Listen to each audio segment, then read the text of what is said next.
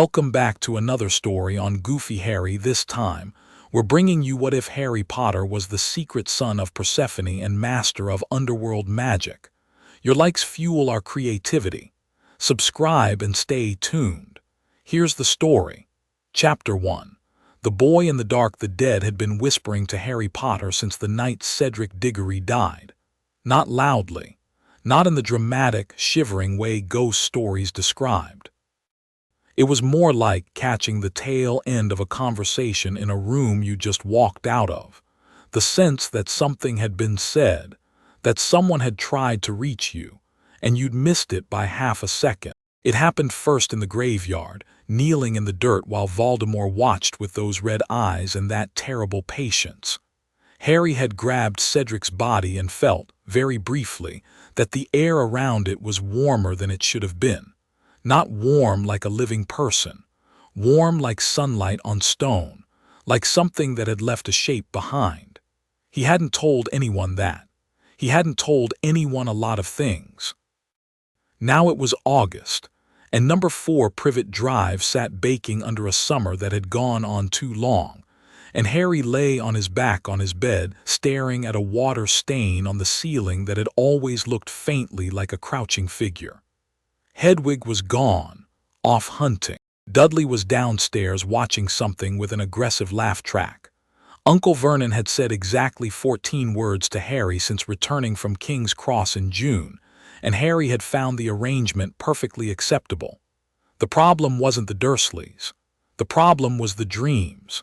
They weren't Voldemort's dreams. Harry knew those now, knew the slick red-tinged quality of them, the way they smelled like copper and cold stone.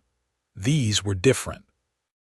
In these dreams he stood at the edge of a river that had no color, where the water moved without sound, and the opposite bank was always just visible enough to make out shapes. People, maybe. He was never sure. What he was sure of was that when he stood at that river's edge, the whispers got louder and they weren't frightening. They were familiar. Like hearing a song you knew the melody of but couldn't place the title. He'd wake up with dirt under his fingernails. He'd checked 3 times. The dirt was real.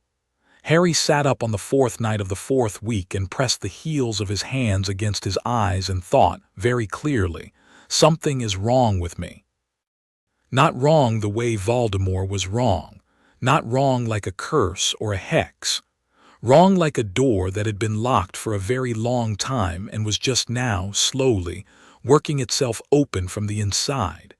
He didn't sleep again that night. He sat by the window and watched the street, and when a cat walked past the garden gate at 2:45, it stopped, turned, and looked directly at him with eyes that caught no light at all. Not unusual for a cat, maybe. But this cat held his gaze for a full 30 seconds before walking on, and Harry had the distinct and unshakable feeling that it had been checking on him. He was reasonably sure cats didn't do that. The Hogwarts letter came on a Tuesday, which was also the day Aunt Petunia made her annual attempt at gardening, and abandoned it by 11. Harry had his letter open before Vernon could object to the owl, because the owl, a school barn owl, not Hedwig, dropped it directly through his bedroom window and left without asking for payment or a biscuit, which Harry appreciated. He read the supply list twice. Standard 5th year, ordinary wizarding level exams at the end of term, several new texts, the usual cauldron maintenance reminders, his Hogwarts Express ticket, a prefect badge that was definitely meant for someone else. He turned it over. His name was engraved on the back. Harry sat with it in his palm for a long moment. Then he set it on the desk and laughed, quietly, to himself, because the universe apparently had a very specific sense of humor. He packed that night. It helped to have something to do with his hands. The train ride to Hogwarts was louder than he remembered, which made no sense because it was the same train and the same compartment, and largely the same noise level as every other year, but Harry found himself noticing sounds differently now. The compartment chatter from down the corridor felt slightly muffled, like he was hearing it from underwater. The countryside rolling past the window was fine. Normal, green and gold in late summer. But twice, as the train curved through a long valley, he caught something from the corner of his eye, a smear of gray at the tree line, gone the instant he looked directly at it. "You've barely said a word," Hermione said. "I said hello. You said it to Ron. You haven't said anything since." Ron, who was eating chocolate frogs with the focused intensity of a professional, glanced up. "She's not wrong, mate." Harry looked at both of them. They looked back at him with the particular expression they'd been wearing all summer in their letters. Careful, attentive, trying not to push too hard while also clearly wanting to push. He'd spent June and July not writing as much as he should have, and they'd been too decent to call him on it, and he was grateful for that in a way he couldn't articulate without it becoming a whole conversation. "I'm fine," he said. "You look like you haven't slept." "I haven't really. Harry, I don't want to talk about the graveyard." He said it plainly, without heat, because the last time the subject had come up in a letter, he'd heard the careful tiptoeing in every sentence and he'd rather just name it. "I'm fine. I'm processing. I just want to get back to school." Hermione's expression shifted through several things before settling on something that looked like acceptance with reservations. She was, Harry had always thought, the most honest person he knew, not because she couldn't lie but because she found dishonesty genuinely inefficient. When she believed him, she said so. When she didn't, she also said so, but she picked her timing. "Okay," she said, "but I'm here." "I know," he meant it, "both of you." Ron threw him a chocolate frog. "Eat something, you look terrible." Harry caught it. The frog leaped off the card before he could read it. The card, not the frog, which was normal, and Harry flipped it over. Paracelsus. He'd gotten Paracelsus 7 times. He put it in his pocket anyway. The rest of the journey passed. Luna Lovegood appeared briefly, said something interesting about the nature of time-sensitive fungi, and drifted off again with a radish earring swaying. Neville came in looking like he'd grown several inches over the summer, which he had, and sat with them for a while talking about plants with the confidence of someone who'd finally found the place where he belonged in a conversation. Harry watched him and felt something warm and complicated, because Neville was good and kind, and had been there in the graveyard in a way that nobody ever talked about enough. By the time the train pulled into Hogsmeade Station, the sky had gone fully dark, and the lanterns on the carriages were already lit. Harry climbed down onto the platform with the rest of the crowd and started toward the carriages and stopped. He could see them. He'd known about the Thestrals in a general way. Hermione had mentioned them last year in passing, referencing fantastic beasts. He'd known what they were. But standing here now, looking at the large, dark creatures harnessed to the carriages, their skeletal frames and leathery wings and the blind white eyes that tracked movement with eerie precision, he felt something that wasn't quite fear and wasn't quite wonder. It was recognition, the same feeling as standing at the river in his dreams, that sense of being somewhere familiar that he hadn't known he remembered. The nearest Thestral turned its head and looked directly at him. Then it leaned forward very slowly and pressed its muzzle to his shoulder. "Oh," Harry said, mostly to himself. "What?" Ron appeared beside him, squinting at the apparently empty air where the Thestral stood. "Nothing." Harry lifted his hand and rested it briefly against the creature's jaw. The skin was cool and dry and felt like holding something true. "Nothing. Let's go." He kept his hand down and his voice easy and didn't tell either of them what he just felt, which was the Thestral's pulse against his palm, steady and slow, like a drum at the bottom of a deep well, and the whisper that came with it, not in words, but in sensation.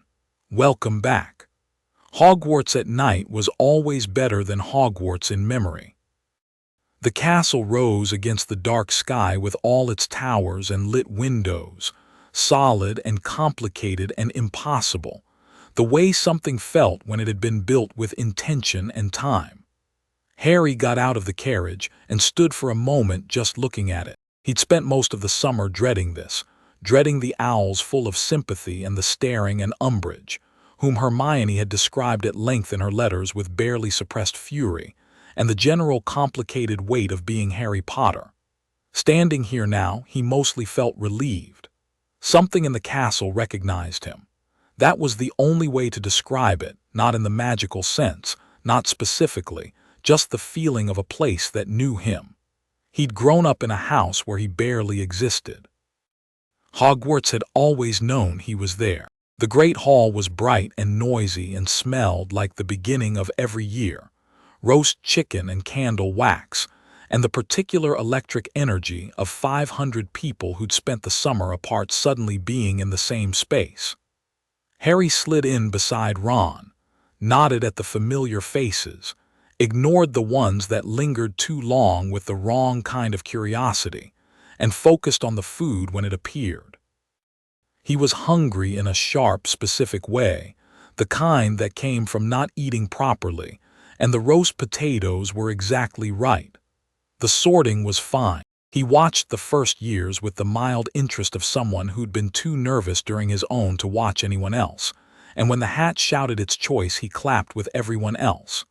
Dumbledore said the usual words with the usual warmth. Professor McGonagall said nothing but radiated authority in the specific frequency she'd perfected over decades. Everything was normal. Then Umbridge stood. Harry had gotten a description. Hermione's letters had been thorough. But there was a difference between reading. She looks like a large pale toad in pink robes, and actually watching the woman stand and begin speaking in a voice like a fork dragged slowly across a plate. Harry listened to the speech and understood within 2 sentences that this year was going to be a specific kind of awful, the kind that came from petty authority exercising itself thoroughly. He watched her read from the parchment with her small, pleased eyes and her fixed smile, and something shifted inside him, something cold and distant, a pressure behind his sternum that he'd started to associate with the river dreams. He noticed dimly that his shadow was wrong. He noticed because Hermione noticed, and her sharp intake of breath made him look down. Under the candlelight of the Great Hall, where every shadow should have flickered in the same direction, his was pointing sideways, not dramatically, not enough for anyone else to spot, but it was pointing toward the wall rather than behind him, and as Umbridge's smile widened over some point about ministry oversight, Harry's shadow stretched another inch as though leaning. Harry put his hand flat on the bench under the table. He pressed down. He thought, quite deliberately, "Stop." The shadow stilled. Hermione's hand found his arm under the table, and he felt her squeeze once, quick and tight, before letting go. She didn't say anything. She kept her face perfectly forward, watching Umbridge with the expression she used when she was thinking very hard while appearing to think nothing at all. Later in the corridor outside the common room, while the rest of Gryffindor filed up the stairs, she turned to him and said quietly, "That's been happening all summer, hasn't it?" It wasn't a question. "Sometimes," he said. "Harry." Her voice was careful but not frightened. Hermione didn't frighten easily, which was one of her best qualities. It's not dark magic. I don't think it's dark magic, but it's something, and I think we need to understand it." "I know." "We should go to Dumbledore." The word came out more firmly than he intended, and he saw her register that. He tried again, quieter. "Not yet. I just got back. I need a minute before everyone starts having opinions about what's happening to me." She held his gaze for a long moment, long enough that he expected her to push back, because she usually did, because she believed that information was always better than ignorance and waiting was rarely the correct strategic choice. But something in his face must have persuaded her, because she nodded. "A week," she said, "and then we talk, properly." "Deal." Ron appeared at the top of the stairs. "Are you two coming?" Percy's being insufferable about curfew in absentia, apparently, meaning via letter, meaning he sent a letter to McGonagall reminding her to remind us. "It's very Percy." "Coming," Harry said, and followed him up. He slept better that night than he had all summer. He didn't know why. The dreams still came, the river, the shapes on the other bank, the familiar, unfamiliar warmth of it, but they felt different here.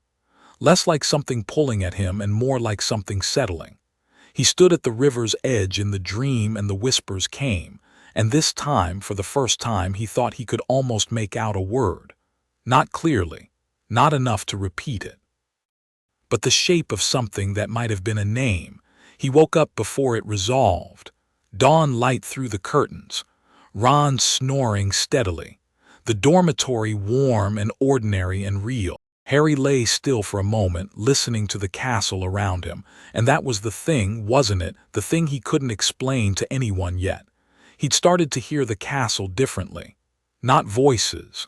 Not the magical hum that Hermione said was embedded in the stonework from centuries of enchantment. Something beneath that. Something older, like a heartbeat in the walls. He got up and went to the window. The grounds were clear and green in the early light, the lake flat, the Quidditch pitch sitting empty against the tree line, and at the edge of the forbidden forest, far enough to be nearly invisible, close enough that he was certain he wasn't imagining it, there was a figure standing in the shadow of the outermost trees. Not moving, just standing. Watching the castle, Harry stared. The figure was too far to make out clearly. Dark clothing maybe, slight. Young, possibly, something about the posture, the way they stood, the quality of the stillness, which was different from adult stillness. Adult stillness had weight to it, resignation. This stillness was watchful. A cloud shifted. Light moved across the grounds. Harry blinked. The figure was gone. He stood at the window for another few minutes, feeling the cool air off the glass, and then went and got dressed because it was 6:30, and he'd rather be in the common room than thinking too hard about shadows at the forest's edge. Classes started on Thursday, and Dada started with Umbridge. Harry had prepared himself for it, had sat in the corridor before class and mentally run through the things Hermione had said, which were essentially, stay calm, don't give her anything, you can fight bureaucracy better quietly than loudly, which was very much Hermione's philosophy applied to a woman who represented everything Hermione philosophically opposed. He'd nodded. He'd agreed. He'd meant to follow through. He lasted 11 minutes. To be fair to himself, it wasn't that he lost his temper.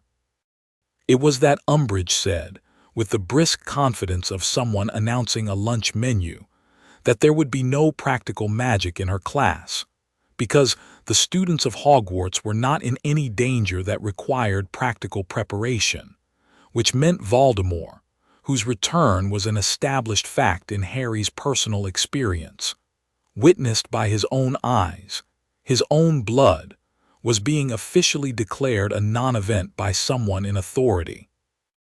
And Harry opened his mouth, and a fact came out of it before his better judgment could stop it. No danger, he said. Voldemort killed Cedric Diggory in May. The room went silent, not the kind of silence that meant people were impressed, the kind that meant everyone was holding very still. Umbridge turned. Her smile didn't waver, which was the thing about her. The smile was structural, not emotional. That is a lie, she said pleasantly. I was there, Harry said. You are repeating a hysterical story invented by a disturbed young man after a traumatic event. She said it like she was describing the weather. The Ministry has investigated the matter thoroughly. The Ministry wasn't in the graveyard. Harry, Hermione said under her breath. I was. He had a wand to my arm. He used my blood.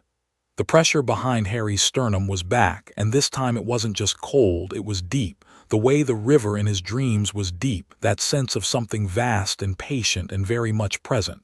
Cedric Diggory is dead because of him. Pretending otherwise doesn't change it. Detention, Umbridge said. Tonight, 7 o'clock. Fine, Harry said. And 20 points from Gryffindor. Fine, Harry said again. He turned back to the textbook. He could feel the room watching him, and he kept his face level, his breathing even, his shadow, he checked without looking like he was checking, normal, pointing behind him, flickering correctly in the ceiling lights. Good. He didn't want to see what it would do in response to her. He went to detention at 7. She made him write lines with a quill he'd never seen before, no ink, just the tip, and he understood immediately why when the letters began to burn into the back of his hand. I must not tell lies. He kept his face blank and wrote it 30 times while the pain worked its way from his skin down into his blood, and he thought about the river in his dreams, and the warmth of the Thestrals' pulse, and the figure at the edge of the forest. And by the time Umbridge dismissed him with her sweet poisonous smile, he had both the words carved into his skin and a very clear understanding of what this year was going to require. The hand healed slowly. He wrapped it before Ron could see it clearly, deflected Hermione with half a truth. She has a weird quill, and went to bed. In the morning the words were almost gone. Not healed the way skin healed, not faded. Gone, the way writing faded when a spell removed it, which didn't make sense for a wound. He pressed his thumb to the spot and felt nothing. Smooth skin, like it hadn't happened. He didn't know what to make of that. The days settled into the particular rhythm of early term, classes and homework and the new normal of Umbridge in the halls, her clipboard and her pink robes and her educational decrees going up on the notice board one after another with the cheerful persistence of wallpaper. Harry went to his first DA meeting in early October, still just a whispered idea at that point. A handful of people in the Hog's Head, butter beer and bad lighting and Hermione's careful speech about practical skills. He listened to his classmates agree with a quiet ferocity, and he felt something that he recognized later in bed as purpose. The clean kind, not the desperate kind. He'd been running on desperation since June. This was different. He ran into nearly headless Nick on the way back from the library one Thursday night. This wasn't unusual. Nick drifted. He was a social ghost, fond of conversation and the general presence of living people, and Harry had always liked him in a loose, comfortable way. Nick was good company, curious and warm and occasionally very funny about the bureaucracy of the Headless Hunt. But that night, as they fell into step together down the 4th-floor corridor, Harry noticed that Nick was looking at him differently than usual. Not cautiously, more like someone who'd been wondering whether to say something for a while. "Mr. Potter," Nick said after they'd walked in friendly silence for a bit, "how are you finding this year?" "Complicated," Harry said honestly. "Yes." Nick was quiet for a moment. "You know, I've been Hogwarts's resident ghost for nearly 400 years. I've seen a great many things. I don't doubt it. Students who were unhappy, students who were exceptional, students who were strange in a variety of ways." He paused. "I have never in 4 centuries had a student look at me and make me feel located." Harry stopped walking. "What?" Nick turned to face him. The candles in the corridor threw long shadows, and in their light Nick looked very old, not decrepit, just deep, like something that had been around long enough to remember when the stones under their feet had been quarried. "When a ghost is seen by most people," he said, "we are observed. When we are seen by the gifted, those with the sight or certain magical sensitivities, we are perceived." He tilted his nearly detached head slightly. "When you look at me, I feel found, as though you are not merely seeing me but—" He searched for the word, recognizing something about my state of being, my nature. Harry opened his mouth and closed it again. He thought about the warmth of the river, the way the Thestral had pressed against his shoulder, the whispers that were always almost words. "I don't know what that means," he said, which was honest. "No," Nick agreed. "I suspect you will." They parted at the corridor junction. Harry went back to the common room by a longer route than necessary, not because he was avoiding anything but because he needed the walk. He needed the physical act of moving through the castle with his thoughts, which were sitting in his chest like stones. "You look at me and I feel found." He found Hermione awake and alone by the fire, surrounded by parchment, which was unusual only in that she hadn't brought Ron, who normally appeared wherever parchment did on the theory that proximity to someone doing homework would eventually result in his own homework being completed. Harry sat down across from her and didn't say anything for a moment, and she looked up from whatever she was reading. "Tell me what you know about underworld magic," he said. She blinked. Then she set her quill down very carefully in the way she did when something had caught her full attention. "Why? I'll tell you after." He paused. "Actually, I'll tell you during. But what do you know?" Hermione Granger, when she was interested in something, became very still. It was the opposite of most people's excited energy. She went quiet and focused and gathered herself. "Most of what wizarding scholarship says about it is indirect," she said slowly, thinking aloud. "It falls outside traditional magical taxonomy. It's not tied to wand work or innate ability in the standard sense. Greek magical tradition references it as a separate inheritance, bloodline-based, tied to the gods of the dead. Hecate's domain crosses over somewhat, but the pure underworld gifts are specifically linked to the children and descendants of Persephone and Hades." She paused. "Why are you asking me about this, Harry?" "Nick said something tonight." He told her briefly and plainly what Nick had said. He watched her expression go through rapid internal processing, the way it did when she was cataloging information against existing knowledge and finding intersections. "And the shadow thing," he continued. "And the dirt under my nails all summer. And the dreams." He hadn't told her about the dreams. He told her now. She listened without interrupting, which was one of her rarer skills. She was good at listening but found interruptions difficult when she had a relevant thought. And tonight she had no interruptions, which told him she was taking this very seriously. When he finished, she sat quietly for a long moment. "Your mother," she said. "What about her?" "Lily Evans." She said it slowly, the way she said things when they were half-formed but gaining shape.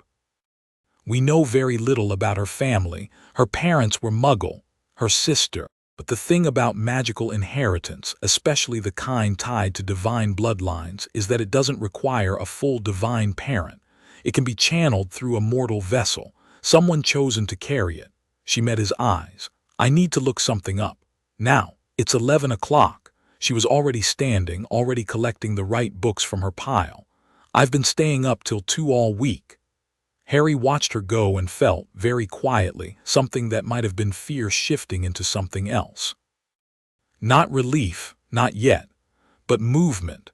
The sense that whatever door had been working itself open all summer had just been knocked on from outside. He sat by the fire for another hour, and at some point his eyes drifted toward the window and the grounds were visible from this angle, dark and still, the forest a black mass against the darker sky. The figure was there again, right at the tree line where the shadows deepened, standing. This time it didn't disappear when he looked directly at it. Harry stood up slowly and moved to the window, pressing close to the glass. The figure was too far. He couldn't make out features. But the posture was unmistakable, that particular young watchfulness, that quality of absolute controlled stillness. Looking at the castle, Harry slowly realized at this window. At him. He held the gaze, if it was a gaze, if the figure was looking at him, and it felt like it was for 30 long seconds. Then he raised his hand, flat, palm out. Not a greeting exactly, more like an acknowledgement. The figure didn't move, but after a moment it raised a hand in return. Harry stood at the window for another minute. Then he went upstairs and lay down in his bed and stared at the ceiling and felt the whispers close around him like a river running deep. And this time, for the first time, instead of trying to push them away, he listened.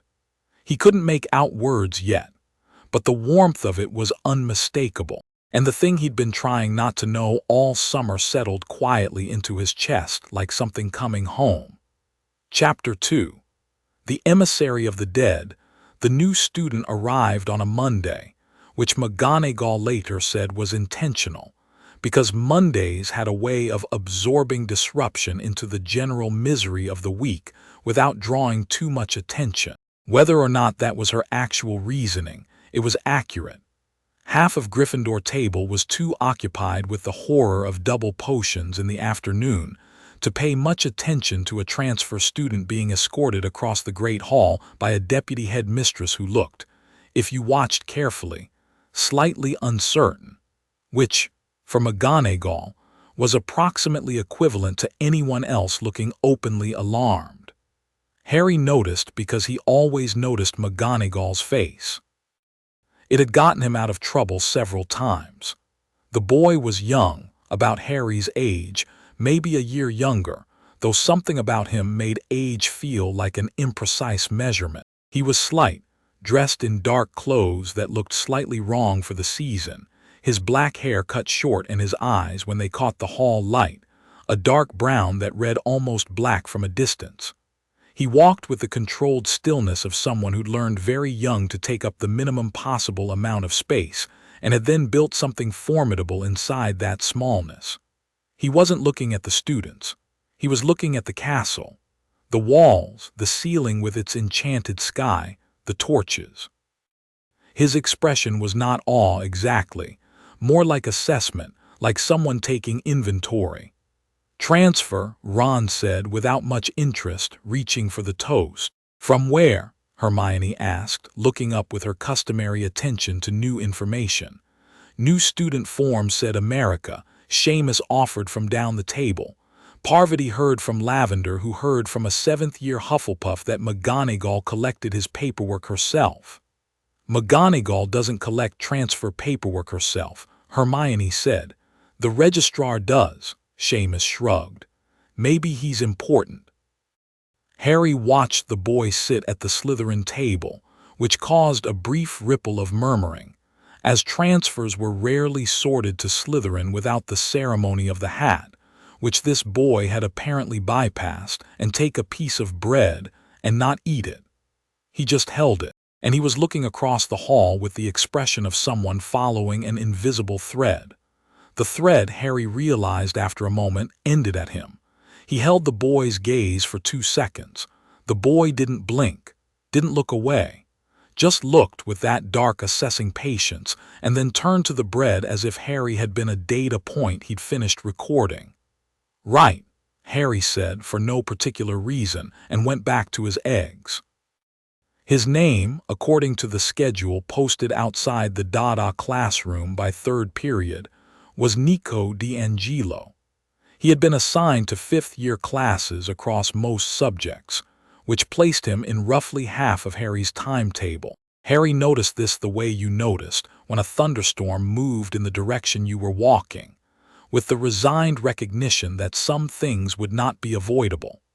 They were in charms together that afternoon, and Nico sat 2 rows back and 1 seat to the left, and Harry was aware of him, the entire class, in the specific way you were aware of something that was very still in your peripheral vision. Flitwick was demonstrating a new refinement of the Wingardium Leviosa mechanism, a small variation that allowed for directional control, useful for precision work, and the class practiced in pairs. Ron was Harry's partner, which meant Harry spent 20 minutes directing a small glass orb in tight circles while Ron's orb bounced enthusiastically off the ceiling. "It's the wrist thing," Ron said, frustrated. "You're gripping too hard. Relax." "I am relaxed." "You're very much not." "Harry, I've known you for 4 years and I've never once been relaxed. What do you want from me?" Harry, in the process of sending his orb through a second loop, felt the air in the room shift. Not a spell. Not magical in the textbook sense. More like pressure, the way the atmosphere shifted before a storm, except concentrated and directional. He let the orb settle and turned. Nico D'Angelo was not watching his practice orb, which was floating obediently and motionlessly at exactly the requested height, while his partner, a Slytherin girl named Millicent, who looked deeply unimpressed by the whole situation, tried unsuccessfully to replicate the precision. He was watching Harry, and when Harry turned, he didn't pretend otherwise. He just looked, dark eyes level, with that same unnerving quality of someone who was taking information in and giving nothing back. "Problem," Harry said. No, Nico said. His voice was quiet and measured American accent underneath the flat affect, and that was all he offered before turning back to his own orb and without apparent effort directing it through 3 precise loops and a figure 8 that was frankly better than anything Harry had managed. Ron made a small, indignant sound. Show off. He can probably hear you, Harry said. Good, Ron said. Nico gave no indication either way. That evening, after dinner, Harry went out to the courtyard for the specific purpose of being outside without any particular task, which he'd found lately helped with the pressure behind his sternum. Fresh air and open sky had a way of settling the deeper current in him that classrooms and corridors tended to amplify. He sat on the low stone wall and watched the light go out of the sky and thought about nothing very deliberately. You've been aware of me since breakfast. Harry didn't startle, which he considered a small personal victory, because the voice came from 2 feet to his left, and there had been absolutely nobody there 30 seconds ago. He turned. Nico D'Angelo was sitting on the wall, legs dangling, hands in his pockets, looking at the middle distance with the same expression he'd worn all day, watchful, contained, giving nothing away. Yeah, Harry said, because denying it would be pointless. You've been watching me since breakfast. Fair. Nico looked at him sideways. You're not what I expected. What did you expect? Honestly, someone who looked more chosen, the whole golden boy thing. He said it without contempt, which somehow made it more interesting than if he'd been snide about it. Just an observation. You look tired. I am tired, Harry said. Who are you? Nico was quiet for a moment. The evening air moved through the courtyard and the first stars were beginning to appear, and from somewhere across the grounds, a Thestral made a low sound that most people in the castle wouldn't have heard. Nico turned his head slightly in the direction of the sound, and something in his expression changed. The first real change Harry had seen in it all day, something that was almost fond. Nico D'Angelo, he said. Son of Hades. Harry looked at him. I'll give you a second, Nico said. You're a demigod. Half-blood, yeah. He paused. Different kind of half-blood than you use the term. Harry processed this with the part of his brain that had spent 5 years learning to take new categories of impossible in stride. Son of Hades, which was a Greek god, which meant Greek gods were real, which, given the things that had been happening to him all summer, given the river and the whispers and the shadow that moved on its own, was perhaps not the most shocking information he'd received this month. Why are you at Hogwarts? Nico looked at him for a long moment. His expression was doing something difficult to read, somewhere between reluctant and resigned, like someone who'd been given a task they found professionally sound but personally inconvenient. Because my father sent me, he said. And my father doesn't send me places without a reason. And the reason is me. The reason, Nico said carefully, is that something has changed in the structure of the Underworld. A power that should be dormant is active, and it's active because of you. He turned to face Harry fully for the first time, and in the direct gaze there was something genuinely piercing, not hostile but absolute. The kind of eyes that didn't have much room for anything other than the truth. I'm here to find out what you are and report back. That's the official version. Is there an unofficial version? Nico looked away. I wanted to see for myself, he said, quieter. Because the description I was given doesn't add up to what I feel from you. And I've learned not to trust descriptions when the thing being described doesn't fit a category. Harry thought about this. The stone wall was cool beneath his hands. The sky was deepening. What do you feel from me? Nico hesitated. It was the first time he'd hesitated, and it humanized him considerably. You know how the dead feel, he said finally. I've been near them, yeah. No, I mean the quality of it. The proximity to death. Most mortals, when they're near enough to the underworld's edge, there's a kind of cold, a heaviness. He was choosing words with care, the way someone did when they were trying to be precise about something that resisted precision. When I'm near you, it doesn't feel like that. It feels like standing near an open door, not cold, just wide. Harry was quiet. Your mother, Nico said. Lily Potter. What about her? Do you know much about her family, her lineage? She was Muggle-born. Her parents were not her parents, Nico said. Her origin. Not all divine bloodlines pass through two divine parents. Some run through chosen mortals, vessels. He said the word carefully, watching Harry's face. Persephone doesn't have many children. She's more careful than most of the Olympians. When she does choose to send a piece of herself into the mortal world, it's through a mortal she's selected.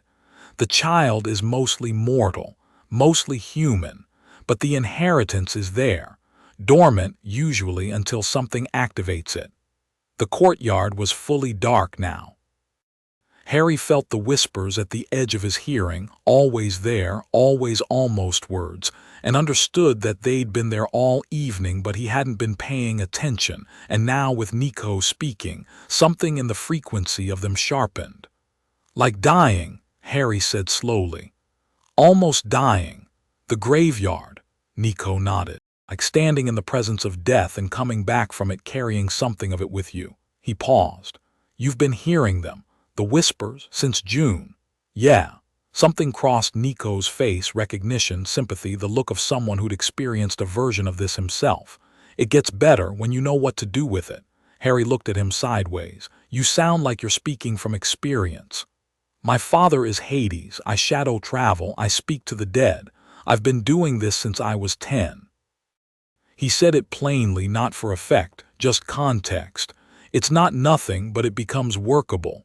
They sat in silence for a moment, a comfortable silence which surprised Harry, given that an hour ago this person had been a stranger watching him from across Charm's class. There was something about Nico that didn't require the social scaffolding most conversations needed. He wasn't interested in small talk and didn't perform it, which Harry found unexpectedly restful. You said you were sent to assess me, Harry said, and report back. Yeah, to Hades. Yeah. What does Hades want with me? Nico turned the question over visibly. Right now, mostly to know whether you're going to accidentally destabilize the border between the living and the dead. Uncontrolled underworld power in the mortal world has consequences. Balance is delicate. Someone with your inheritance untrained under this much stress, he looked at Harry. Do you understand what a Horcrux is? The word landed in Harry's chest like a stone. I know the term, he said carefully. I haven't, no one's told me officially, but I know things from Dumbledore's collection, from Hermione's research. There's one in you, Nico said, not harshly, just directly. Hades can see it from the underworld, a fragment of another soul anchored to yours. And since your underworld inheritance activated, you can probably feel it too. He held Harry's gaze. Can you? Harry opened his mouth and didn't say anything for a long moment. Then there's something there. Something that isn't mine. It's been there as long as I can remember. I always thought it was the scar. It's connected to the scar. It's why Voldemort can access your mind. But it's also why, since the graveyard, your underworld senses have been getting stronger. A foreign soul fragment in close proximity to an active underworld inheritance acts like a frequency amplifier. It's making you more sensitive than you would naturally be. He paused. Which is both useful and extremely dangerous. Harry said, after a moment, You're very well informed for someone who's known me for 8 hours. For the first time, something flickered in Nico's expression that might have been the foundation of a smile. It didn't quite arrive, but it was present. I did a lot of research before I came. Of course you did. Also, my father is literally the Lord of the Dead. He knows things about living people that living people don't know about themselves. He paused. He was going to tell you more directly. I advised against it. Why?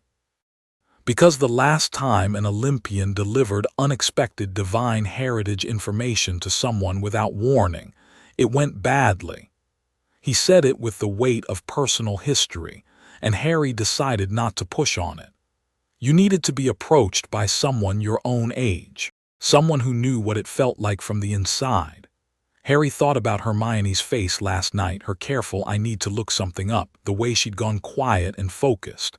He thought about Nick's words in the corridor, "You look at me and I feel found." He thought about the river, the shapes on the other bank, the warmth that had always felt like recognition rather than dread. "My mum," he said. "She carried Persephone's bloodline. She may not have known the full extent of it." The Evans family had odd magical characteristics, stronger than average empathy, a natural affinity for protective magic, plants that grew unusually well in her presence. Nico shrugged. Persephone's domain is spring as much as its death. The boundary between life and death runs through everything she touches. Lily Potter's love magic was extraordinary, yes, but it was extraordinary because it was backed by underworld authority. Death could not take you that night because the blood of the Queen of the Dead said otherwise. The full weight of that settled over Harry slowly, the way large things did, not all at once but in increments. He sat with it. The night air moved around them. Somewhere in the castle a door opened and closed, and from the direction of the forbidden forest came the low call of something large and patient. "Okay," Harry said finally. Nico looked at him. "That's it." Nico studied him for a long moment. "You're taking this very calmly. I've been dreaming about a river to the dead all summer. I have dirt under my fingernails from nowhere. My shadow has opinions." Harry stood up from the wall. "I've been waiting for this to make sense for 3 months. I'd rather it make sense than not." He looked at Nico. "Are you here to train me or just observe?" The flicker of almost smile came back. "I told my father observe." He said probably both. Hades sounds pragmatic. "You have no idea," Nico said, but there was something in it that wasn't entirely complaint. They went back inside. Not quite together, but not separately either. And Harry felt the whispers running at the back of his mind like a river in full movement. And for the first time since June, they felt less like something trying to get in and more like something recognizing him. The educational decrees came down like rain. Umbridge, who had apparently spent the first 2 weeks of term laying groundwork, shifted into active authority in the 3rd week, with the cheerful relentlessness of someone who had prepared extensively for this moment. Decree 22 appeared on the notice board on a Tuesday morning. All student societies, teams, and clubs were to be disbanded and re-registered under ministry-approved guidelines, with Umbridge holding final approval authority. By Thursday, Decree 23 had joined it. Teachers were forbidden from sharing information with students of a nature not strictly related to their course material. By the end of the week there were 5 decrees, each one small, each one a brick in a very deliberate wall. Harry watched the wall go up and thought about the DA meeting he'd scheduled for the coming weekend. 8 people confirmed, more likely to come if word spread quietly, which Hermione was ensuring by being extremely careful about who she spoke to and how. Hermione Granger running an information operation was a thing of focused, efficient beauty, and Harry had the sense that Umbridge had significantly miscalculated by assuming that students, these particular students, would simply comply. He said as much to Nico, who had begun sitting with Harry, Ron, and Hermione at meals with a matter-of-factness that had bypassed social ceremony entirely. Nico had simply appeared at the Gryffindor table on Wednesday with a plate of food and the attitude of someone who had reviewed his options and made a decision. And while Ron had spent approximately 10 minutes being visibly uncertain about it, Hermione had immediately launched into a conversation about Greek magical tradition that Nico had answered with the straight-faced competence of someone who'd grown up inside the subject matter. "She's consolidating," Nico said, reading the latest decree on the board with his arms folded and his expression flat. "Fast? Too fast?" Harry asked. "Too fast means she's operating on a timeline." He looked at Harry. "Ministry. She's not just here to oversee. She's here to accomplish something specific." Hermione, who had heard this from 3 feet away, turned from the board with her eyes sharp. "He's right. The speed of these decrees isn't standard procedure. Standard ministry oversight takes months to implement. She's moving like she has a deadline. Or an order, Ron said. Same thing, Nico and Hermione said simultaneously, then looked at each other with mutual surprise that dissolved into mutual assessment. Ron made a face. Right, there's two of them now, he said. Brilliant. The Decree 6 signing happened on a Friday afternoon, and Harry was there because he'd been summoned, along with the rest of the student body who were in the vicinity of the entrance hall at 3:30, when Umbridge chose to make a formal event of it. She stood before a parchment fixed to the stone wall, surrounded by two ministry officials Harry didn't recognize, and read the decree aloud in her high, pleasant voice. All student correspondence with persons outside Hogwarts was subject to ministry review, effective immediately. The silence in the entrance hall had the particular quality of 200 people deciding not to say the thing they were thinking. Harry was thinking several things, most of them impolite. He stood near the back with Ron and Hermione and Neville and felt the pressure in his chest again, that deep river current rising in response to something, not Umbridge specifically, but the thing she represented, the willful, bureaucratic erasure of truth dressed up in pink and procedure, and the ministry's cheerful disregard for anything that complicated its preferred narrative. Cedric was dead. Harry had been there, and the woman signing a parchment 20 feet away had called him a liar to his face, had cut those words into his hand, and was now adding correspondence monitoring to the list of things she was doing to a school full of children in the name of safety. The pressure peaked. Harry's shadow moved. He knew it before he looked, the same way you knew when you'd knocked something over before you heard it hit the floor. He looked down and his shadow was wrong.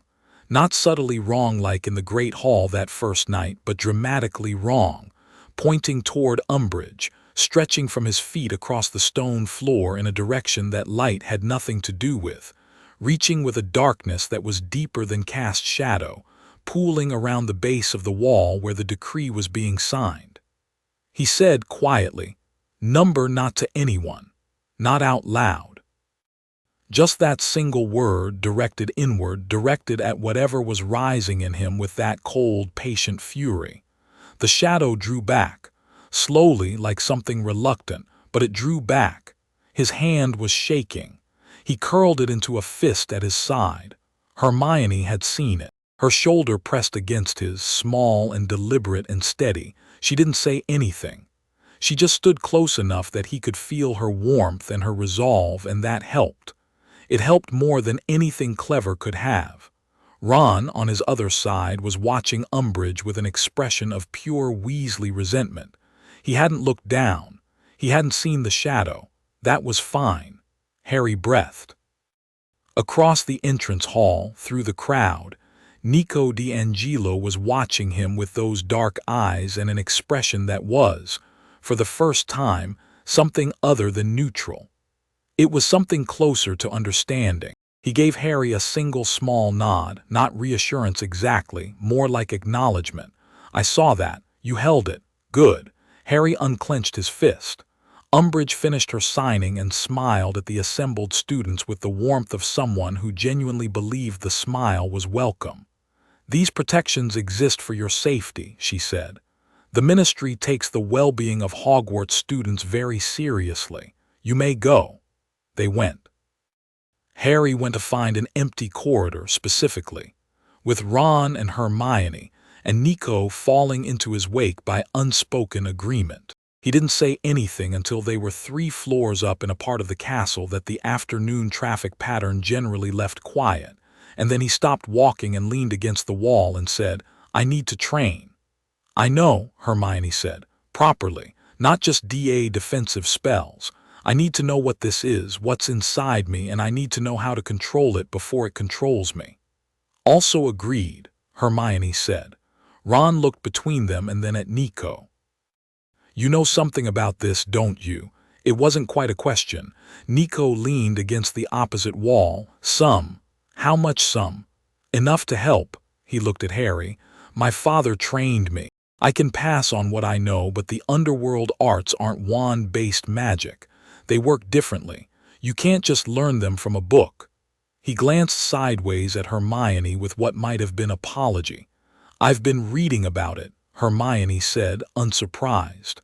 I understand the theoretical framework, but the practical application is clearly person-specific. She turned to Harry. I found a reference last week in the Elder Codex of Magical Inheritance. It's not in the restricted section. It's in the General Mythology collection, which nobody ever actually reads. There's a passage about the children of divine bloodlines who carry dormant underworld authority. It describes the activation process as being triggered by the proximity of death, specifically the death of someone the carrier loves. The graveyard. Cedric falling. Harry on his knees in the dirt with the warmth of something left behind in the air around the body.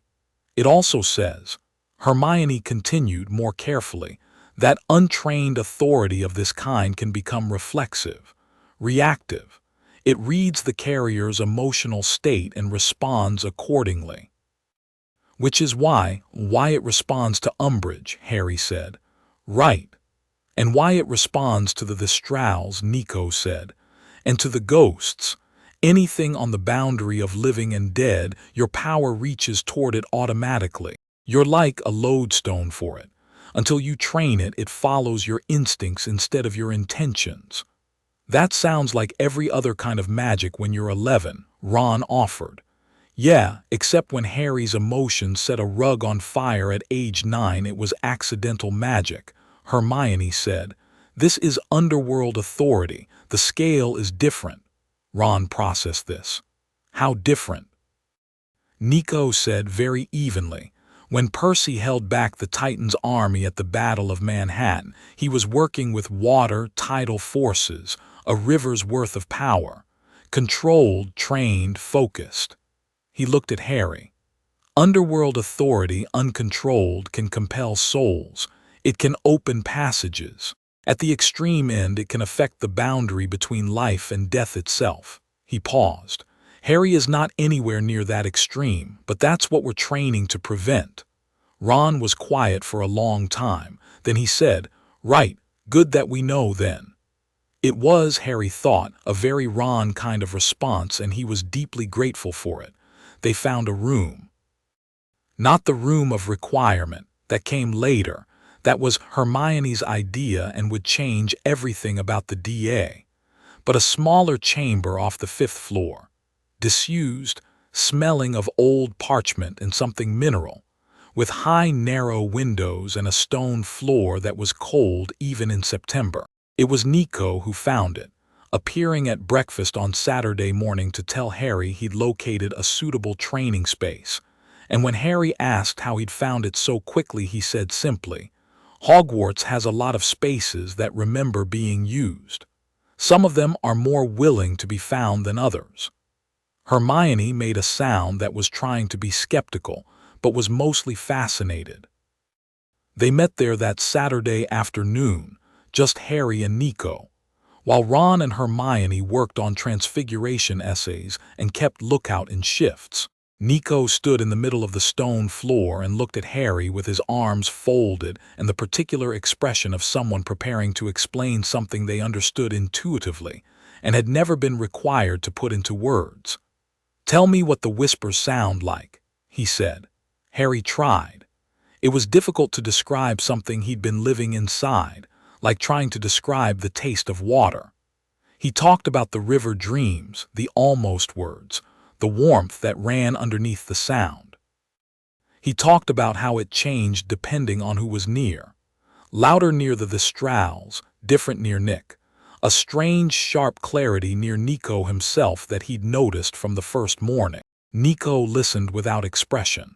Then, the sharpness near me is because I work with it actively. You're recognizing trained authority, like a musician recognizing another musician by posture before they play. He paused. The whispers are the dead, not specific dead, not ghosts, not the clearly departed. The ambient. Every place has layers of people who have lived and died in it. Hogwarts has been here for 1,000 years. The residue is, he looked around at the stone walls with something that was almost reverence, significant. Can they hurt me? Number, they're not malicious. They're just present. He met Harry's eyes. They've always been there. You just couldn't hear them before. Harry looked at the wall. He thought about what it would mean for the whispers to have been there his whole life, just beyond his hearing range, just outside the frequency he'd been able to reach. All those years in the cupboard under the stairs, all those nights in a house that hated him, had they been there then too? Something about the thought was less lonely than he expected. Okay, he said, what do I do with them? Right now, nothing. Nico moved to the center of the room. Right now we work on the most basic thing, which is containment. Your power is reactive. We need to make it deliberate. That means learning to feel it as separate from your emotions, not suppressing it, not denying it, but knowing the difference between what you feel and what it does. That sounds like occlumency. It's the opposite of occlumency, actually, Nico considered. Occlumency is walls. This is knowing the landscape well enough that you can navigate it in the dark. You don't shut the river down. You learn to stand in the current without being swept. Harry looked at him. Did your father teach you that, or did you come up with it yourself? Nico blinked. Very slightly, as though the question had caught him off guard.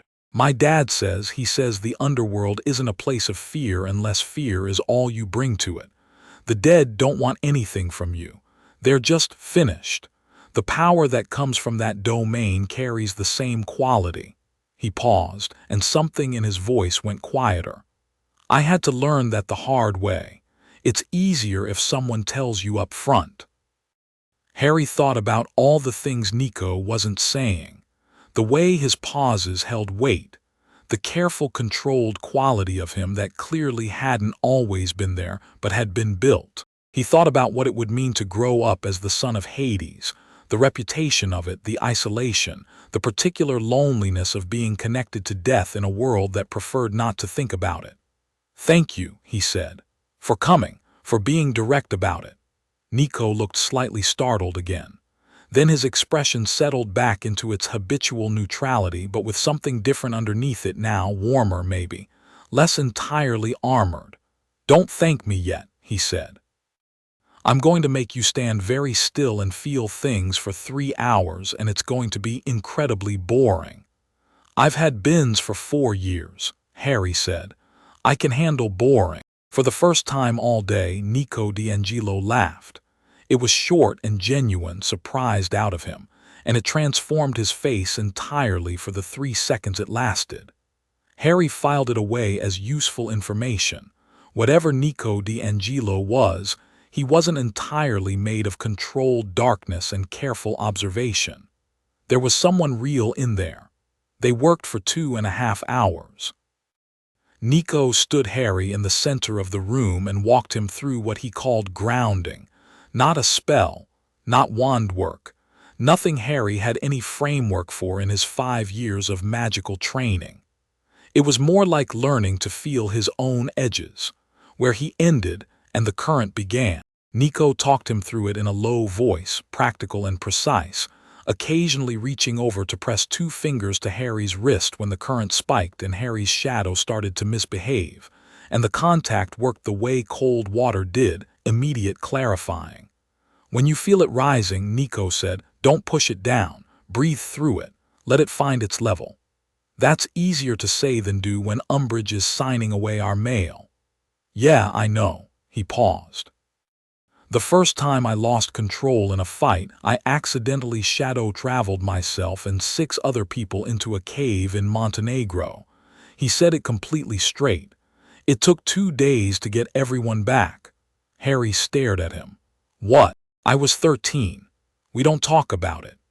We're going to talk about it, Harry said. We're not, Nico said firmly. They talked about it for 20 minutes on the walk back, and Ron, who heard the end of it while meeting them at the corridor junction, laughed so hard he had to lean against the wall, and Nico bore this with the dignity of someone who had learned to accept certain things about having made unfortunate decisions at 13. It was, Harry thought, with the strange light feeling that came from having been through something meaningful and come out the other side. The first afternoon in months that had felt like more than surviving. That night in the dormitory, after Ron had gone to sleep and the room had settled into the breathing dark, Harry lay on his back and let himself hear the whispers. Not resisting them, not pushing them away. Just listening, the way Nico had talked about, feeling where he ended and the current began. It was strange and deep and ancient and very, very old Hogwarts around him like stone bones. 1,000 years of people living and dying in these walls. Their residue warm and undramatic, just present, just finished. He thought about his mother, Lily Evans, who'd grown up Muggle and shown up at Hogwarts wild with talent, whose protective magic had been extraordinary, whose plants had always grown better in her presence, spring as much as death, Nico had said. The boundary between life and death runs through everything she touches. Harry put his hand flat on the mattress and felt the stone beneath, the deep cold of it, the old solid permanence. He looked at his shadow on the wall, cast by the moonlight through the curtains, perfectly still, pointing exactly where it should. Good, he said quietly to it and meant it, and it held still, and that felt like a beginning. In the forbidden forest at the tree line, the figure who had watched the castle from the dark for 2 weeks now turned and walked back into the trees. Not away, just waiting. Patient in the dark, the way the dead were patient, which was absolutely and without any implication of hurry at all. Something had started tonight. Something that had been dormant for 15 years, through a cupboard under a staircase, and every cruel word and every impossible year was working itself open, finally, in the right direction. In the underworld, far below the world's surface, a dark river ran in silence, and at the bank of it, a woman in black and green who was also the Queen of Spring stood very still and felt, for the first time in 15 years, the specific warmth of something alive that belonged to her. She pressed her hand to the river's surface and didn't speak. She didn't need to. Chapter 3. What the mirror showed the prefect's bathroom was the sort of room Hogwarts produced occasionally, as if the castle, in a generous mood, had decided that someone deserved something genuinely good. It was on the 5th floor, behind a door that required a password, and it smelled like cedar and clean water, and faintly of something floral that Harry couldn't name. The bath itself was the size of a small swimming pool, sunken into the floor with dozens of brass taps along its edges, and the walls were paneled in pale stone that caught the candlelight warmly. Harry had used it twice since getting the prefect badge, once because he was curious, once because he'd had a particularly brutal Quidditch practice and needed to think without anyone finding him. He used it a third time on a Thursday evening in mid-October, because the dormitory was loud, and his head felt too full, and he wanted the particular quality of silence that large, warm spaces had, the way sound sat in them differently than in small ones. He hadn't told anyone where he was going. He just left, which was fine because he'd spent enough years being watched that when nobody was watching, he tended to move quickly before the situation corrected itself. He ran a bath, picked a tap that smelled like pine and cold air, and sat on the edge of the pool with his feet in the water and his mind running in 3 directions at once. DA training was going well. They'd officially claimed the room of requirement after Dobby had appeared with helpful, if characteristically enthusiastic directions, and the last 2 sessions had been genuinely good. Neville had held a full Expelliarmus under pressure. Ginny's reductor curse had made Ron step back instinctively, which Ginny had found satisfying in a way that suggested long overdue sibling justice. The group was growing. Nico was not attending DA meetings. He'd said, when Harry asked, that what he could teach the group would likely raise questions that were difficult to explain, and he'd rather focus on Harry's individual training for now. Harry had accepted this, partly because it was reasonable and partly because Nico's version of helpful had a way of being slightly outside the range of things other people were prepared for. The grounding exercises were working. Harry could feel that much. The current still rose in response to umbrage, to the decrees, to the daily low-grade frustration of watching something he loved being systematically stripped of its dignity. But he could stand in it now without the shadow moving. He could feel the distinction between his anger and the power the anger was trying to recruit. It wasn't mastery, but it was the beginning of something that might become mastery, which was significantly better than nothing. He was thinking about this, feet in the water, staring at the surface of the bath when he saw her. Not in the room, in the water, under the surface, where the ripples from the running taps should have scattered any reflection into illegibility. But the water had gone still around the center of the bath in a way that had nothing to do with physics. Still and dark and mirror-smooth, and in that smoothness there was a face. A woman's face. Looking up at him the way a reflection looked up, except a reflection moved when you moved, and this face was looking at him on purpose. Harry did not move. He held very still, the way he'd learned to hold still, feeling the current in his chest run deep and certain and not alarmed, which told him something about whether or not this was a threat. The power in him didn't rise in threat response. It did something else, something Harry couldn't name yet, a kind of orientation, the way a compass oriented north. The woman had green eyes, the same shade as his own. He'd been told his eyes were his mother's and had spent 15 years being told this by people who said it either as a compliment or as a painful reminder, and he'd accepted it as a physical fact without feeling much about it. Looking into these eyes now, he felt several things simultaneously, none of them small. She looked young, not young like a girl, but young like something that hadn't aged in the conventional sense, timeless in the way very old things sometimes appeared ageless, the way the deep forest looked the same in old paintings as it did now. Her hair was dark and loose. She wore black and green. Her expression was complicated, not soft, not the warm maternal thing Harry had always vaguely imagined when he thought about mothers. Her expression was the expression of someone who had been waiting a long time to say something and had prepared extensively, and was still not confident the preparation was adequate. "Harry," she said. Her voice came through the water like it was coming from a very great depth, but clearly without distortion. Harry breathed. "You're Persephone," he said. She didn't flinch from it. "Yes. My mother's the bloodline. Your mother carried my lineage. She was the vessel I chose." She said it plainly, with the careful precision of someone who knew certain words would land badly and was not trying to cushion them, just deliver them accurately. She knew, not all of it. But she knew she carried something older than standard magical inheritance. Harry's jaw worked. The current in his chest ran strong and patient and deep. "Why," he said, "why her? Why me?" The lineage needed to continue. Persephone's line in the mortal world had run thin for 3 centuries, the gifts dormant in family after family, never activating until your mother's generation. She paused. Lily Evans was the most powerful vessel the line had produced in 200 years. Her magic was natural and extraordinary, and when I reached her, when I offered her the full inheritance, she accepted it. Not blindly. We spoke. She understood what it meant. She understood that her son would be born with this in him, and she didn't. Harry stopped himself. He pressed his hand flat against the stone edge of the bath, grounding. The current steadied. Did she know what it would do to my life? Persephone was quiet for a moment. Her green eyes held his.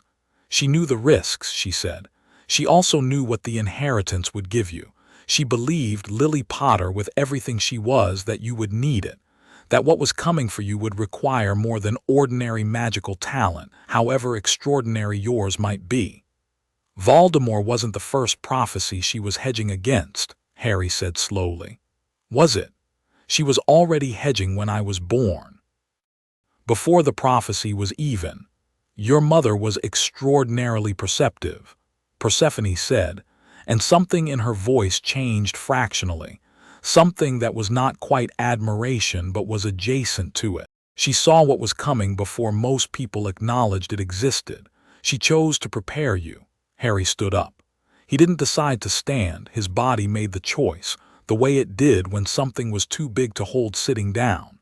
He stood at the edge of the bath with water on his feet and the candlelight throwing long shadows and his blood running hot under his skin, and said, in a voice that was very steady only because he was making it so, "She died. Yes. Whatever she prepared, she died. And I grew up in a cupboard. I grew up believing my parents were killed in a car crash because nobody in my family could be bothered to explain the truth. And this thing inside me has been sitting dormant in me for 15 years while He stopped. The water in the bath rippled hard all at once from the center outward. 15 years, he said, and you're in my bathwater. Something in Persephone's expression moved. Not apology, he didn't think she did apology the way humans did, but acknowledgement, genuine and without flinching. Yes. That's the best you've got, yes. I won't insult you with explanations that are really justifications, she said. You have every right to be angry. I don't want permission to be angry. I am angry. I've been angry since I was old enough to understand that the Dursleys weren't normal and I wasn't the problem. The current surged. Harry felt it climbing, and he did what Nico had taught him. He breathed through it, found its edges, let it find its level. The water in the bath settled, mostly. The stone under his feet vibrated once, low and deep, the way stone vibrated when something structural had just been asked a question it wasn't sure how to answer. You should have told me sooner. You weren't ready, don't. The word landed firm and final. Don't tell me when I was ready. You don't know what I was ready for. You weren't there. Persephone held his gaze through the water. For a long moment neither of them spoke, and in the silence the candles around the bathroom burned very still, as though they too were listening. No, she said finally. I wasn't. Something about the way she said it, not defensive, not performing guilt, just acknowledgement, plain and full, took the edge off the fury slightly. Not removed it, adjusted its temperature from scalding to something merely very hot. Harry sat back down on the stone edge of the bath because his legs had gone slightly unreliable in the way they did when an argument required more structural support than he'd given his body beforehand. The Horcrux, he said. The soul fragment. Nico told me. Hades informed me that his son had. She paused. Something that might have been dry humor moved across her face. My husband was thorough. Your husband is Hades. Yes, she watched him process this. He was opposed to having children in the mortal world. He is generally opposed to things that create complications, and children of divine bloodlines in the mortal world reliably create complications. But he has been, she seemed to select the word carefully, fair, about you. He wants the balance maintained. He wants you trained. He is not unkind. Harry thought about Nico's description of Hades, pragmatic, fair, deeply suspicious, and the Horcrux. The soul fragment of Tom Riddle that sits behind your scar is the reason your underworld inheritance activated in the graveyard, Persephone said. Under normal circumstances, the bloodline would have shown itself gradually, through adolescence, with enough time to train you gently and properly. But a foreign soul fragment in proximity to underworld authority acts as a catalyst. Your magic recognized it for what it was, a dead thing anchored to a living person, which is a profound violation of the natural order, and it activated in response. So Voldemort accidentally woke up the thing that's going to help me fight him. Yes, Harry sat with that for a moment. Then, against his better judgment and everything his chest was still doing, a short sound came out of him that might have been a laugh. Of course he did.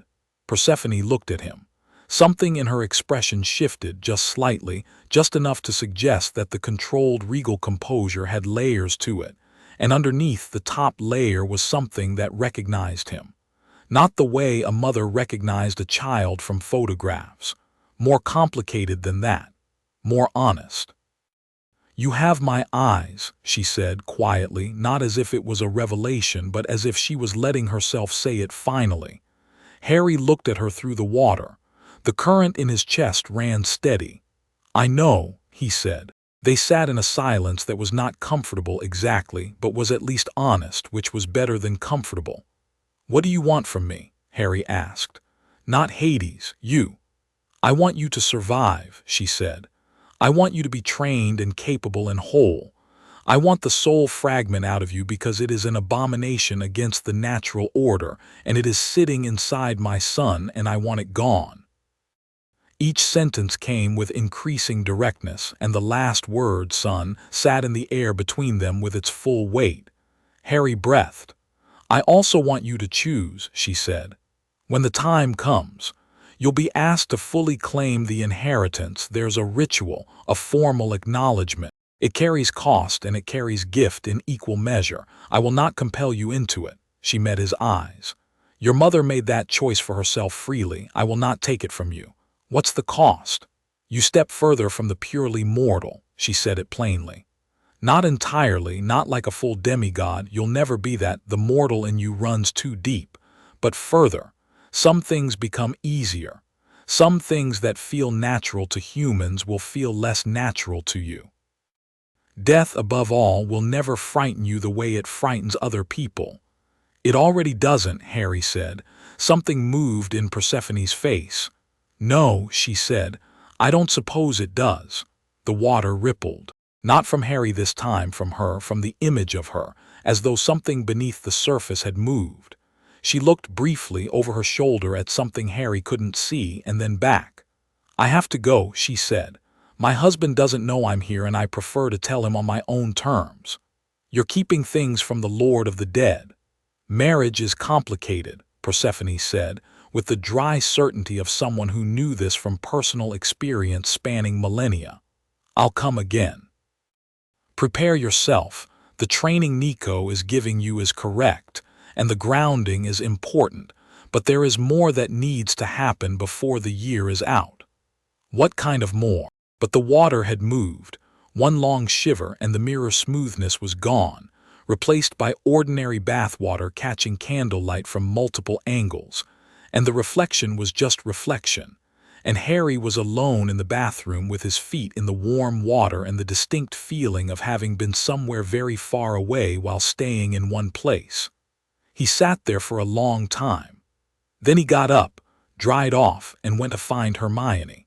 She was in the library. She was always in the library at 9 in the evening, occupying the same corner table she'd claimed sometime in second year and never relinquished, surrounded by books that she organized in a system that looked chaotic but apparently made perfect sense to her because she could locate any volume from it in under 10 seconds.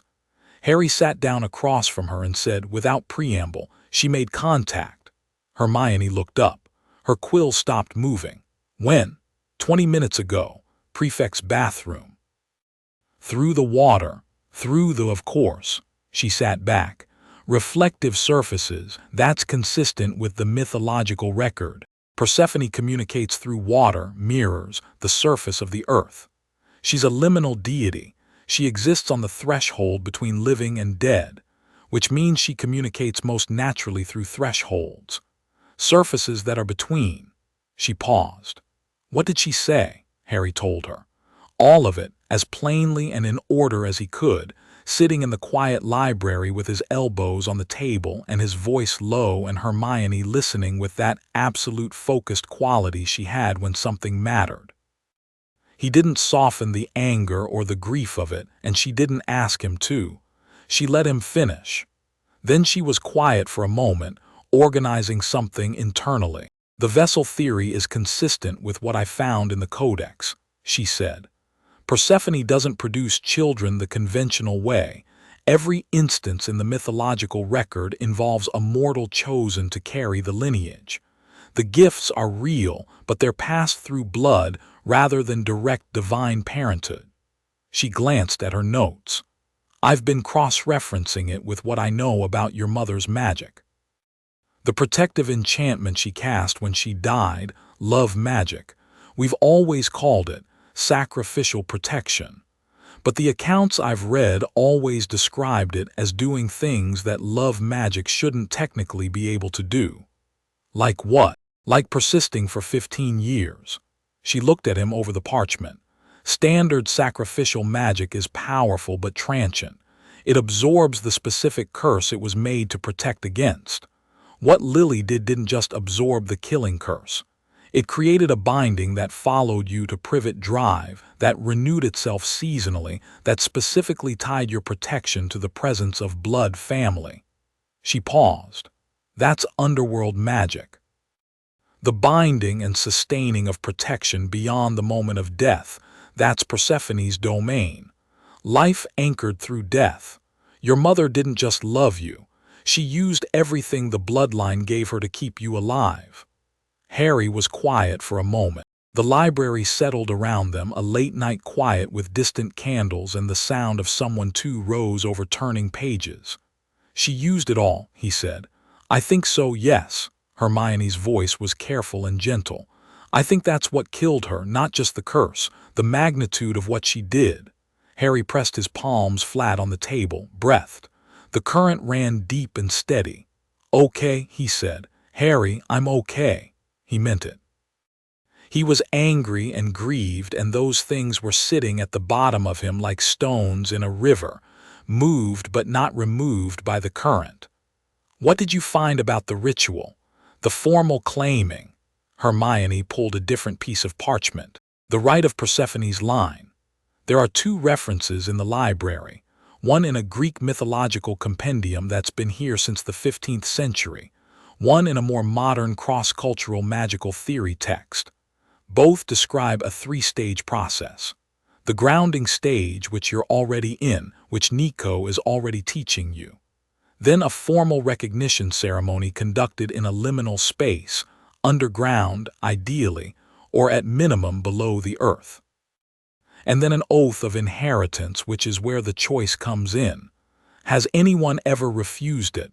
Once in the historical record. She paused. They didn't survive the year. The power without the structure of the formal claiming eventually becomes unstable. Without the ritual, you're running on an engine that was designed to be formally contained in it. She looked at him steadily. It erodes. It doesn't destroy you quickly. It just unmakes the distinction between you and it gradually. Harry thought about the shadow that moved on its own. The stone that had vibrated under his feet in the bathroom.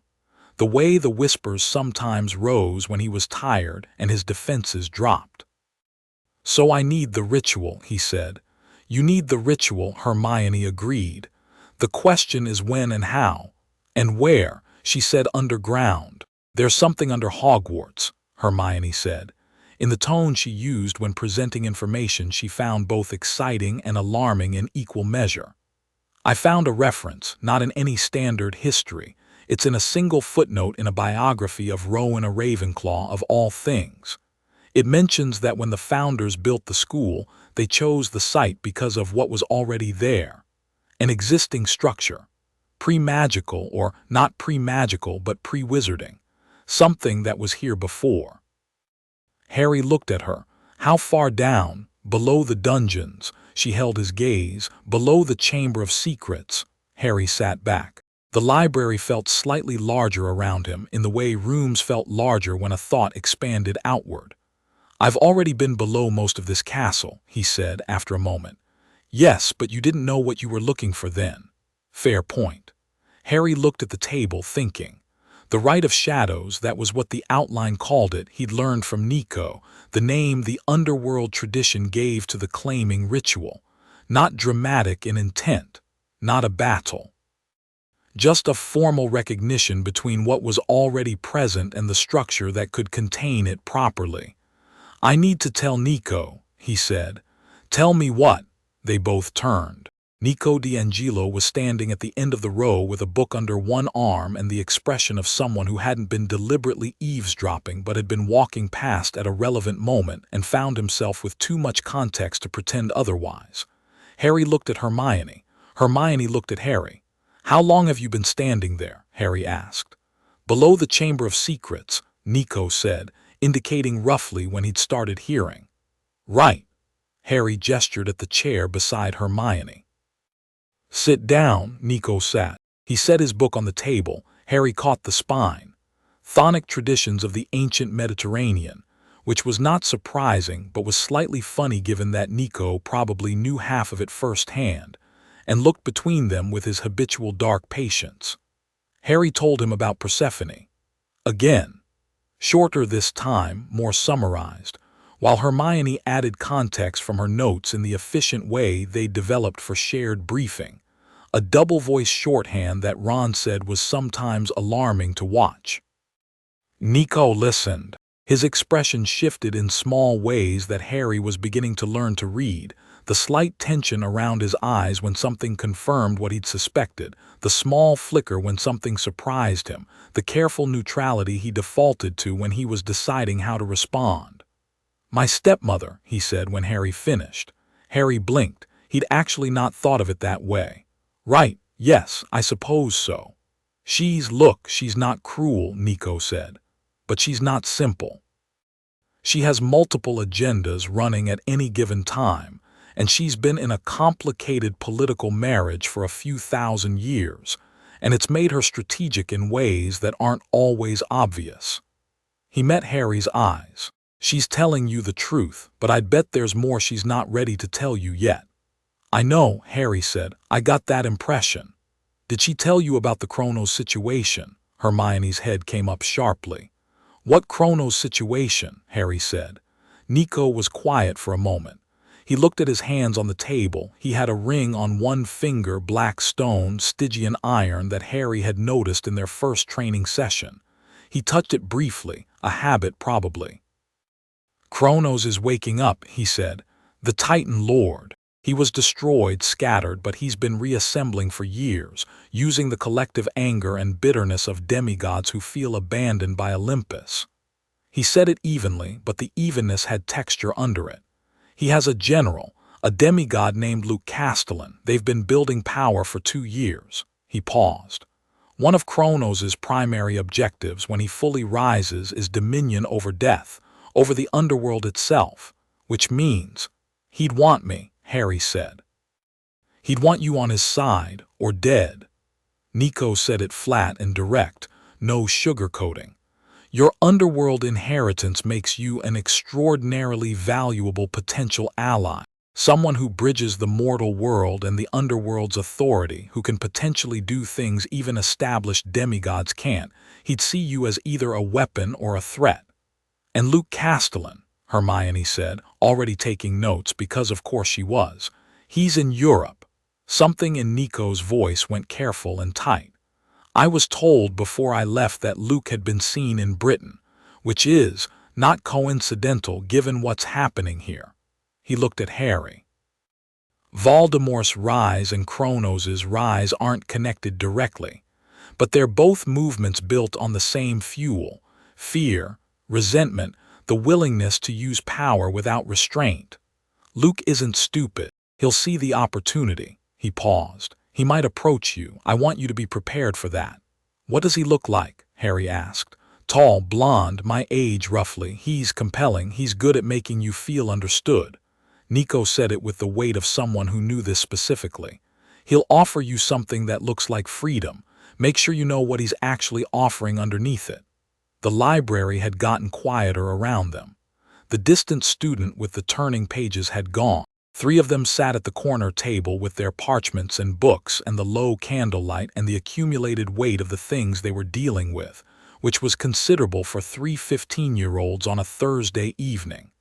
"Right," Ron said from behind a shelf. They all turned.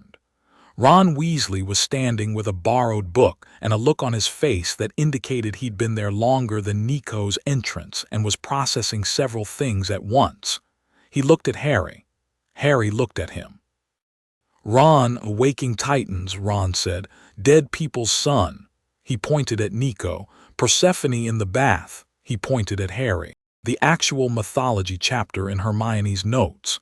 He pointed at the parchment. He stood there for a moment. "I think," he said carefully, "that this is the worst year we've had so far, and we had a year with a secret chamber full of a giant snake." "Objectively, yes," Harry said. "Okay." Ron pulled out the chair on Harry's other side and sat down. "Fill me in from the beginning, all of it.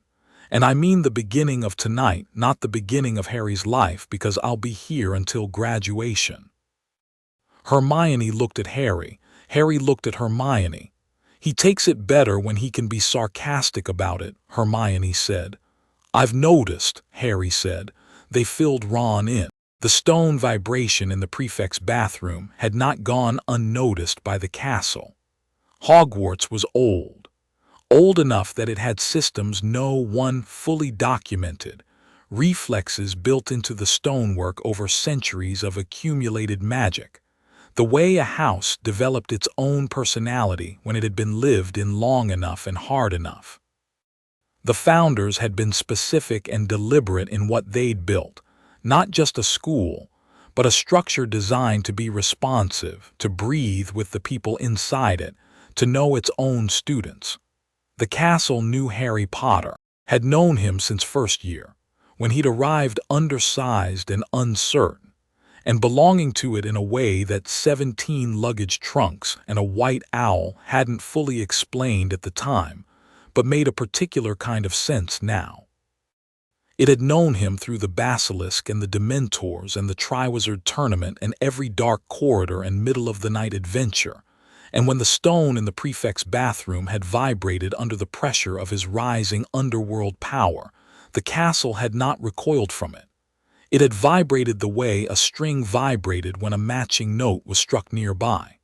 Recognition. Harry didn't know this yet. He'd find out, in a way. The next week passed in the rhythm of controlled forward movement, DA meetings, classes, Nico's training sessions in the fifth-floor chamber, Hermione's ongoing research. Umbridge produced Decree 14, which regulated club meeting sizes, and Decree 17, which was about something so procedurally technical that half the student body couldn't parse it at first read, though Hermione identified it within 10 minutes as restricting the kind of spell work that could be practiced in non-class settings. It didn't have teeth yet. It was a foundation. Harry watched the wall go up brick by brick and thought about the DA and felt the particular satisfaction of doing something about it. He also thought about the mirror in the water, the green eyes, the word sun sitting in the air with its weight. He was in the training room on a Wednesday afternoon working through what Nico called the second stage of grounding, less about containment, more about intentional direction, learning to move the current deliberately rather than just holding it still, when his shadow did something new. He'd been practicing for 40 minutes, which was about the point where his concentration started degrading, which was also the point where things got interesting and sometimes alarming. The current was up, running strong, and he was trying to direct it through his wand arm the way Nico had described, not casting, just channeling, testing whether the wand was a useful focus or an impediment. He was fairly sure it was somewhere between. The wand was attuned to him through years of use, and it amplified his magic naturally, but the underworld current was something different, something that predated his wand, and its relationship to the holly and phoenix feather was more negotiation than compatibility. His shadow stretched sideways. Not toward the wall, not toward Nico. Toward the floor, directly downward, as if it was being pulled by gravity amplified. It pooled at his feet and then deepened, and Harry looked down and the shadow wasn't a shadow anymore. It was an opening, not large, the size of a dinner plate, but an actual opening in the stone floor, a circle of absolute dark that was at once flat and infinitely deep, and from it came the smell of deep water and cold earth. "Don't move," Nico said, immediately and sharply. Harry held still. The circle breathed, that was the only word for it, a slow exhalation of cold from the dark, something ancient and neutral and very large. "You've opened a passage," Nico said, moving to stand beside him, careful and steady. His voice had shifted to the tone Harry had come to recognize as Nico working, not Nico talking, precise and focused and evacuated of everything except the task. Not a full shadow portal, a pressure point. The boundary between here and the underworld is thinner under Hogwarts than almost anywhere in Britain, and you found a weak point. Am I supposed to have done that? Not yet, not intentionally. He crouched down and looked at the opening with a focused attention. It's not dangerous. It won't pull you in, it's just a symptom. Your power is looking for the ritual. Harry looked down at it. The smell of deep water and cold stone was oddly familiar, the river in his dreams, the warmth of it, the shapes on the other bank.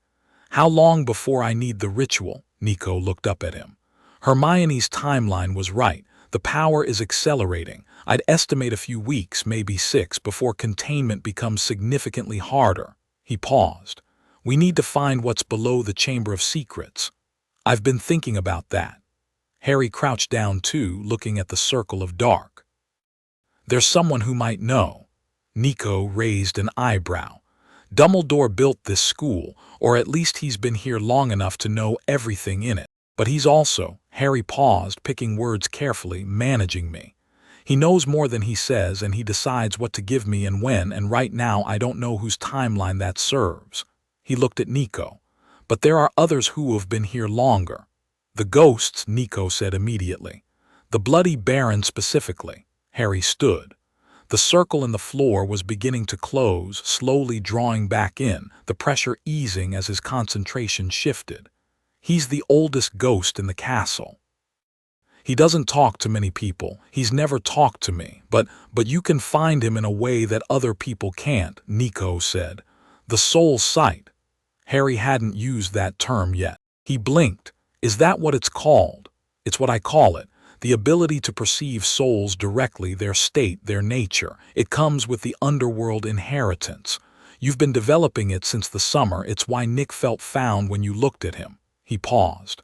The Bloody Baron has been in this castle for 900 years. He knows things that are deeper than the architecture. Then I find him tonight. And I come with you, Nico said. Because if you find a passage below the Chamber of Secrets, you're going to need someone who knows what to do when you do. Harry looked at him. You don't have to. I know, Nico said.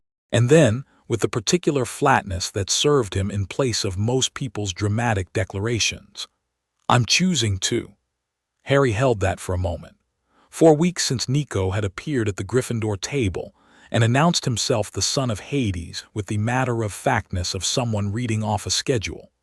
4 weeks of early mornings and stone floors and 2.5 hours of learning to stand in a current that had been running through Harry his entire life without his knowledge. The Montenegro story had come out in pieces over the last week and had been, objectively, one of the funnier things Harry had heard in a difficult year. Okay, Harry said.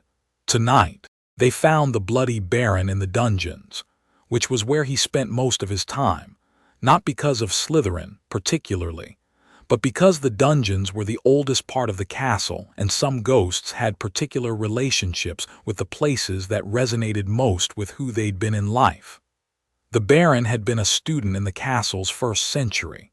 Something about the deep stone of the dungeons called to him, or didn't let him go, which was possibly the same thing. Harry had seen him in passing 100 times and spoken to him 0. The Baron was not conversational. He was large and gray, and the chains he wore clanked with the particular authority of someone who'd chosen them rather than been subjected to them. And his expression was the expression of someone who'd been sitting with a very old guilt for a very long time and had made his peace with it through severity. He was in the east corridor of the dungeons when Harry and Nico found him, drifting with the unhurried quality of someone with no destination and no deadline. Harry stepped into his path. The Baron stopped. He looked at Harry with his hollow gray eyes, and Harry looked back, and this time, with the soul sight doing what it did, he could see the shape of the Baron's soul underneath the spectral form. It was old and complicated, threaded through with something dark that was also ancient, a guilt that had calcified into a kind of honor, and he was deeply, profoundly present. Not faded like some ghosts. Vivid, deliberate. "Mr. Potter," the Baron said in a voice like a stone being ground against another stone. His eyes moved to Nico. They stayed there. "Son of Hades." Nico gave him a small nod. "Baron." "You know him?" Harry said. "I know what he is," the Baron said, still looking at Nico with the specific recognition of one dead adjacent being identifying another. "The Underworld's children have a particular quality, recognizable." He turned his gaze back to Harry. "You are becoming recognizable too." "I've been told," Harry said. "We're looking for something below the school, below the dungeons, below the chamber." The Baron was quiet. The torchlight threw his shadow wide and motionless.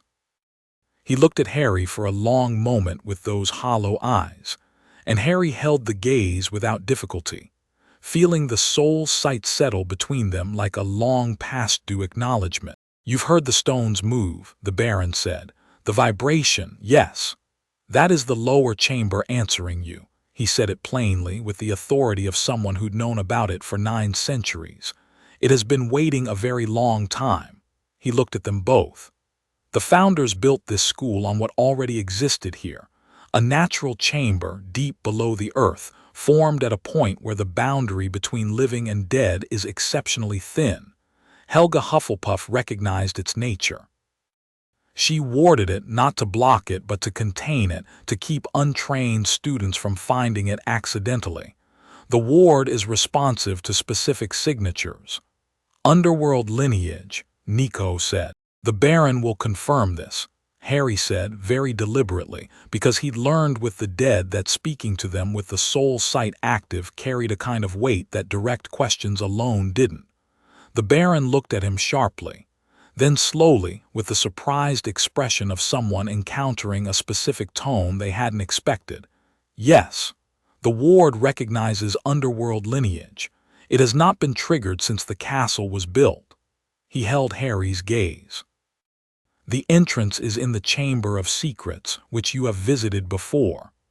"I know the chamber," Harry said. "Below the basilisk's habitat, below the original floor, there is a second descent. You will not find it with your eyes. You will find it with what you carry." Harry looked at Nico. Nico was already thinking ahead. He could tell that particular focused quality, the eyes that were working through implications. "Thank you," Harry said to the Baron. The Baron looked at him for another moment. Something in the hollow eyes shifted barely, subtly, the way a stone shifted when the earth moved slightly beneath it. "The dead have waited a long time for someone to claim what is owed," he said. "It is good that it is you." He drifted past them and was gone down the corridor, chains quiet now in a way they hadn't been before, and Harry watched him go and felt the soul sight settling back into its resting state, the particular warmth of having been in full contact with something very old and being met by it honestly. "He liked you," Nico said. "I don't know if that was like." For him, it absolutely was. He turned toward the corridor that led upward, toward the main castle. "We can't go to the chamber tonight. We need preparation. We need Hermione. We always need Hermione. She's going to want to come." "She's not going to want to come," Harry said. "She's going to insist on coming, and then she's going to do research on every aspect of the chamber, and the ritual, and arrive knowing more theoretical background than both of us combined." "Very," Harry said. They went back to the common room, and Harry sat by the fire for the rest of the evening, while Hermione took notes with the velocity of someone whose mind had been handed a genuinely interesting problem, and Ron made tea and contributed practical objections that were mostly correct. And outside the windows of Gryffindor Tower, the Forbidden Forest sat dark and old, and the Thestrals moved through it quietly. And at the edge of the tree line, a figure stood in the shadows watching the lights in the tower with the patient attention of someone waiting for a particular window to go dark. It wasn't patience born of threat. It was the patience of someone managing something delicate and important, which was not the same thing at all. In the Underworld, Persephone stood at the edge of the dark river and felt the vibration of a distant stone and the opening of a pressure point and knew, with the certainty of someone who'd been waiting across 15 years and 1,500 miles of distance, that it was close now. Not done. Not simple. The year had a long way to run, and the road between here and the ritual had real obstacles on it, several of them dangerous in the specific way that well-intentioned power structures were dangerous. Not evil, just absolutely certain they knew best. But close. She had known Lily Potter for less than a year in any direct sense.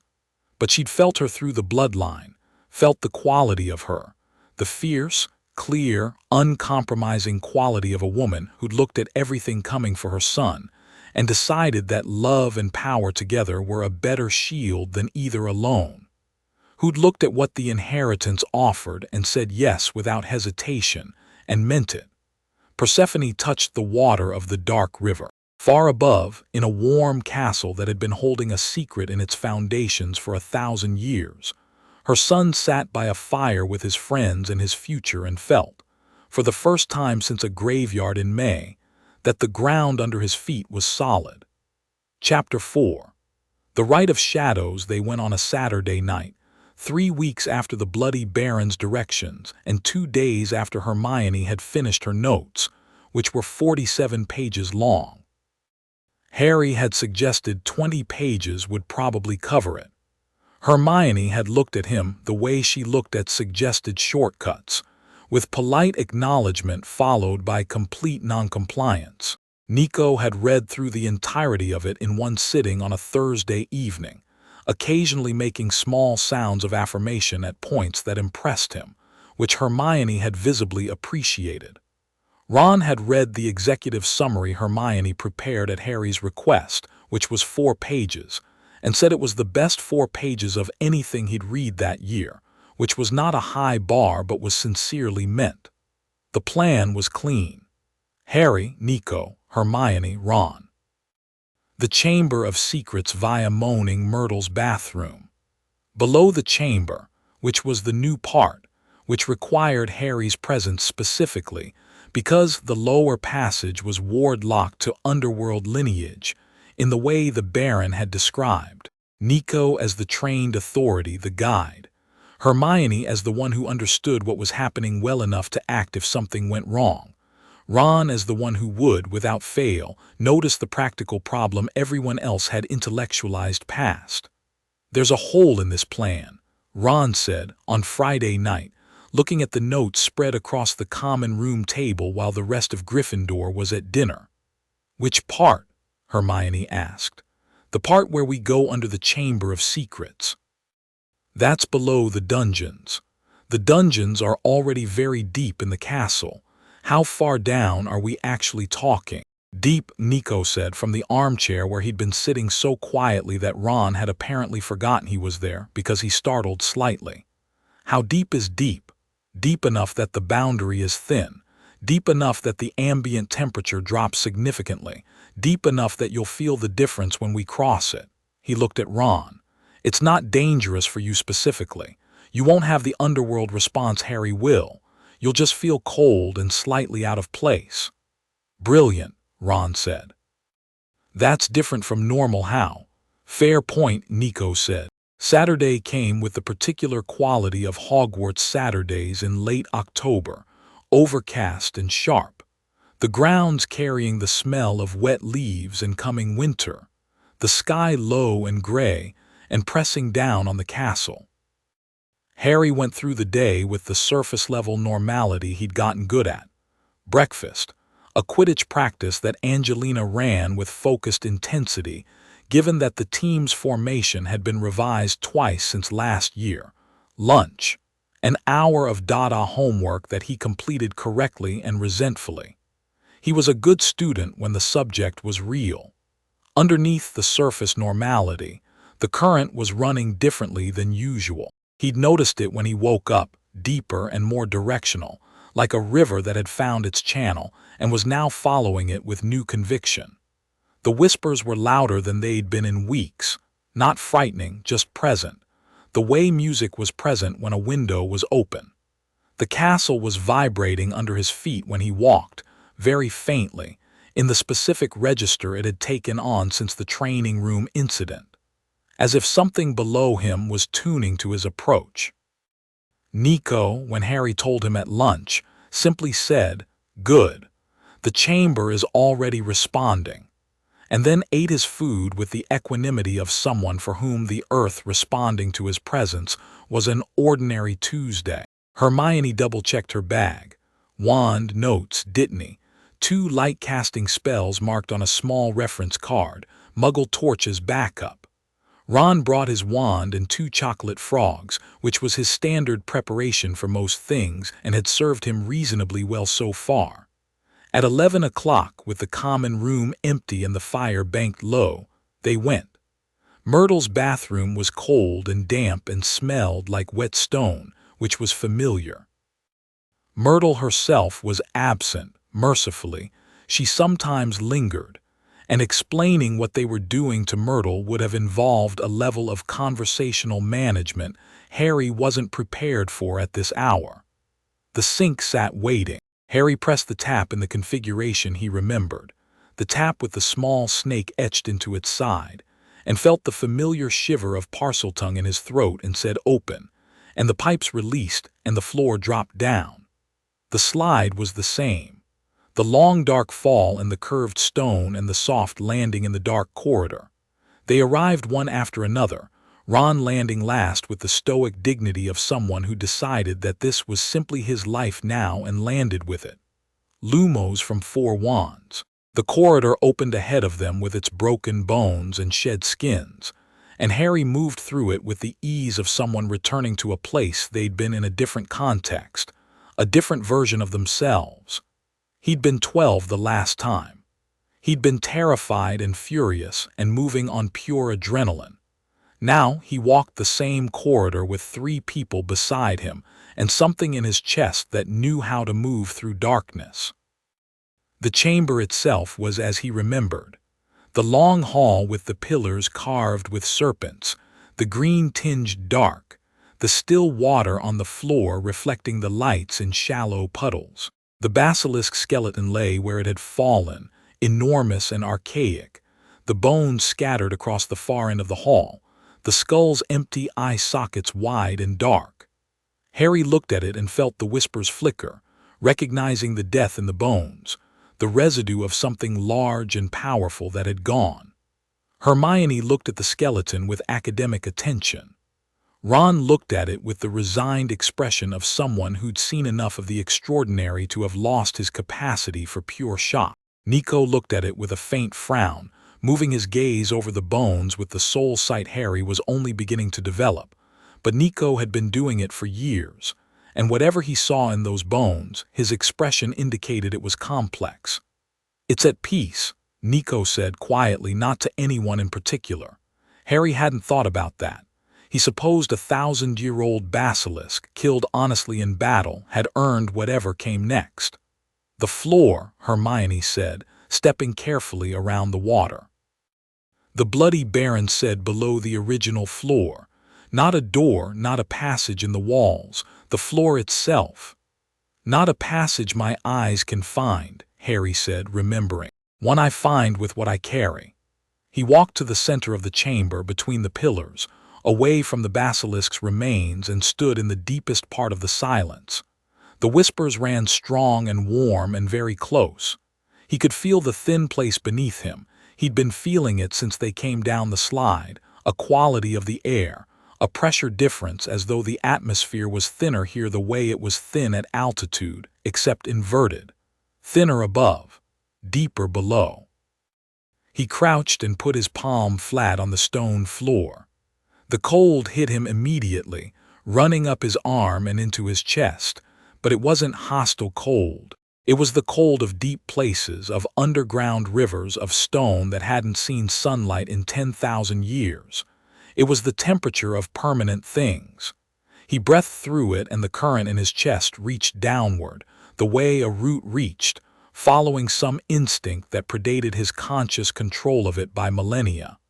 The stone moved, not dramatically, not a theatrical grinding rumble. It just parted, the way water parted around a hand, a simple revision of what had been solid into what was now open.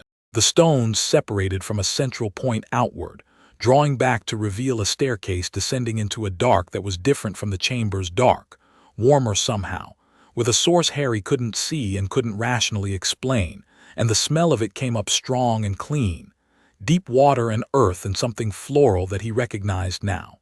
Spring flowers late in the season past their bloom, sweet and melancholy. Persephone's domain.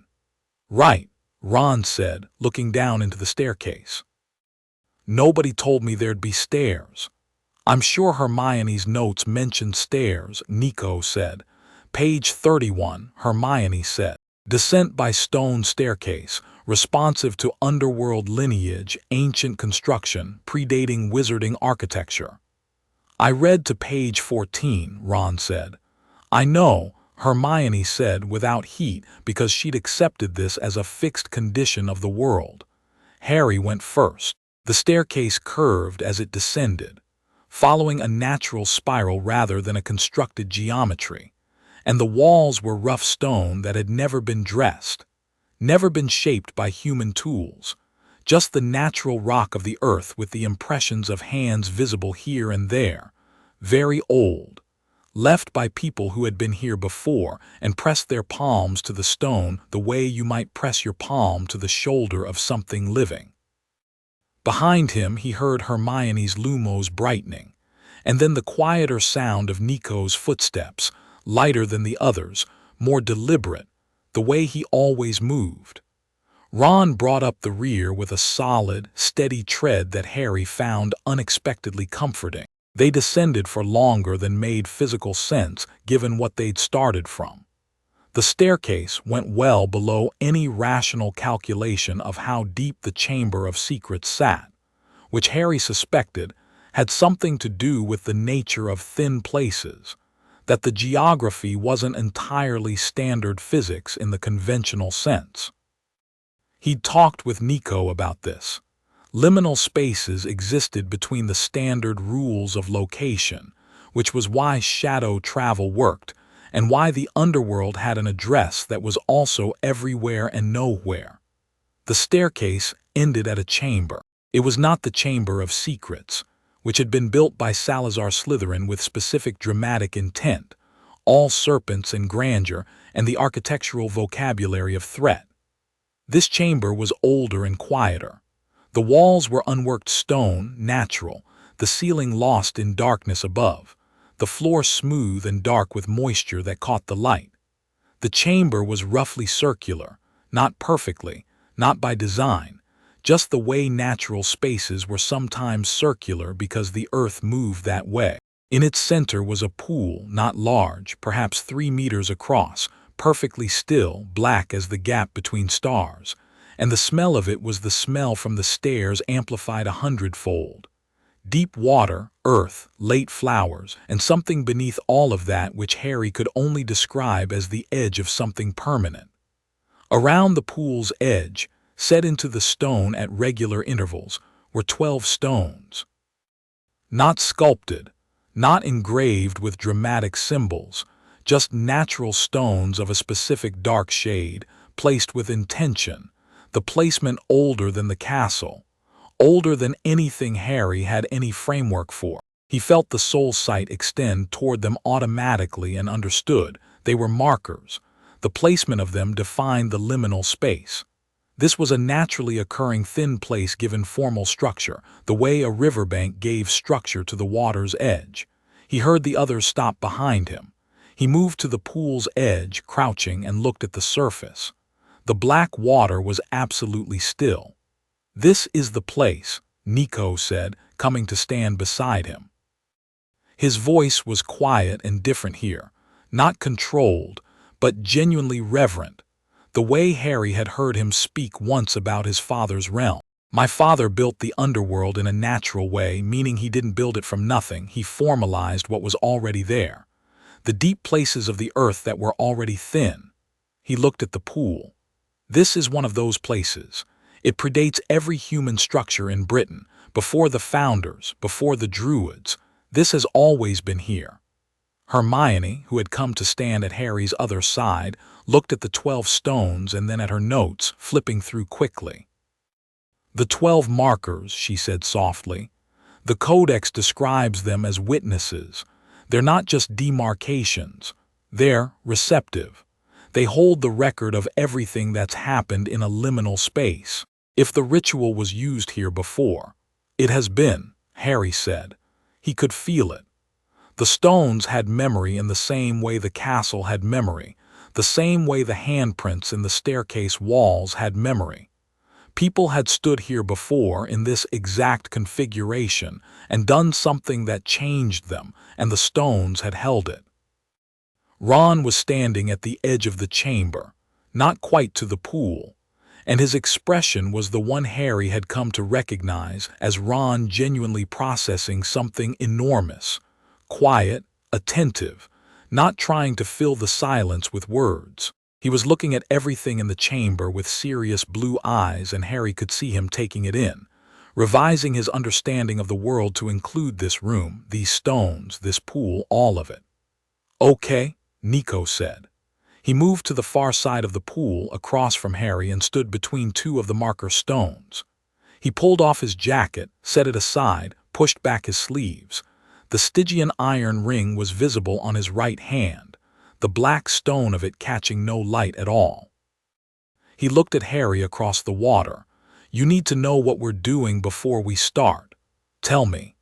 "The Rite of Shadows is a formal recognition between you and the inheritance. It's not a transaction. It's not a contract. It's closer to," he searched for the right word, "an introduction. The power acknowledges you by name and you acknowledge it. The soul sight comes with it. Some other capacities come with it that we'll discover after." He paused. "It requires you to make contact with the pool, full contact, not just a hand. You'll need to go into the pool. It's not deep physically, but it will feel very deep, because the pool is a threshold. You'll be in contact with the underworld surface, essentially. You'll see things, hear things. The important thing is this: it will show you the Horcrux." The chamber was very still. "It will show you the soul fragment in you," Nico continued, his voice steady, "because the ritual reveals the complete state of the soul of the person undergoing it. The soul sight turns inward. That's going to be difficult." He held Harry's gaze. "But it's also necessary. You need to see it, not just know about it, but see it in order to understand what you're working against." "And Hades?" Harry asked. Hermione had told him from the Codex that the claiming ritual sometimes involved the direct presence of a divine authority, a witness. "He knows we're here," Nico said. "Whether he comes is his choice. He tends to." Something moved in his expression. "Observe first." Harry nodded. He looked at the pool. The black water looked back, or rather absorbed the looking the way very dark surfaces absorbed light. He was aware of his heartbeat in a specific way, not racing, just present, each beat deliberate. "One more thing," Nico said. "Your wand." "What about it?" "Set it aside. The ritual is between you and the inheritance. The wand is a medium for trained wizarding magic. It's not wrong, but it's a separate system, and mixing the two during the ritual can cause interference. You'll get it back after." Harry looked at his wand. Holly and Phoenix feather, 11 inches, pliable. He'd carried it since he was 11. He pulled it out and held it for a moment, feeling the familiar slight warmth of it, and then set it carefully on the stone beside the pool where it wouldn't be stepped on. He felt strangely light without it in his hand. He straightened. The whispers had risen to the loudest they'd ever been, not overwhelming, but full and deep. The way the sound of an ocean was full, big enough to fill everything without becoming noise. He looked at Hermione, who gave him a small, specific nod, not reassurance. She knew he didn't need reassurance, just acknowledgement. The same look she gave him before exams when she knew he'd prepared, and was telling him so with her eyes. He looked at Ron, who met his gaze with the direct, warm steadiness that had been one of the fixed points of Harry's life for 4 years. "Go on then. Ron said quietly. Harry stepped into the pool. The cold hit at the same moment as the depth did. Two simultaneous sensations that shouldn't have coexisted because the pool was physically shallow, barely past his ankles, and then past his knees without the geometry of it making any sense. And then chest deep, and he was breathing, and the water was black and cold, and absolutely still around him. And above him, the ceiling of the chamber was visible with Hermione and Ron's wand light on it. And around him, the pool extended in every direction to a horizon. He was in two places. The physical chamber, shallow pool, cold stone, his friends at the edge, and also somewhere else entirely, vast and open and dark and warm in the way the river in his dreams was warm, the smell of deep earth and late flowers, the shapes on the far bank that had always been almost visible. They were visible now. Not sharply, not with the cruel clarity of details he wasn't meant to carry back, but visible. People, many of them, standing at the far bank of the river, and the river between him and them was the threshold. The river was the boundary. And standing at the threshold on his side was a sense of himself. His soul, the soul's sight had turned inward the way Nico warned, and he could see himself the way he'd been seeing others. His soul was not what he expected. He'd been expecting something small or damaged or marked by a childhood spent in a house that hadn't wanted him. What he saw instead was large, genuinely large, the way very deep things were large, running further down than he could see, with the quality of the river itself in it, that flowing warmth, the dual domain of spring and death in equal measure. His mother's love was in it, threaded through from the top all the way down, not a separate note but woven into the material of it, permanent. And there, in the upper portion of it, was the other thing. He'd known about it intellectually. Nico had told him. Hermione had researched it, but knowing about a thing and seeing it were different in every way that mattered. The Horcrux, the soul fragment of Tom Riddle, sat against his own soul like something that had been pressed into wet clay while it was still soft. It had been there so long it had half-integrated. It sat behind the scar, yes, but it ran deeper than the scar, and it was wrong in a way that was immediately and viscerally clear when seen directly. Not evil in a simple villain sense, just broken. It was a piece of a soul that had been deliberately torn from a larger whole, and the tearing had left jagged edges, and those edges had been anchored into Harry's soul like a hook, and the hook had the smell of everything Harry associated with Voldemort, cold and purposeful and absolutely without natural warmth. Harry looked at it for a long time. He felt the revulsion of it, but underneath the revulsion was something clearer and harder. Information. He could see exactly where it anchored. He could see the join between it and himself, the way you could see in old masonry where the new stone met the original and hadn't fully bonded.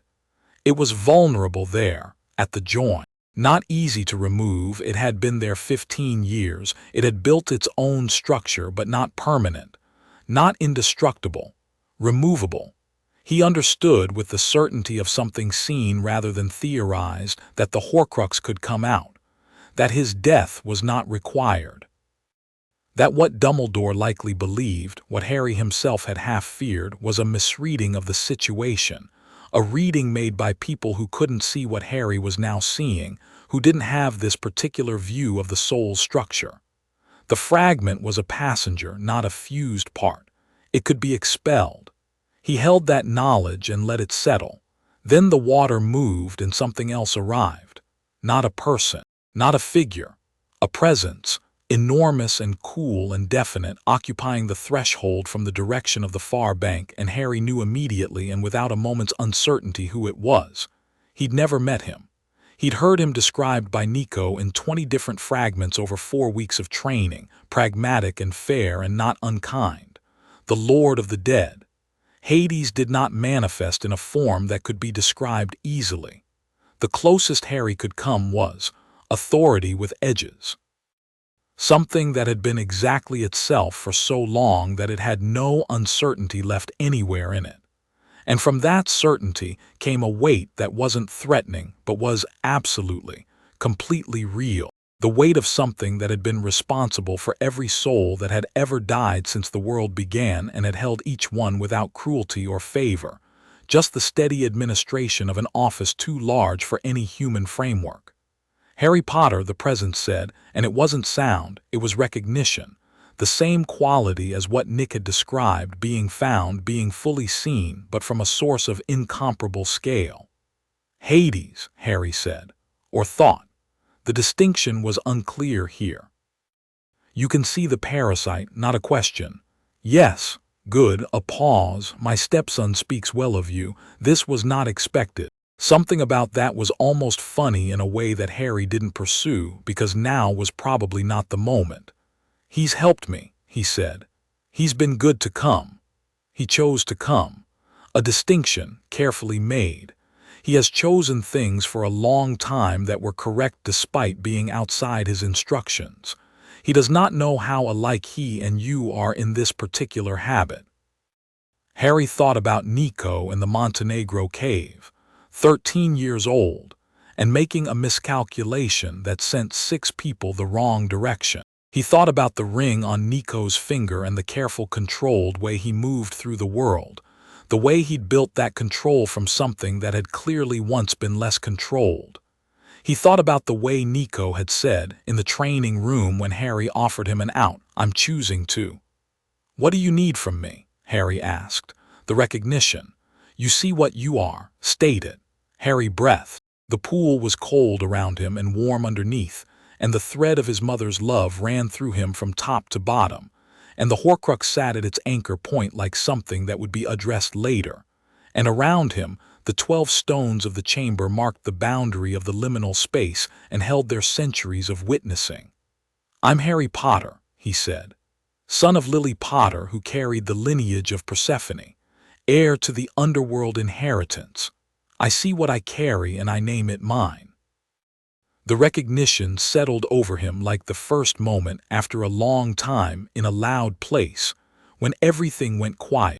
The soul sight which had been developing, erratic, instinctual, clicked into place like a lens finding focus. Not just inward anymore.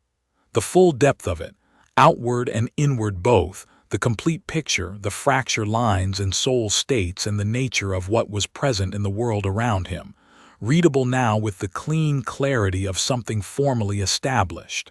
And with it, something else. He felt the thin places.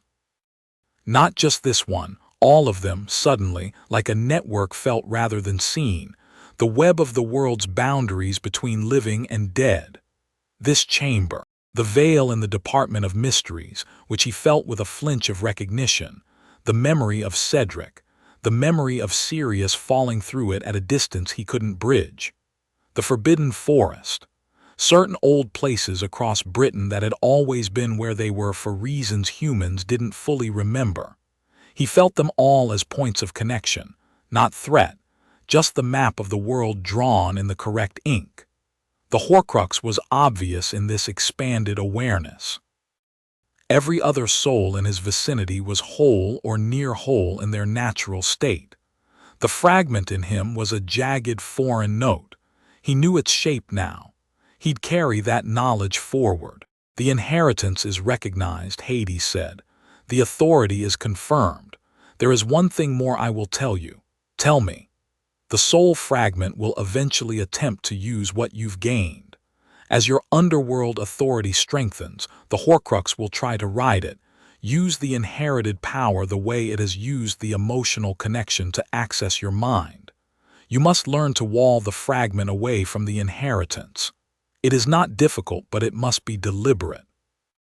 "Separate the strands," Harry said, thinking of Nico's grounding exercises, the navigation of the current.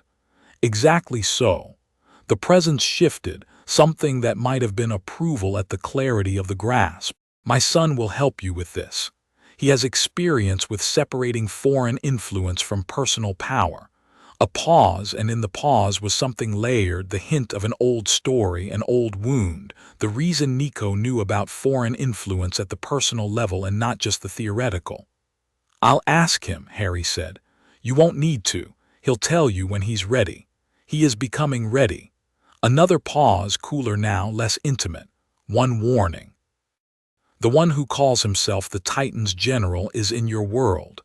He knows about you, not everything, but enough to make an approach. He will be compelling and he will be wrong.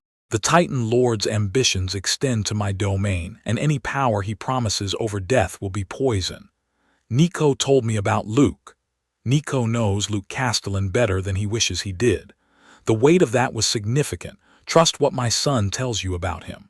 The presence began to withdraw, the enormous cool authority pulling back toward the far bank with the unhurried movement of something that had no particular urgency because it was eternal. Wait, Harry said. It paused. Persephone, my mother. When she carried the bloodline, you knew about it, you allowed it. I allow very little without examination. A pause. Your mother was extraordinary. She deserved what she chose. Her son has proved the choice correct. The weight of the pause that followed was not cold at all. I have held her here since the beginning. Every soul that passes through my realm is held with care. She is not in pain. She is not lost. She is finished in the way that is right, a deliberate beat. She knows you are here. Harry held that. The presence withdrew fully, and the pool was just water again. Still and cold and dark, but without the depth, back to 3 meters in stone and the smell of deep earth. And Harry was standing in it with the water at his chest and everything in him feeling different, not transformed dramatically, not changed into something else, but settled. Formally placed, the way a river settled into its permanent channel. He walked out of the pool. Hermione was there immediately. A towel from somewhere in her bag. She had prepared for this in the way she prepared for everything, meaning she had thought of things nobody else thought of, and she pressed it into his hands and looked at his face with those sharp, warm eyes. Are you all right? Yeah, he said. He was shivering, but it was the good kind, the kind that came from cold water and deep work rather than fear. Yeah. Nico was watching him from across the pool with an expression that was doing something Harry hadn't seen in it before. Relief. Not dramatic, not performed. Just a quiet settling, the look of someone who'd been waiting to know if something would work and now knew. He came, Nico said. He came. Something in Nico's face shifted quickly, not dwelt on, tucked back into its usual controlled composure, but Harry caught it. Surprise. And beneath the surprise, something that was not quite hurt but was related to it. His father had come without being asked, had appeared for someone new, someone Nico had brought here, had said things about Nico that Nico had no way of knowing had been said. And Harry thought about what it would be like to be Nico D'Angelo, to have Hades for a father, to have grown up in the shadow of a reputation that made the world flinch. To have built the controlled competence and quiet authority by yourself, largely, through hard experience, and to then hear secondhand that your father had called you correct.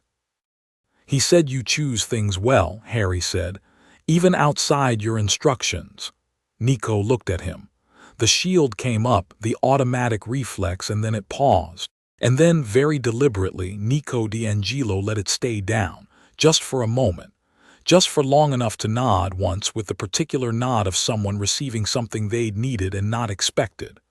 Right, Ron said from the edge of the chamber, looking between all of them with the attentive practical face he'd worn through the entire event. So, that happened. Is everyone alive? Obviously, Hermione said. I'm checking. We're underground under the Chamber of Secrets, and Harry just stood in a magic pool and talked to the god of death. I think checking is appropriate. He looked at Harry. Are you different? Harry thought about the question. The soul sight was active and steady, a clean new clarity in how he perceived the world. He could see Ron's soul from here, warm and loyal and complicated in the specifically Ron way, threaded through with the particular golden color of someone who struggled with self-doubt and kept showing up anyway. And the sight of it was a lot to see about someone he loved. and he was going to have to learn to manage this new depth of perception carefully, because knowing the quality of people's souls while talking to them required a certain discipline of response. "Yes," he said honestly, "but the same kind of different as when you learn to see something you didn't know how to see before. Not changed, opened." Ron nodded. He accepted this with the same practical solidity he'd been bringing to the extraordinary for 4 years. "Okay, can we go upstairs? I'm freezing and I'm reasonably sure it's past midnight." "It's past midnight," Nico confirmed. "Right." Ron was already heading for the staircase. "Also, I want tea. I think we've all earned tea." They went back up, the staircase ascending in its natural spiral with the warmth of the castle gathering around them as they climbed. The stone walls going from rough and ancient to the dressed stone of the chamber to the slide to the cold bathroom floor. Harry pressed the tap on his way out and heard the floor close behind them, the chamber sealing itself again, the staircase drawing back into the stone. The corridors of Hogwarts were quiet and warmly lit, the torches burning at their standard overnight level, the portraits sleeping in their frames. Harry walked through the familiar route with the new soul sight running clean and steady, and the difference was immediately apparent. The castle had always felt alive to him, in the way places with history felt alive, but now it was specific. He could feel the residue of centuries of people in the stones, not as voices, not as distinct presences, just as warmth, the accumulated warmth of everyone who'd ever walked these corridors and learned something here and grown. It was extraordinary, and he kept his face composed, because if he stopped to stand in it, they'd be here until morning. The portraits had layers he hadn't known about, the painted souls within them carrying the echo of their original wearers. The staircases moved with a quality that wasn't entirely physics, and at the boundary of the castle, at the walls where the outside began, the thin places sang low and constant. The network he'd felt in the pool, now a permanent new layer of his awareness. They made tea in the common room with the kettle Hermione had charmed to heat silently, and they sat around the low table by the banked fire and drank it while the castle settled around them in its familiar overnight rhythms.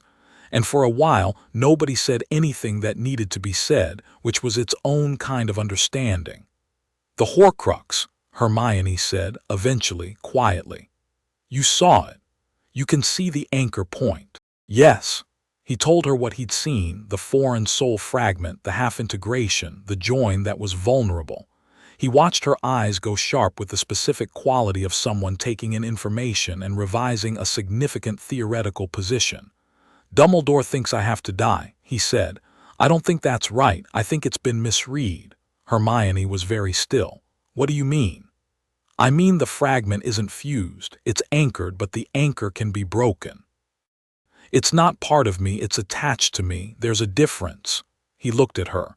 "We need to know more, but I genuinely think that there's another way."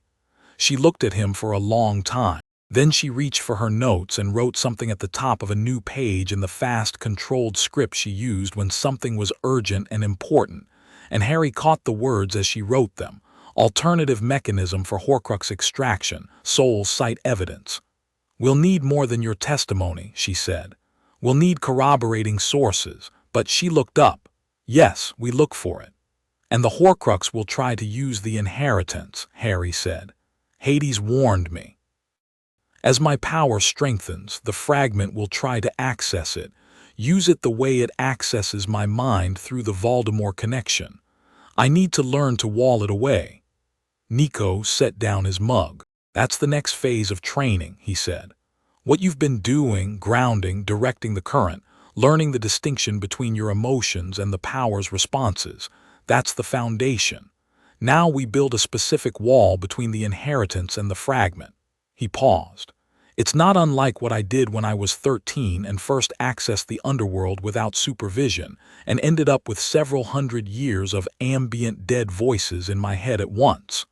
Ron stared at him. "That's a sentence." I was 13, Nico said. I had no training. I learned containment by necessity. A beat. The Montenegro incident was actually the second worst thing that happened that month. What was the first? Ron asked. I accidentally made every dead plant in a 5-mile radius bloom simultaneously. He paused. It was November. My father was quite unhappy. Harry laughed, a real laugh, the kind that came from deep in his chest, the kind that had been rare for months. Hermione covered a smile. Ron said that's actually brilliant, with genuine admiration. Nico's expression did the thing again, where the almost smile arrived and didn't quite leave, and Harry noticed that it was happening more frequently, which felt like a kind of progress that had nothing to do with the ritual and everything to do with the month that had led to it. Outside, the October night pressed against the tower windows. The grounds were dark and still. Deep below the school, 12 stones sat around a black pool in their ancient chamber, and the warmth of a recognized inheritance had settled into the stones themselves, added to the record of everyone who'd stood in that room and been seen. In the underworld, Persephone stood at the river's edge and felt the recognition land. She pressed her palm to the current. In a corridor somewhere in Britain, not Hogwarts, not yet, but close, in the creeping proximity of someone who had been patient for long enough to be nearly there, a tall blonde figure with a scar across one cheek felt something shift in the magical air of the country, and turned his head with the attention of someone who'd been waiting for a specific signal. He smiled briefly, and it would have looked like relief to anyone watching, if the reason for it hadn't been something that no one who cared for Harry Potter would have wanted to see.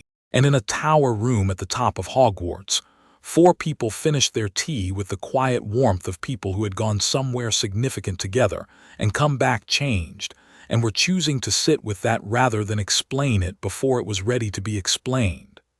Harry set down his mug and looked at his hands in the firelight. No dirt under his fingernails. Not tonight. The whispers ran steady and warm, the way a river ran when it knew its banks. His shadow was perfectly still, perfectly his, pointing exactly where the light said it should. He went to bed at 2 in the morning and slept without dreaming about the river, because he didn't need to anymore. He'd already been there. Chapter 5. The War on Two Fronts. The first thing Harry noticed after the ritual, in the days that followed, was that Voldemort had gone quiet. Not absent, the connection was still there. A thin, cold thread running from the back of his scar to somewhere he didn't want to look at directly, but muted, the way a fire went quiet when something smothered it partially. Harry had spent the better part of 4 months dreading the dreams that came through that connection, the flashes of dark corridors and cold stone and red-edged hunger. Now they arrived less frequently, and when they did, they were blurred at the edges in a way that hadn't been true before. The new wall he and Nico were building between the inheritance and the Horcrux fragment was doing something to the connection's quality, tightening its aperture, reducing the bandwidth, which was both a relief and a warning sign, because things that went quiet in Harry's experience tended to be gathering rather than retreating. Nico confirmed this when Harry described it over breakfast on a Tuesday. "He can feel the change," he said, spreading butter on toast with the precise economy of movement he brought to everything. "Not the specifics. He doesn't know what happened in the chamber, but he can feel that the fragment's signal has been partially dampened, which will tell him something has changed in you. And that makes him urgent." Nico set down the knife. "Voldemort's entire strategy relies on his connection to you being a reliable intelligence channel. You've just compromised that channel. He won't sit quietly with that." Hermione, who had been reading while eating, a habit she maintained despite McGonagall's standing disapproval of it, looked up from her book. "So he accelerates." "He accelerates," Nico agreed. Ron, who had been listening from behind a large goblet of pumpkin juice, set it down. How do we know when accelerating turns into actually doing something? We don't, Harry said. Not in advance. That's the problem. The four of them sat with that for a moment. Around them, the great hall ran its usual morning noise. Several hundred students, and the comfortable chaos of early classes and forgotten homework, and the particular social energy of a school that had no idea the boy in the fifth-year Gryffindor section had recently had a conversation with Hades and could currently see the soul state of everyone within 30 feet. Harry had gotten better at managing the soul sight in the 2 weeks since the ritual, had learned to keep it at a low ambient level rather than the full intensity of those first days, when it had been like trying to have a conversation while someone held a torch directly in your eyes. He could raise it intentionally when needed and let it rest when not. The resting state was still more than he'd had before, but it was workable. What he hadn't fully adjusted to was what the soul sight showed him about Umbridge. Most souls, even difficult ones, even damaged ones, had a quality of interiority. They were complicated on the inside and presented surfaces to the world. The complications were private. Even Draco Malfoy, whose soul carried the specific gray coloring of someone trapped between fear and loyalty, and pride in a configuration he hadn't chosen, had a core that was his own, something private underneath the performance. Umbridge didn't have that. What Harry saw when the soul sight fell on Dolar's Umbridge was a soul that had organized itself entirely around the surface. There was nothing interior, no hidden self, no private warmth or doubt or complexity below the performance.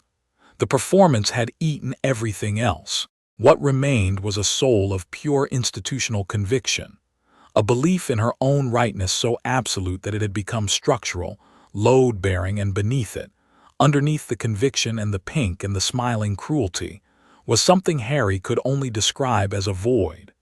Not evil in the interesting sense, just absence.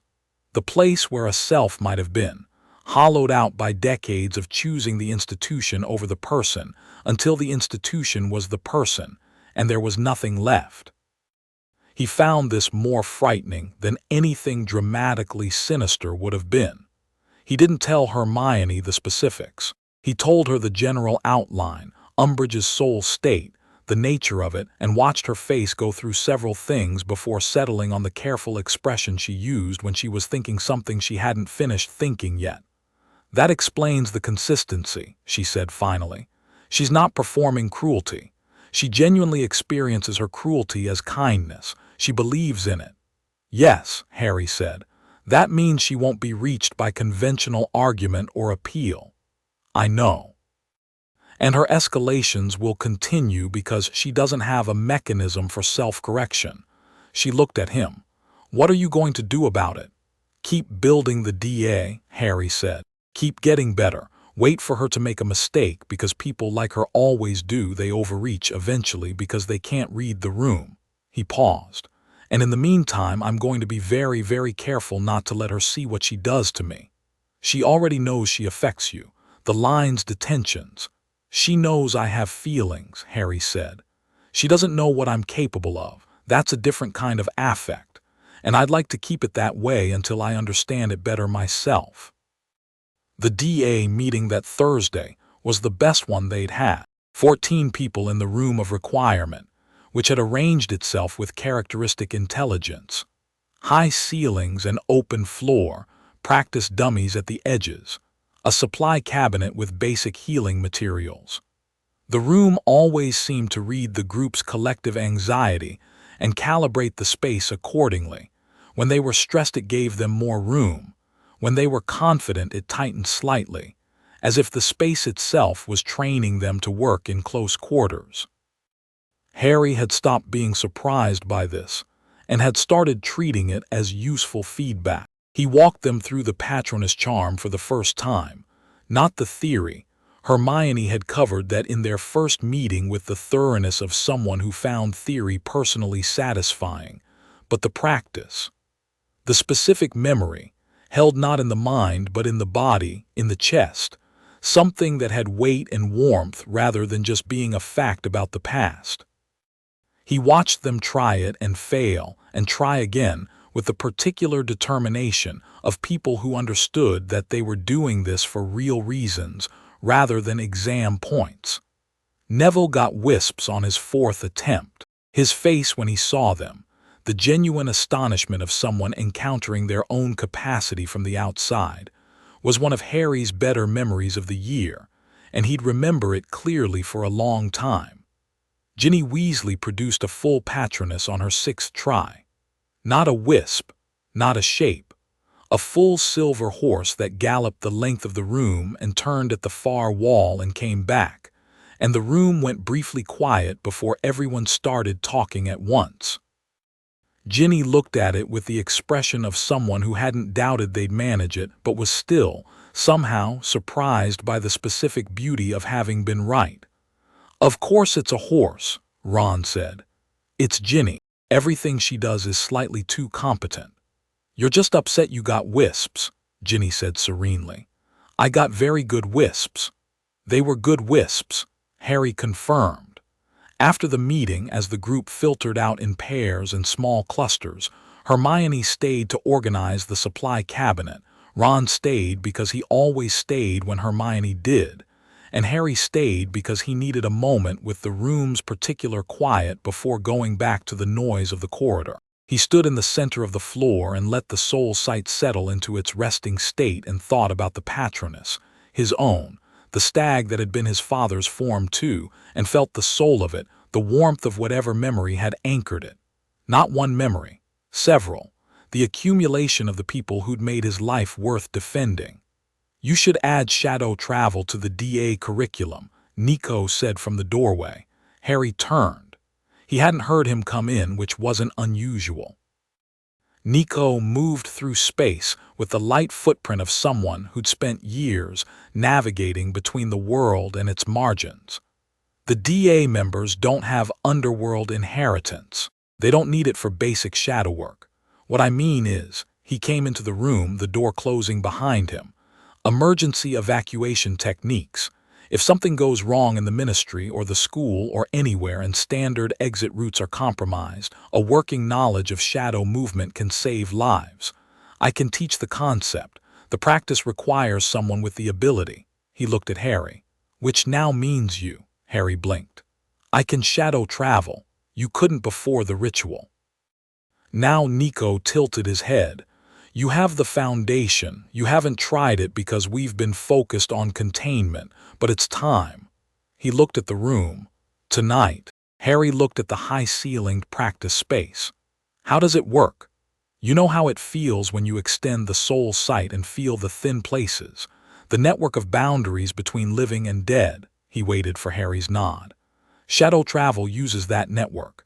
You step into the shadow, genuinely into it, not metaphorically. You hold the location you're going in mind and you move through the network from one thin place to another. The experience is," he paused, choosing words, "cold. Disorienting the first few times. You'll feel the ambient of the spaces you're moving through. Stay focused on the destination." "What went wrong in Montenegro?" Harry asked. He'd been waiting for the right moment. Nico looked at him. Then, with the particular expression of someone accepting the inevitability of a thing, "I was trying to move two people. I could move myself fine. Two people was too much lateral drag and I overcompensated in the directional hold and we ended up in the wrong country." A pause. "The correct number of people to learn with is 1, which is you. And you ended up with 6. "I was showing off," Nico said flatly. "I was 13 and I wanted to impress someone, and I overcorrected from 1 to 6 in the span of approximately 1 second of very poor decision-making." He met Harry's eyes. "Learn the lesson from my mistake." "One person," Harry said. "One person." He tried it. The first attempt produced nothing visible but a very cold sensation and the distinct awareness of having been adjacent to somewhere else, like pressing your face against a glass and seeing through it without going through. Nico watched and said, "You're stopping at the glass. Go through the glass." The second attempt took him 3 feet sideways, which he felt as a lurch and arrived from as a stumble, and Nico said better, in the tone of someone for whom better was high praise. The third attempt crossed half the room. He stood at the far end of the room of requirement with the cold evaporating off his skin and his heart going slightly fast and the thin place connection thrumming, and looked back at where he'd been standing.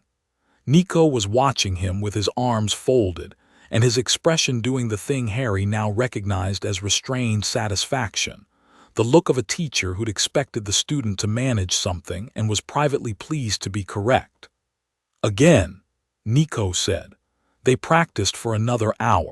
By the end, Harry could cover the width of the room consistently, could manage a predictable landing, and had crossed from the practice space to the supply cabinet once in a move that Nico said had the form of someone who'd been doing it for 3 years rather than one night. Harry didn't take this as excessive flattery. Nico didn't do flattery, and felt the warm satisfaction of genuine competence. He went back to the dormitory and told no one yet, because some things needed to be solid in him before they became shareable. Luke Castellan arrived on a Wednesday. Harry knew him before Nico confirmed it. The soul sight did that, gave advance information the eyes alone couldn't access. He saw a young man at the edge of the Hogsmeade path on a cold November morning, leaning against a low wall with the casual ease of someone who'd been exactly where they were for exactly as long as they chose. Tall, blonde, a scar across one cheek that ran from the corner of his eye to his jaw, dressed in muggle clothes that looked perfectly calibrated for not being noticed. He was watching the castle gates with the patience of someone on a long assignment, and when Harry's soul sight fell on him from the window of the charms corridor, 30 feet up, oblique angle, the picture it returned was complicated enough to stop his breath for a moment. Luke Castellan's soul was, not what Harry had expected, given everything Nico had said about him being a compelling, dangerous representative of a waking titan. He'd expected something marked by corruption, the soul state of someone who'd made dark choices. What he saw instead was a soul in the specific gray of someone in genuine grief, not simple sadness, but the gray of someone who believed they'd been failed by the people who should have protected them, and had organized their entire subsequent life around that betrayal. The grief had hardened into conviction. The conviction was sincere. That was what made it dangerous, not that Luke was lying about what he believed, but that he believed it absolutely and was absolutely wrong about where the belief had led him. Harry felt, unexpectedly and against his better judgment, something like understanding. He didn't let it become sympathy. He noted it, the way he noted all the information the soul sight provided and filed it as useful. He went straight to Nico. Nico was in the 5th floor training chamber when Harry found him, working through something with his own shadow that Harry still couldn't fully track, a different quality of shadow work, more fluid, more deeply familiar, the son of Hades in his element in a way that his controlled daytime manner didn't fully show. He stopped when Harry came in and looked at his face and said, immediately, "He's here. Outside the gates. I saw him from the charms corridor." Nico's jaw tightened. Just slightly, just once, the only visible sign of something running much harder underneath. He'll try to make contact today or tomorrow. He won't come into the castle, he doesn't have a pretext, he's not registered as a transfer, and he's too careful to force a confrontation in controlled territory. He looked at Harry. He'll wait for you outside. And I should go. You should go, Nico said, and I should be close. He'll know you're with me. Good. Something crossed Nico's face that was briefly and completely unguarded, old and complicated and not fully resolved. I want him to know I'm here. Harry looked at him. There was more to this, clearly, the history between Nico and Luke that Hades had alluded to in the pool chamber, the specific weight Nico carried when Luke's name came up. He didn't push on it. Nico would tell him when he was ready. He'd said so himself. After dinner, Harry said, I'll go to Hogsmeade. It's a free afternoon. There's precedent. Umbridge can't object. You'll be close. Define close, Nico said. Shadow close, Harry said, which was new vocabulary they developed over the training sessions for Nico's particular brand of nearby. Nico gave him the nod. The afternoon came cold and clear, the November sky a sharp blue over bare trees, the path to Hogsmeade dry and leaf scattered. Harry walked it with his hands in his pockets, and the soul sight running at ambient and Nico somewhere in the peripheral shadow network, present but invisible. He'd told Ron and Hermione he was getting some air and would be back before dinner, which was true in the way statements were true when they omitted the part about meeting a demigod agent of a waking titan. Luke was at the wall. He straightened when Harry came around the bend in the path, and even before the soul sight confirmed it, Harry understood what Nico had meant by compelling. There was something about Luke Castellan that his physical presence amplified beyond what the soul sight showed. An energy, a directness, the quality of someone who'd been through real things and emerged with real confidence rather than the performed kind. He looked at Harry with brown eyes that carried both intelligence and something sadder, and his smile was genuine in a way that made the danger of him exactly what Nico had described. "Harry Potter," he said. His voice was American, slightly rough, the voice of someone who'd spent years outdoors. "Luke Castellan," Harry said. Luke's eyebrows rose slightly. "Nico told you." "Among other things." Luke looked at him carefully. "You're not what I expected either." He said it with the same neutral honesty Nico had used on the first day, observational rather than evaluative. "Most people with your kind of power either perform it or hide from it. You're just," he tilted his head, "wearing it." "The ritual was 2 weeks ago," Harry said. "Give me time." Something flickered in Luke's expression, recognition, quick and complicated, the kind that came from having been through a version of the same thing himself. It was gone before Harry could fully read it. "He told you about me. He told me enough. Then you know what I'm going to say." Luke leaned back against the wall, arms loose, posture open in a way that was genuine rather than calculated. Or rather, it was calculated to be genuine, which was a specific kind of skill. "Olympus failed you. The gods let you grow up in the dark. Persephone chose you as her heir and left you in a cupboard under a staircase for 10 years. He said it evenly, not for drama. Everything you are, you built yourself. Everything you know, you learned in spite of the people who were supposed to prepare you." Harry was quiet. "Kronos doesn't want to destroy the world," Luke said. "He wants to rebuild it, on terms that aren't decided by a council of immortals who have been making the same mistakes for 3,000 years. He paused. "You, specifically, you're not a weapon in this. You're the opposite. Someone with your inheritance, your understanding of the underworld, you could be a foundational voice in what comes after. Not a soldier. An architect." Harry listened to all of this. He listened to the genuine quality of it, the sincere conviction, the specific beautiful framing of grievance and vision that Nico had warned him about. He heard the grain of truth at the center of it. Yes, Olympus had its failures. Yes, the structures of divine power were imperfect. Yes, the argument for rebuilding something better was not without internal logic. He heard all of it and held it at arm's length from the part of him that the soul sight had educated. "Tell me about the last battle Kronos fought," Harry said. Luke blinked. It wasn't the response he'd expected. "Tell me what it looked like when he was winning, what he did with the power when he had it, how he treated the people who served him." Harry held his gaze. "I don't mean mythologically. I mean the recent operation, your campaign, what's it cost?" Something moved in Luke's face.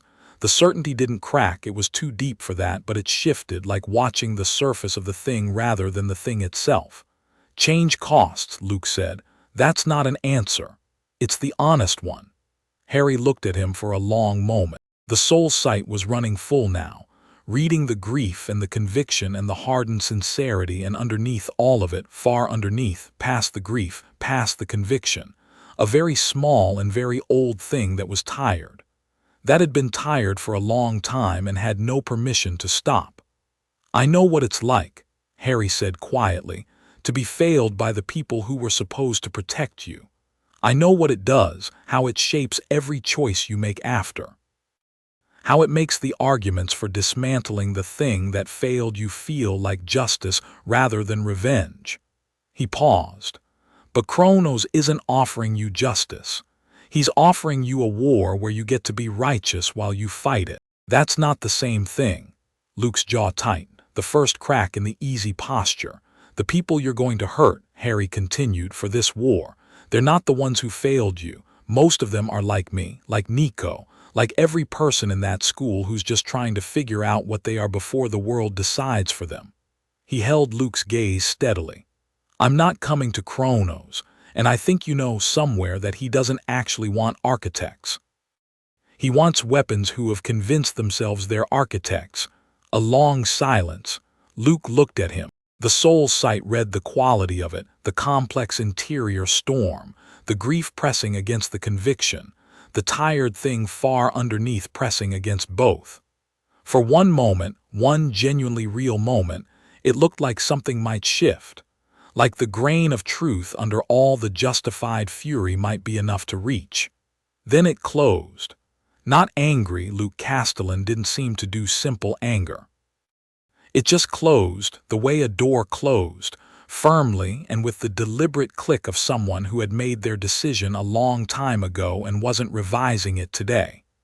"You'll change your mind," he said, "when the war gets real, when Voldemort does what Voldemort does, and the Ministry does what the Ministry does, and the people you trust most make the choices that institutions make rather than the choices people make." He looked at Harry with something that was almost sorrow. "I hope you change it in time. I hope you find a different door," Harry said. Luke looked at him for one more second. Then he straightened, pushed off the wall, and walked up the Hogsmeade path away from Hogwarts with the unhurried movement of someone who'd accepted a setback without abandoning the campaign. Nico stepped out of a shadow at the tree line a moment later. He'd been close enough to hear everything, Harry knew. He walked to stand beside Harry, and they both watched Luke's retreating figure until it turned the corner and was gone. "He means it," Harry said. "Everything he says he means." "I know," Nico said. "He always has." Harry looked at him. Nico was watching the empty path with the expression of someone navigating something very specific and long-standing, and Harry understood that this was the old wound. Not a recent injury, but a deep old one, the kind that didn't stop hurting but that you learned to carry without limping. "He was someone important to you," Harry said. A pause. "He was the first person who made me feel like the son of Hades wasn't a sentence," Nico said. "He was my age and he wasn't afraid of what I was, and he was." He stopped, started again. "He was wrong about a lot of things even then. I just didn't see it yet." He turned from the path. "Let's go back." They walked back to the castle in the cold afternoon, and Harry thought about grief turned to conviction turned to war, and felt the specific weight of Luke's tired soul under all that sincerity, and thought, if Kronos rises and that war becomes real, winning it might require saving Luke from it. Not defeating him, saving him, which was a different and considerably more difficult thing. Umbridge's worst decree came on a Thursday. Decree 27, posted with the cheerful finality of a woman who'd been building towards something and had arrived. All students found to be engaged in unauthorized magical practice outside of scheduled class time were subject to immediate disciplinary review by the High Inquisitor, with penalties up to and including expulsion and ministry-level censure. The decree specifically referenced groups of more than 2 students meeting without staff supervision. This was, functionally, the DA. She knew. Not the specifics. Harry and Hermione were nearly certain, based on the decree's careful language, that she didn't have a name or location yet, just the awareness of something clandestine happening. The decree was designed to create pressure without exposing the limits of her intelligence. It was smart, in the specific way institutional intelligence was smart. Not wrong, just incomplete, and weaponizing that incompleteness. Harry read it and felt the current rise and kept it at ambient and walked away from the notice board before it could do anything visible. The common room that evening was quiet, with the particular quiet of a group processing something together without speaking. The DA members who were Gryffindors sat in their clusters with the specific body language of people who'd received bad news and were deciding what it meant. Harry sat by the fire with his Transfiguration essay and didn't write any of it and thought about the room of requirement and the DA's 14 members and the Patronus Charms and Neville's face when the wisps came. Not stopping. That wasn't a question. The question was how to continue safely without compromising anyone. He was running through logistics when the knock came at the common room portrait. It was Nico, relayed through the fat lady with mild irritation. She didn't enjoy functioning as a message system with a note. Come to the 5th floor. Bring Hermione if she's available. Something you should hear. Hermione was at the same table, working on the same essay with significantly more actual content than Harry's. She came when he showed her the note, naturally, and Ron came because he'd been watching them exchange meaningful looks since dinner and had decided he'd rather know. The 5th floor chamber was cold, which it usually was at this time of night, but it was also occupied by someone new. A girl standing near the far wall with the specific posture of someone who'd been asked to wait and was waiting with controlled patience. She was perhaps a year older than them, with close-cropped dark hair and a bronze bracelet that Harry's soul sight immediately identified as deeply non-ornamental, and she looked at Harry with the recognition of someone who'd been told what to look for and had found it. "This is Zoe," Nico said. "She's a daughter of Hecate. She arrived this afternoon from the continent." Harry looked at her. The soul's sight read warmth and precision and something magically complex in the specific Hecate way, the domain of crossroads and magic and thresholds, a set of gifts that were simultaneously wizarding adjacent and something else entirely. Why? Because Luke wasn't alone when he came to the Hogsmeade path, Zoe said. Her voice was clear and direct. He had scouts positioned on the road from the castle. They were watching for whether you'd come out willing or suspicious. They have reports now. She met his eyes. Luke reported back to the Titan camp tonight. I was stationed near enough to hear it. What did he say? That you're further along than expected, that the ritual had happened, that you refused but cleanly, meaning you understand what you refused, which makes you both a greater obstacle and a greater potential loss. She paused. He also said that the ministry's representative in your school is an escalation risk. Umbridge, Hermione said immediately. He said she'll push too far before the year is out and cause a situation that could destabilize Hogwarts significantly, enough to create openings for external actors. Zoe looked at Harry. Meaning Kronos's people can move in a destabilized school, in ways they can't in a protected one. So Umbridge, Ron said slowly, is actually helpful to the Titan cause by being so awful that she breaks the school's defenses from the inside. Yes, Zoe said. I hate that makes sense, Ron said. Harry turned it over. The layers of it were uncomfortable in the specific way things were uncomfortable when different problems turned out to be connected by a logic that served no one's interests. Voldemort accelerating because Harry's connection had been dampened. Luke Castellan watching from the outside, patient, reading the institutional breakdown. Umbridge as the unknowing mechanism of it all. What do we do about it? Harry asked. What we've been doing, Hermione said, with the focused certainty of someone who'd been thinking 3 steps ahead since the moment they walked in. We make the DA real.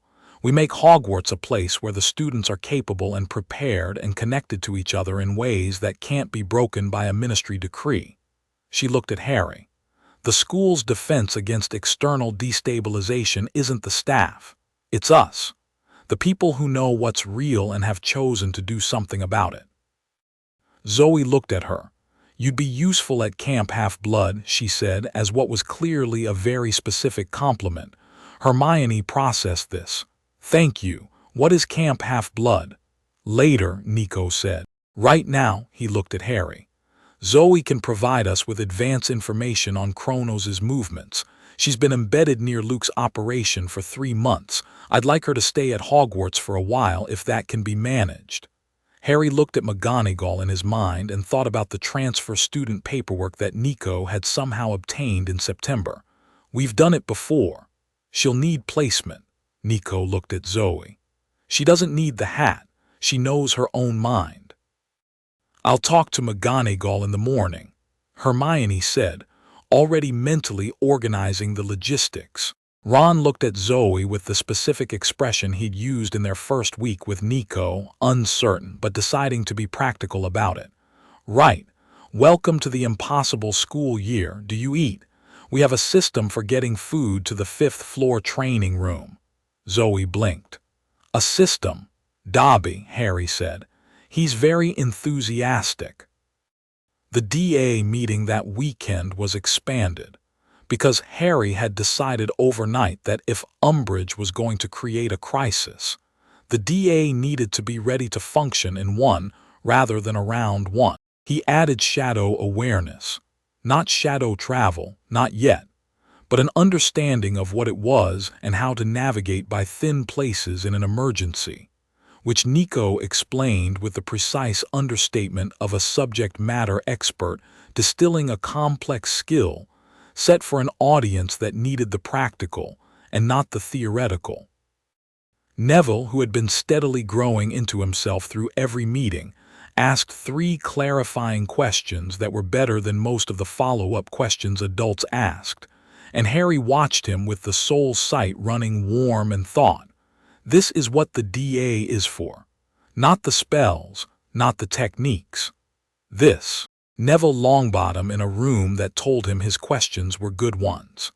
He ran Patronus practice for the full group, added Reducto and Impedimenta, and the shield charm under conditions that required them to hold the shield while moving, Zoe's idea, introduced on her second day, which had caused 3 people to hit the floor and then get up and do better. Luna Lovegood, who attended DA meetings with the serene practicality of someone who found magical combat personally interesting, produced a Patronus that was a hare, and then immediately asked whether the hare could deliver messages, which Hermione confirmed was technically possible and hadn't been thought of, which Luna accepted as a satisfying outcome.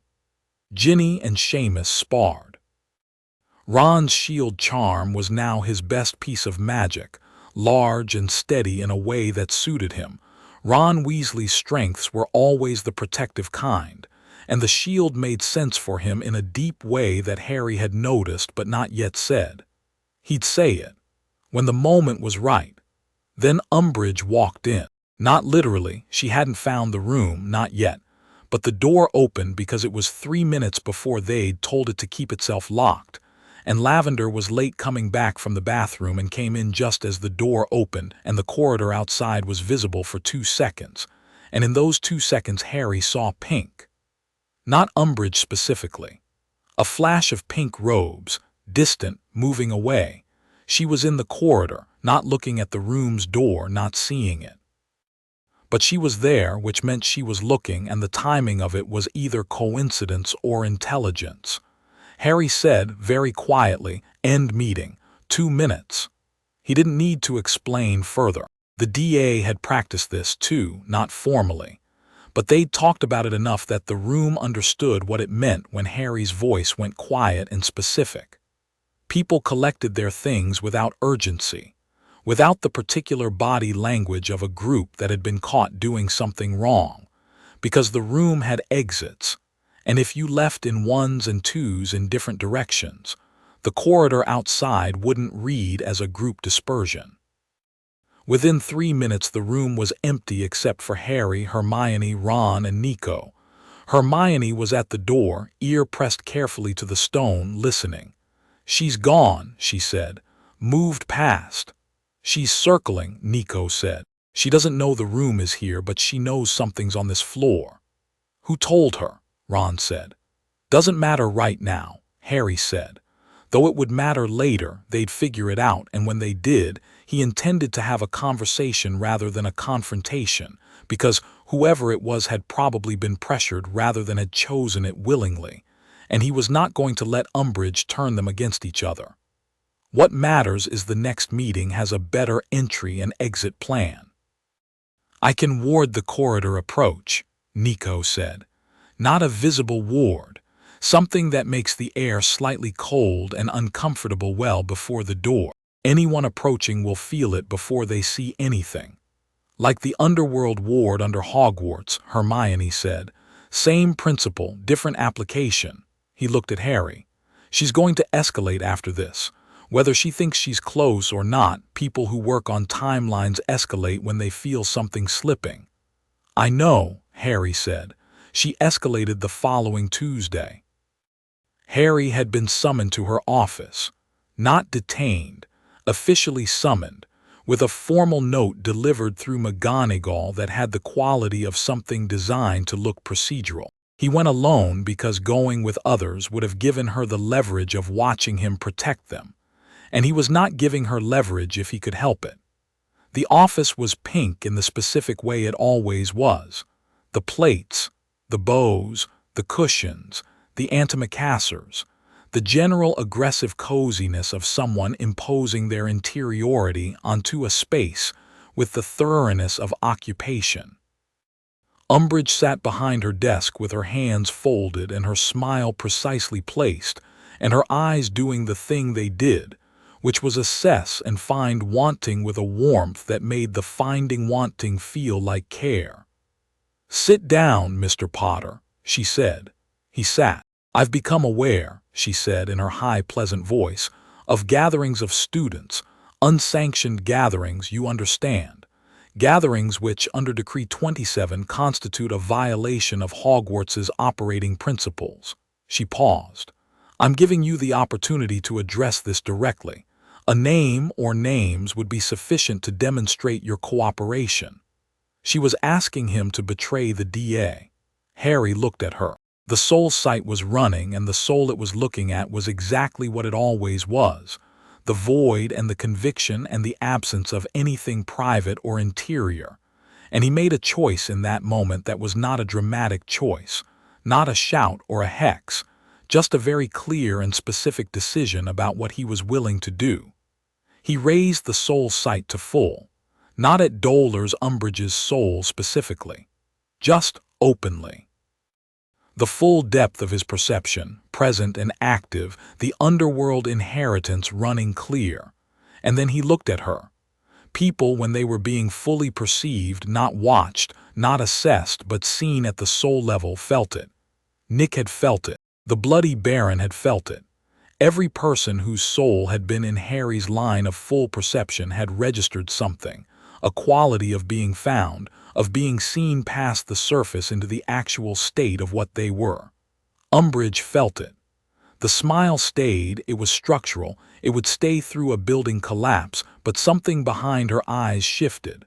Something flinched, because the soul sight was not cruel and it was not violent and it carried no threat, but it was absolutely honest.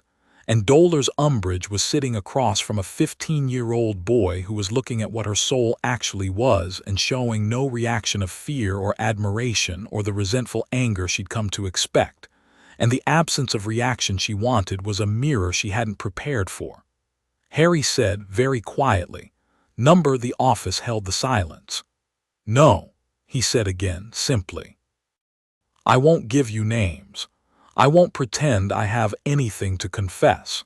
And I won't sit in this office and pretend that anything you're doing here has anything to do with the safety of students." Umbridge's smile thinned. "You will find that a combative attitude—" "I'm not being combative," Harry said. "I'm being honest. There's a difference, and I suspect you know what it is." He stood. "Detention," she looked at him. Something in her face was doing something he hadn't seen there before, not rage, not calculation, but something closer to uncertainty, quickly covered, quickly suppressed. "Saturday," she said. "My office, 7 o'clock. "I'll be there," he said. He left. In the corridor, walking back toward the Gryffindor Tower, he let the soul sight settle back to its ambient level and breathed.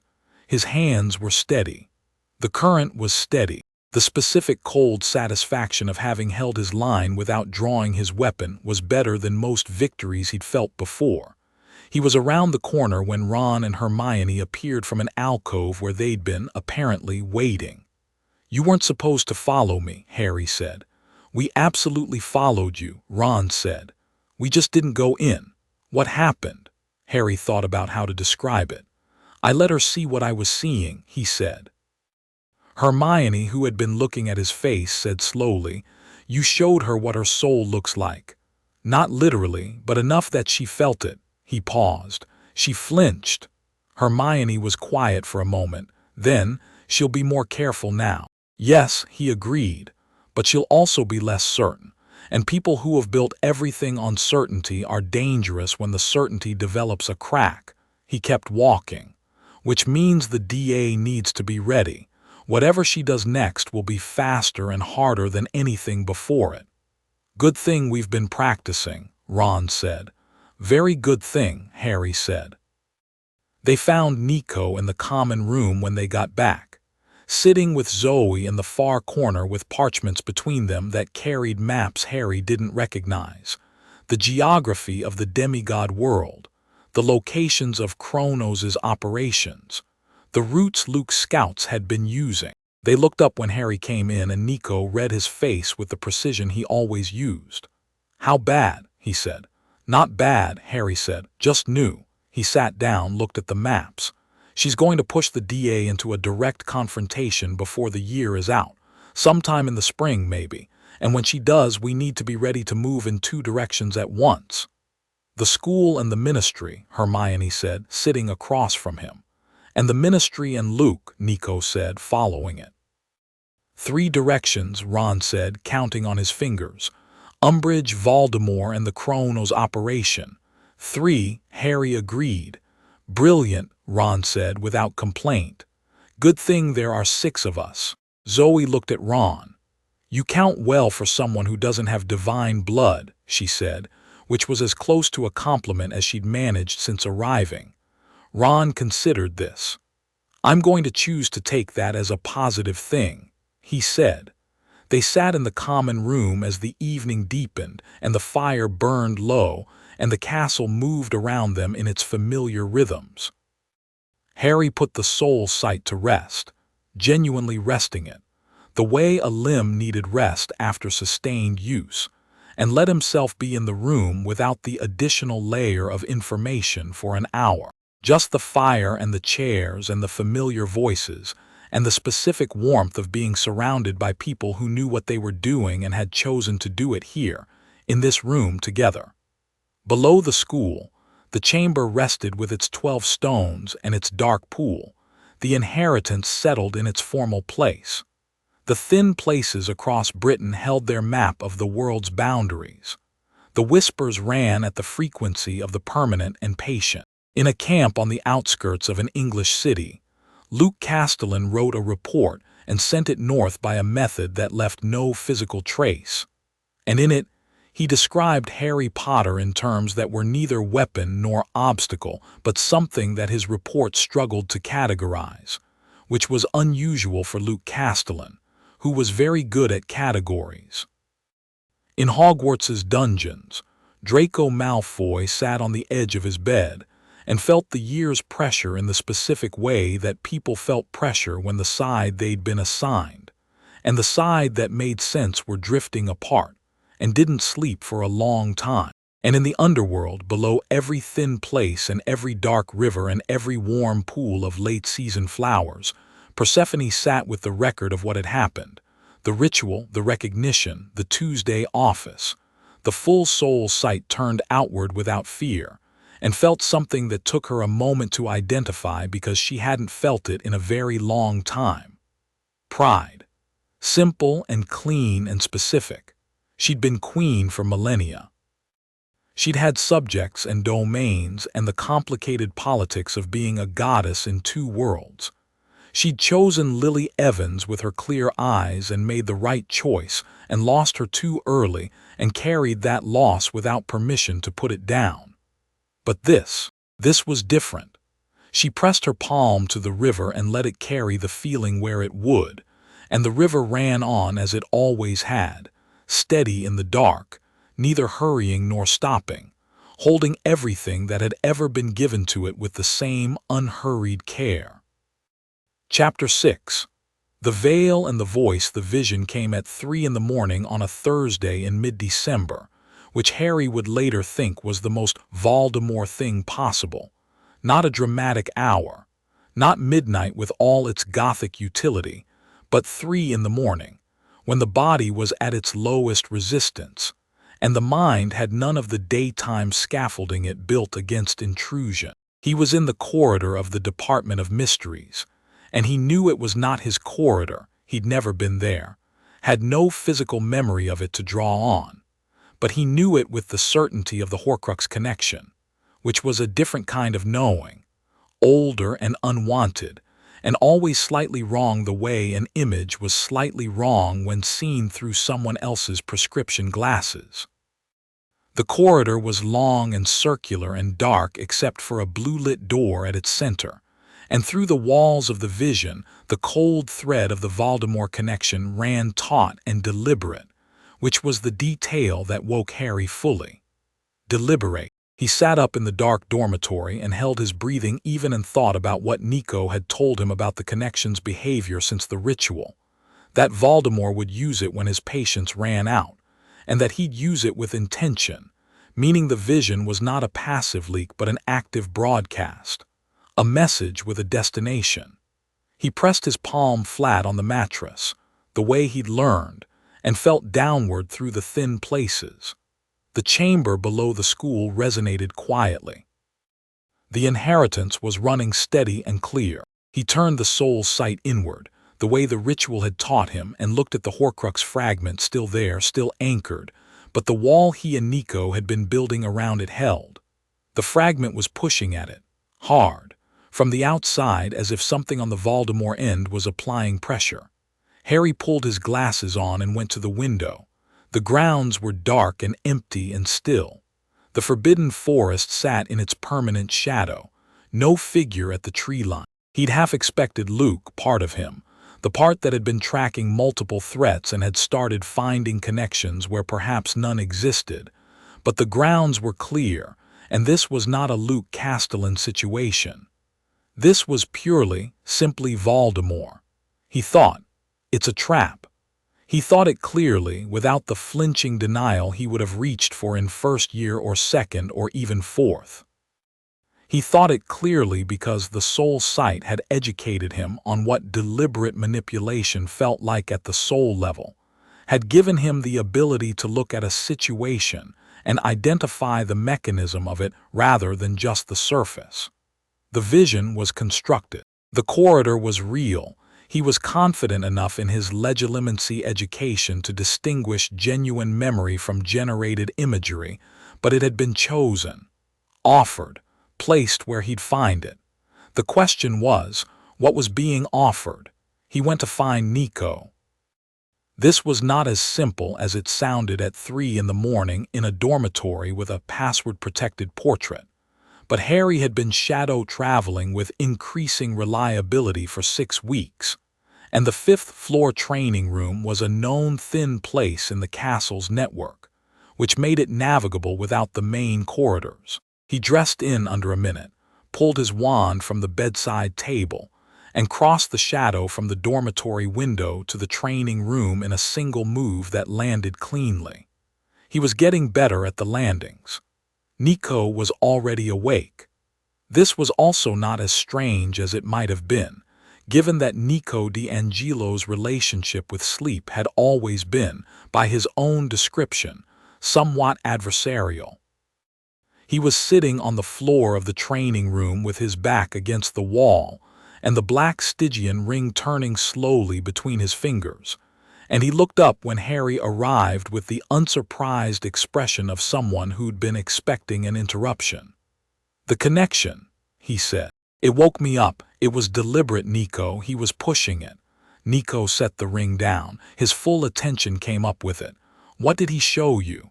"The Department of Mysteries, the circular corridor, a door that was lit." "The room with the veil," Nico said immediately. Harry stared at him. "You know it. Every child of Hades knows it. The veil in the Department of Mysteries is one of the thinnest places in Britain. Thinner than our chamber. Thinner than almost anywhere except the actual entrance to the Underworld. It's been there since before the Ministry built around it." He stood, something shifting in his posture, not alarm but the specific alertness of someone who'd identified a convergence point. "Voldemort knows what you are now. He can't know all of it, but he's felt the change in the fragment, he's felt the dampening, and he's intelligent enough to work backward from an effect to a possible cause." He looked at Harry. "He's drawing you to the veil specifically." "Why?" "Because it's the only place where the power you've inherited is also a vulnerability. At a thin place that acute, uncontrolled underworld authority can destabilize, bleed outward. The veil is designed to separate, not contain, and if your inheritance interfaces with it uncontrolled." He stopped. "He's done the research, or someone has for him." "But the vision showed Sirius," Harry said, and felt the specific weight of those words in the room. In the vision, Sirius was there, in the corridor. Nico was quiet. "I know," Harry said before Nico could say it. "I know it's the trap. I'm not 12. I can see the mechanism." He held Nico's gaze. "But what if Sirius actually goes there? What if Voldemort creates a situation that puts him there regardless of whether it's constructed? He has access to the Ministry through his people. He could reach Sirius through a real channel before I could." "Harry, I'm not saying we go because the vision told us to go.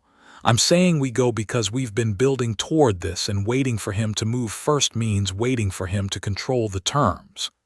He looked at the training room, the cold stone floor where he'd learned to stand in the current, the walls where his shadow had first moved on its own. "We go with everything we have. We go prepared. We go knowing it's a trap, and we go anyway, but differently than he expects."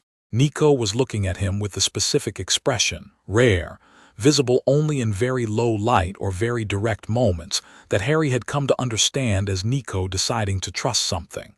Not blindly. Nico didn't do anything blindly, but the particular choice to take someone's judgment at its value rather than running it through an independent calculation. "The others," Nico said. "I'm not bringing." "You are," Nico said, firmly and without room for argument. "Not because you can't do this alone, but because the DA has been building for this kind of moment, and the people who have been training with you deserve to be asked." A pause. "And Ron and Hermione are going regardless. You know this." Harry knew this. They woke Ron and Hermione first, then Neville, who came awake with the focused immediacy of someone who'd been waiting for the call in his sleep.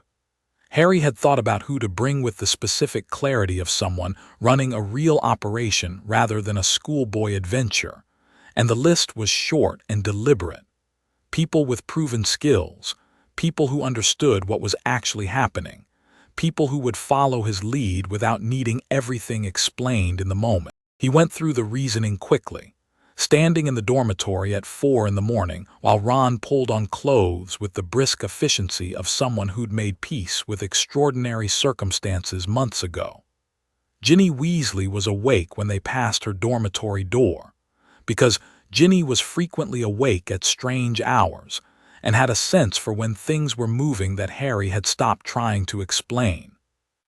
She met them at the portrait hole with her wand already in her hand and said, "Department of Mysteries," as if she'd read the itinerary. "How did you have a specific face," she said. "It means something real is happening and you're deciding who to take." She looked at him with those steady brown eyes. "I'm coming." He looked at her. The soul sight ran warm. Ginny's soul was one of the most clarifying he'd encountered, a quality of absolute groundedness, the kind that came from knowing exactly what you valued and refusing to trade it.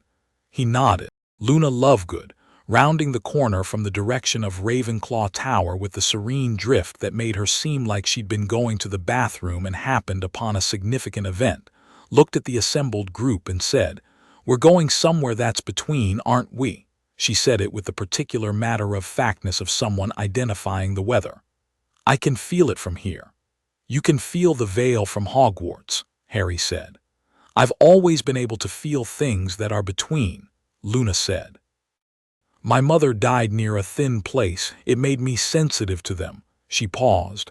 "I'd like to come, 6 of them." Harry looked at his group, Ron, Hermione, Neville, Ginny, Luna, and felt the weight of responsibility for each of them, and felt the soul sight reading each one back to him, warm and complicated and real and willing, not performing bravery.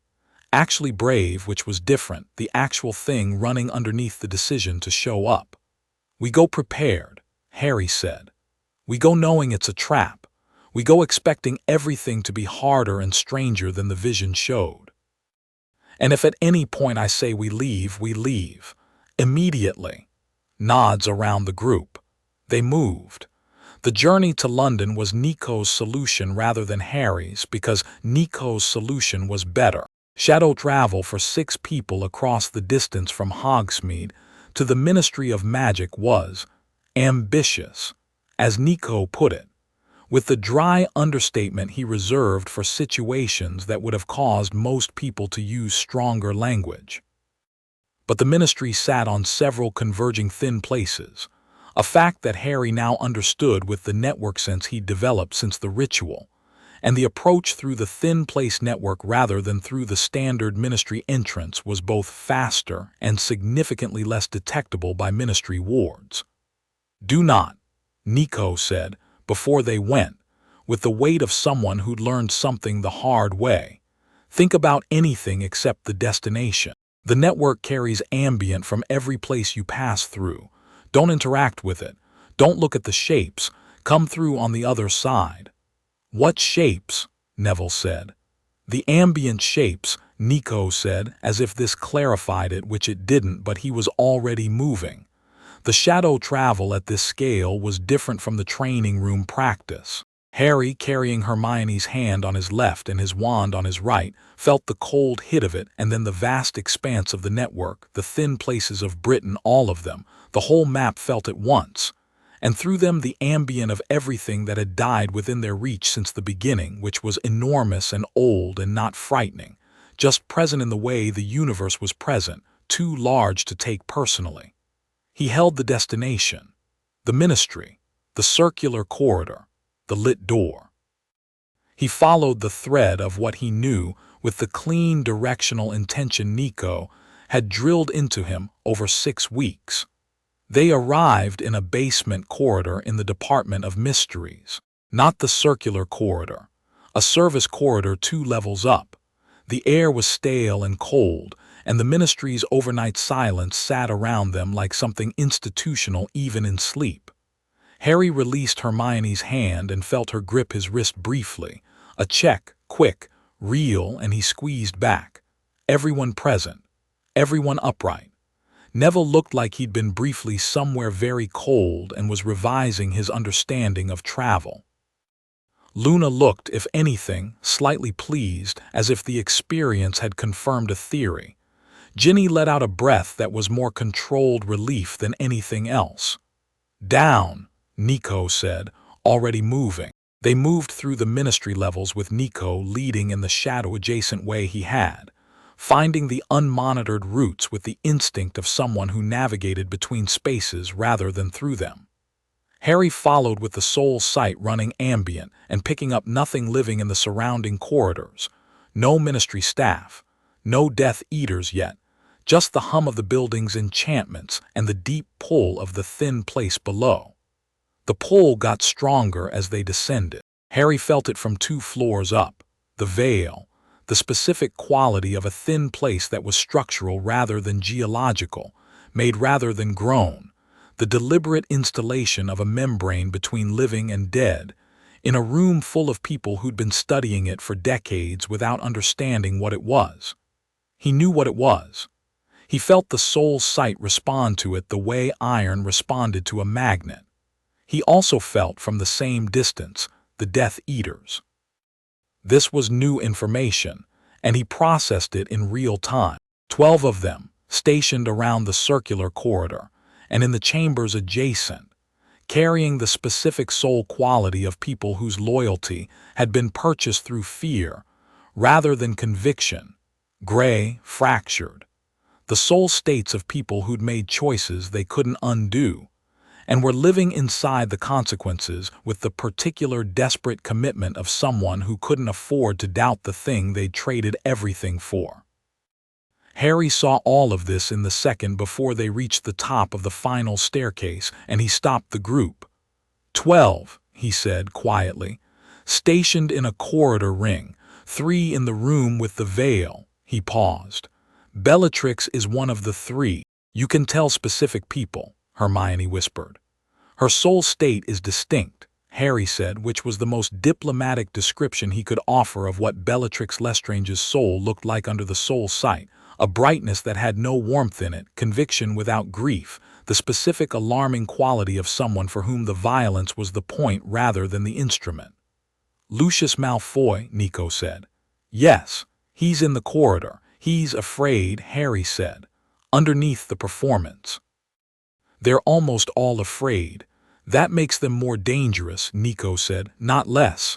I know. He thought about their options with the focused speed of someone who'd been training for this kind of thinking for months, not running strategy sessions in the room of requirement because the DA was preparing for Quidditch, but for exactly this. 6 people against 12. The soul sight gave him information that changed the shape of a confrontation significantly, but it didn't change numbers, and 12 trained Death Eaters in a ministry department at 4 in the morning had terrain advantage and preparation on their side. What Harry had was this: Nico D'Angelo.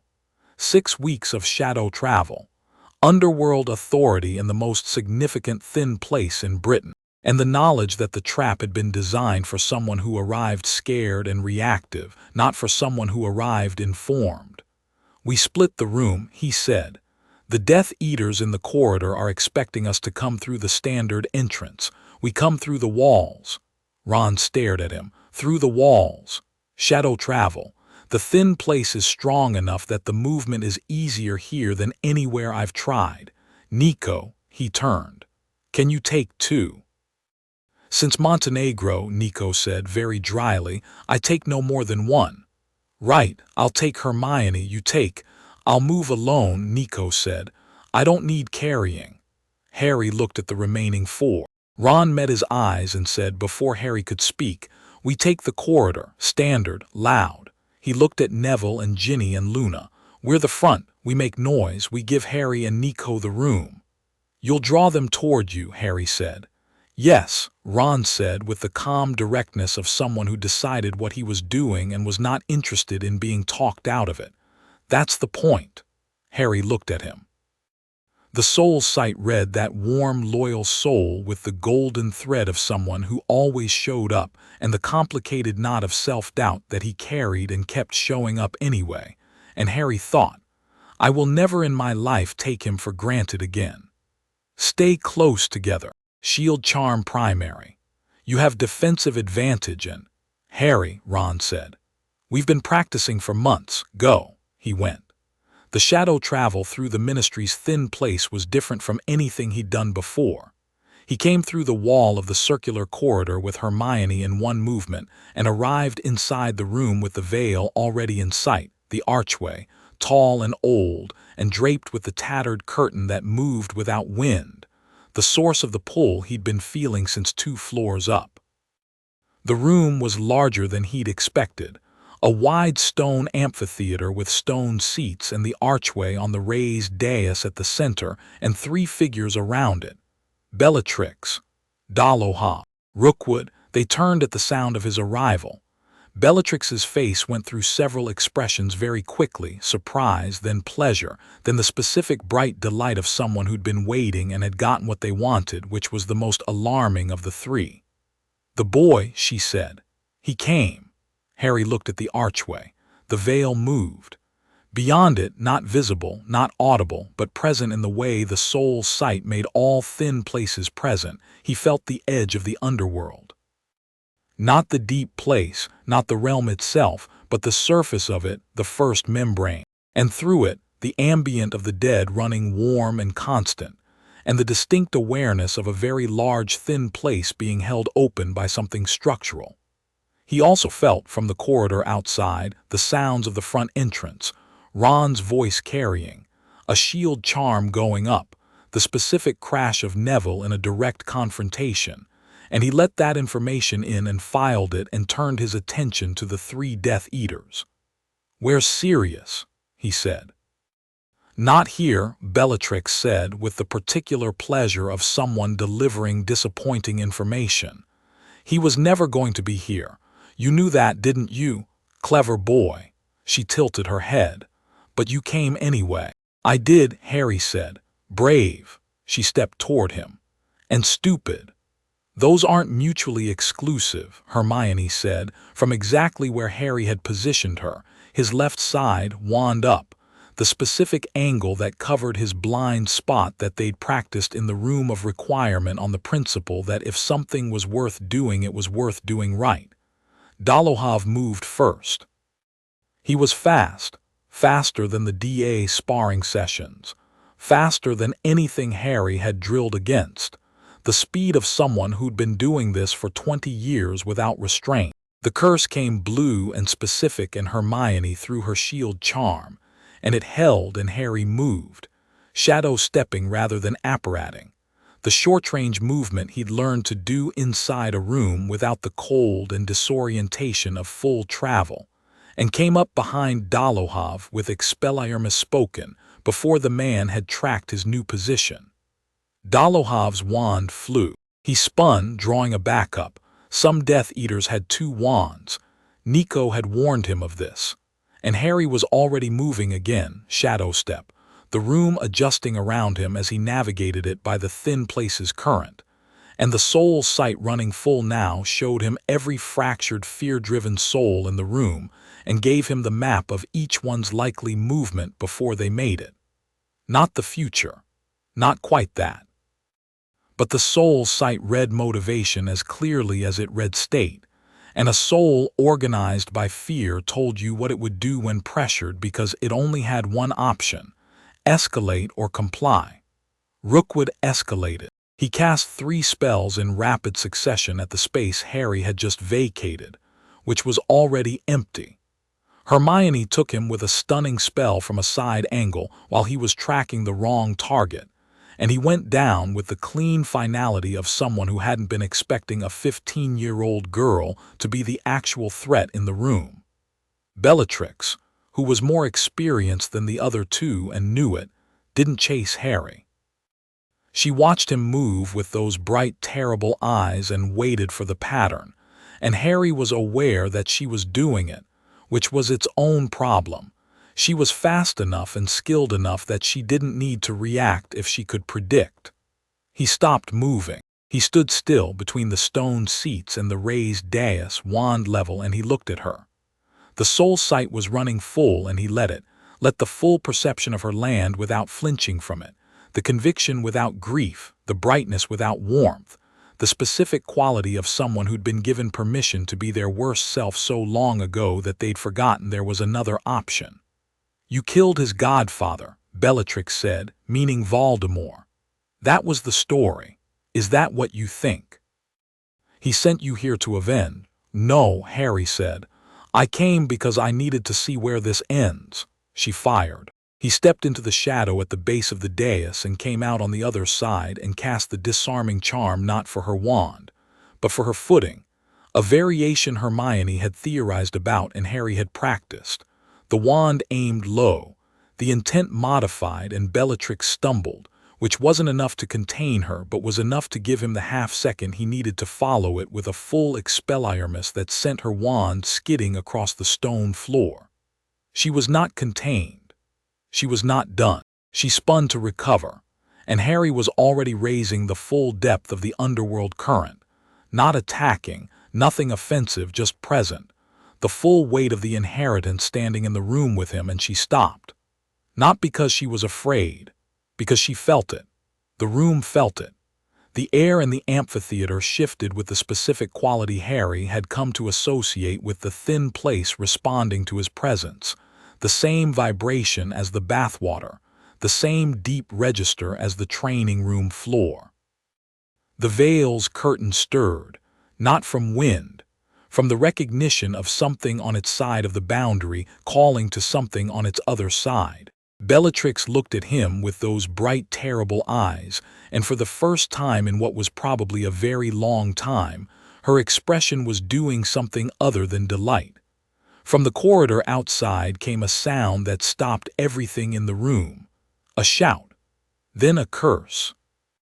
Then Sirius Black's voice, not from a vision, not through the Horcrux connection, physically present, which meant the vision had been half true in the worst possible way, shouting something that Harry couldn't parse at this distance, followed by the sound of a duel that had a different quality from the others, older and harder, and between people who knew each other well enough to be genuinely dangerous. Harry moved. The corridor outside had become a full engagement. Death Eaters and the Hogwarts group in a running fight through the circular passage. And Sirius was here. Sirius had followed somehow, had come through the standard entrance after them. And Harry came through the wall with the shadow step still active and arrived in the corridor in time to see Sirius take a curse from Bellatrix's wand that had followed him through the door Harry had just used. Harry saw it happening. The soul sight running full. Sirius's soul, warm and fierce and finally free, the long gray imprisonment of Azkaban still visible as a layer, but underneath it the person he'd been before, golden and complicated and alive, caught the curse mid-movement. And then the momentum of it carried him backward, toward the archway. Sirius, Harry moved. Shadow stepped toward the dais, fast, faster than he'd ever moved with it, and he reached the edge of the archway as Sirius went through the veil. And he did the thing he'd been trained not to do, and the thing that was absolutely necessary and the only possible thing. He reached. Not physically. His hand was extended and empty, and Sirius's body was already through, and the veil was between them, the tattered curtain settling like it had never moved. Physically, he was too late. Physically, it was done. But the soul sight was running full in the thinnest place in Britain. And on the other side of the veil, the underworld surface was present and immediate, and Harry's inheritance ran to its roots. And he felt Sirius's soul on the other side, the exact quality of it, warm and fierce. And the soul sight reached through the boundary the way it always reached toward the dead. And this time the thin place was thin enough that the reach connected. He couldn't bring him back. He understood that clearly and completely, and without the desperate hope that would have broken the connection. He understood the rule that the inheritance was not the power to reverse death, that what was done, that the boundary existed because it had to. He understood it, and he held it, and it hurt with the specific profound hurt of understanding a truth that cost something. But he could hear him. The whispers that had always been almost words resolved in this moment, in this place, with the full soul sight active at the thinnest point in the country, into Sirius Black's voice saying his name. Not last words, not goodbye, something that carried the quality of someone who'd been in the dark for a long time and had come out into somewhere wide and warm and was turning back to say, "I'm all right, I'm here, you did well." Harry stood at the edge of the veil with his hand extended and his eyes open and the whispers running warm and specific, and held that for 3 seconds that were worth considerably more. Then he turned. The corridor had gone quiet. The Death Eaters were down or fled. Ron was standing against the wall with a cut on his forearm and the steady expression of someone who'd held his line. Hermione was already doing field assessment with the focused practicality she brought to emergencies. Neville had both wands, his own and one he'd clearly collected from a disarmed opponent. Ginny stood with the specific controlled calm of someone who'd done something difficult and was deciding how she felt about it. Luna was looking at the Vale's archway with an expression that was not grief exactly, but something closer to recognition. Nico was at the corridor's far end with the particular stillness of someone who'd recently done something significant. He looked at Harry. Something in his face read the 3 seconds at the Vale's edge and understood it without asking. Harry looked at the corridor, at his people, at the downed forms of Death Eaters, and the evidence of 6 untrained students holding a ministry department against 12 experienced fighters in the middle of the night. Then the temperature dropped. Not the natural cold of the underground ministry. A specific cold, deliberate and expanding, running outward from the entrance to the circular corridor, with the quality of something that cleared the air before it completely, the way a very large presence cleared the air.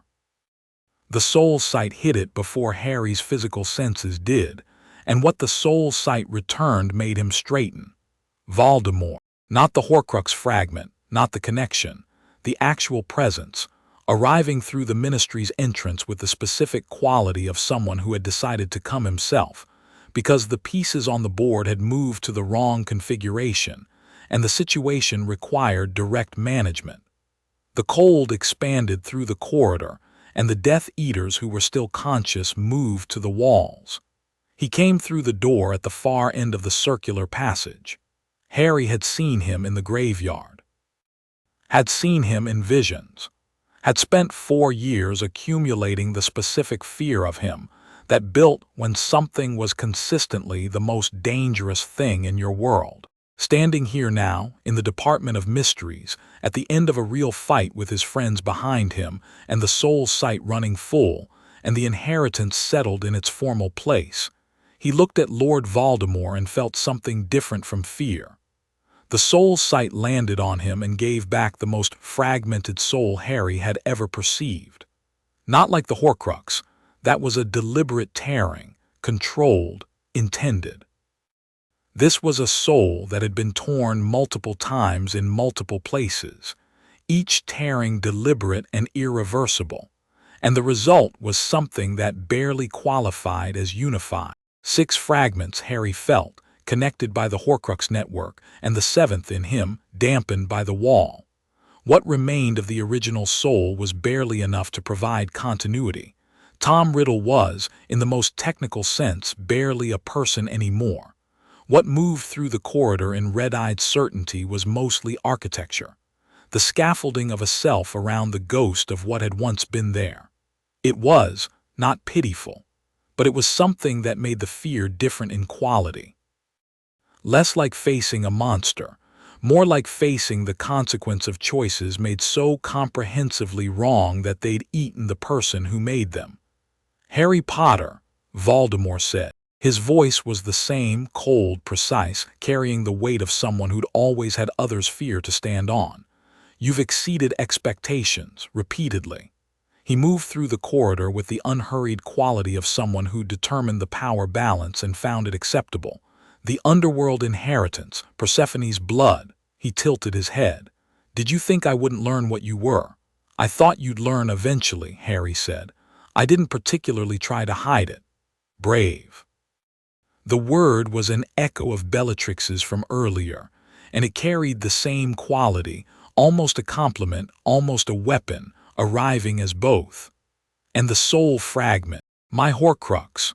The red eyes moved over him with the specific assessment of someone checking on property. I can feel that you've been building a wall around it. Clever, but ultimately, he raised his wand. A wall around something still leaves the thing in place. Yes, Harry said, it does. He felt the current running full through him. The thin place behind him, the veil still warm with the recent crossing, the 12 stones of the chamber far below, the inheritance formal and settled in its recognized place. He felt the Horcrux fragment pushing at the wall from inside, responding to Voldemort's presence, trying to find the connection, trying to use the inheritance the way Hades had warned it would. He looked at the wall and saw it clearly. Felt the join, the anchor points, the half-integration that was not full integration.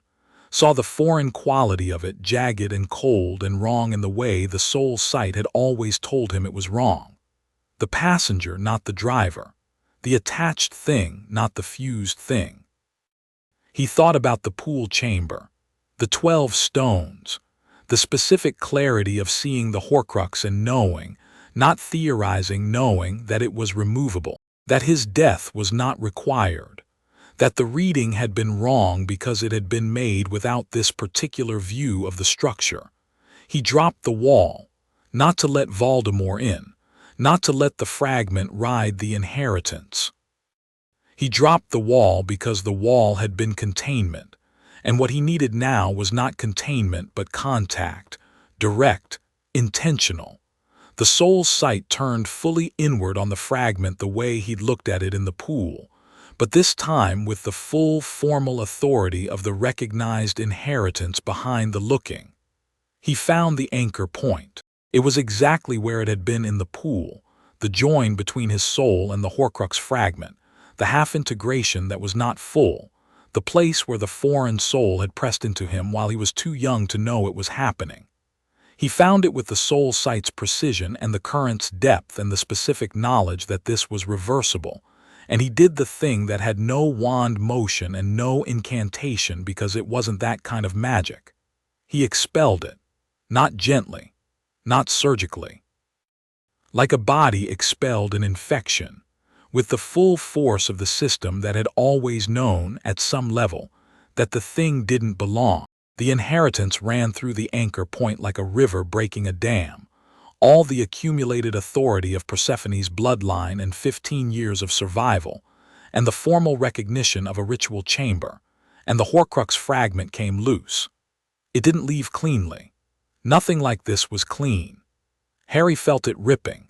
The half-integration was real, the 15 years were real, and pulling a piece of foreign soul out of a living person left the living person raw in the places where the joining had been. He felt it in his scar, which burned with a white specificity that was entirely different from its usual Voldemort-triggered pain, and in his chest, and in the back of his mind where the connection had run since he was old enough to be aware of it. The fragment came out and burned. He felt it burn, not him, not his soul, but the fragment itself, expelled into the open air of the thin place with the full Underworld authority acting on it, the way the Underworld acted on all things that were finished and concluded, with finality. A fragment of soul deliberately torn from its original and used as an anchor had no natural state to return to. Without the living host and without the Horcrux vessel, it burned, and the burning was quick and clean and absolute. The scar went cold. Voldemort made a sound. It wasn't a scream. It was something below a scream, something that hadn't left a human throat since before the word human meant what it currently meant, a sound from the very bottom of a creature that had just felt something irreversible. Through the soul sight, Harry watched the Horcrux network shudder, the connection between the fragments, the structure Voldemort had built his immortality on, shook with the sudden absence of the one that had been closest, most active, most recently reinforced by proximity to living blood. The other 5 fragments flickered, their anchors destabilized by the network's disturbance. Not destroyed, not yet, but shaken, weakened. The map of them suddenly visible to Harry with the clarity of the fully active soul sight, 6 Horcruxes, 5 remaining plus the one carried in Voldemort's own fractured soul, and each one now carrying the knowledge, transmitted through the network, that the connection was fallible. Voldemort looked at him. The red eyes held something Harry had never seen there before. Not anger, he'd seen that. Not calculation, that too. This was something rawer and less controlled, and the soul sight named it immediately: fear. The clean animal kind, the kind that lived at the base of every soul regardless of what it built on top. And the thing it feared was exactly what had just happened, the proof that the architecture could fail. "Impressive," Voldemort said, and his voice had the specific quality of someone performing composure over something that had broken their composure.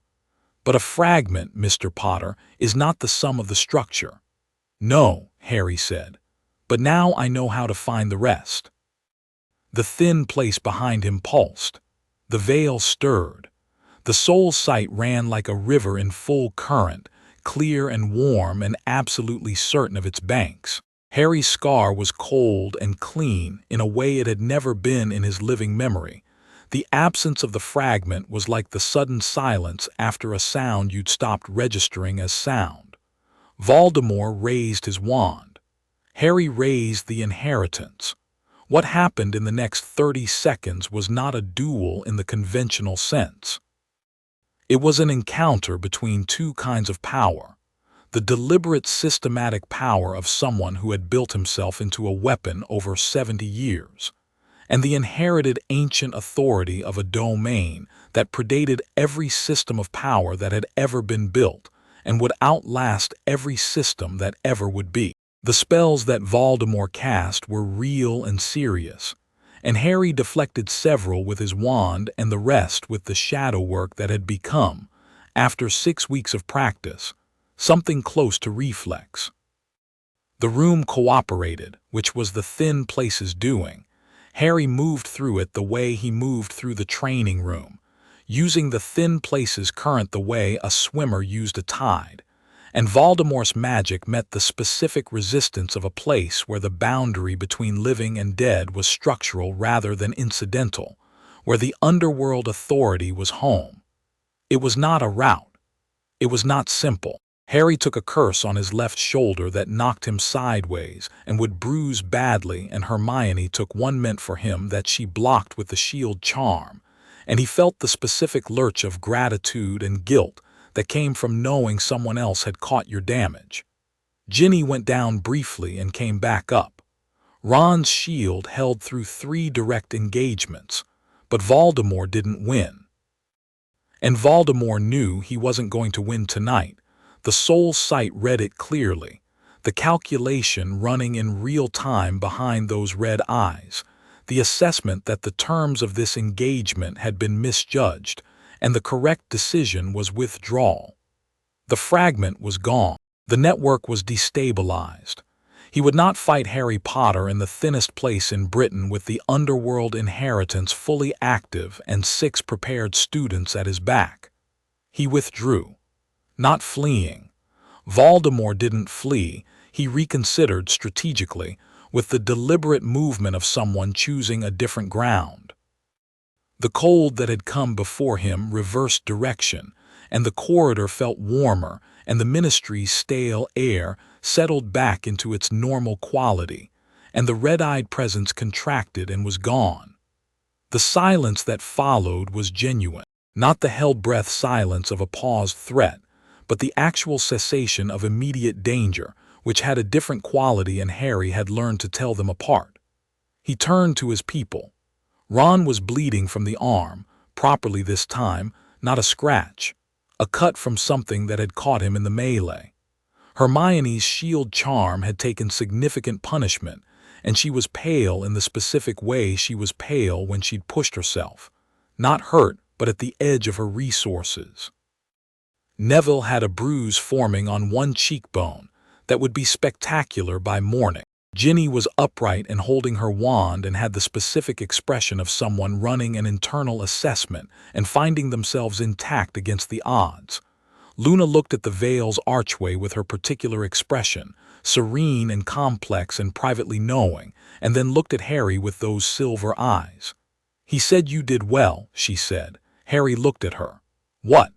"The one who went through," she said. "I can hear them here just slightly."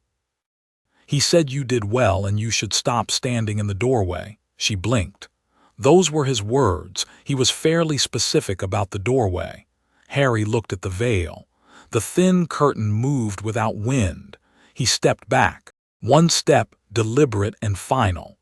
"Thank you, Sirius," he said quietly to the room, knowing it was heard. Nico appeared from the far end of the corridor with the expression of someone who'd handled his portion of the engagement and had come back to find the primary situation resolved differently than expected. He looked at Harry for a long moment, at the cold scar, at the steady eyes, at the absence of the specific white-knuckle tension that had been part of Harry's baseline since June, and something in his face went genuinely still. "The fragment," he said. "Gone," Harry said. Nico stood there for a moment with something working through his expression that Harry didn't entirely know how to read. Relief, yes, and something below it that was older and less simple. Something that had to do with his own understanding of soul fragments and foreign influence, and the long process of building yourself from something incomplete. He pressed his lips together and nodded once, and that was all, and it was enough. They left the ministry. Not shadow travel this time.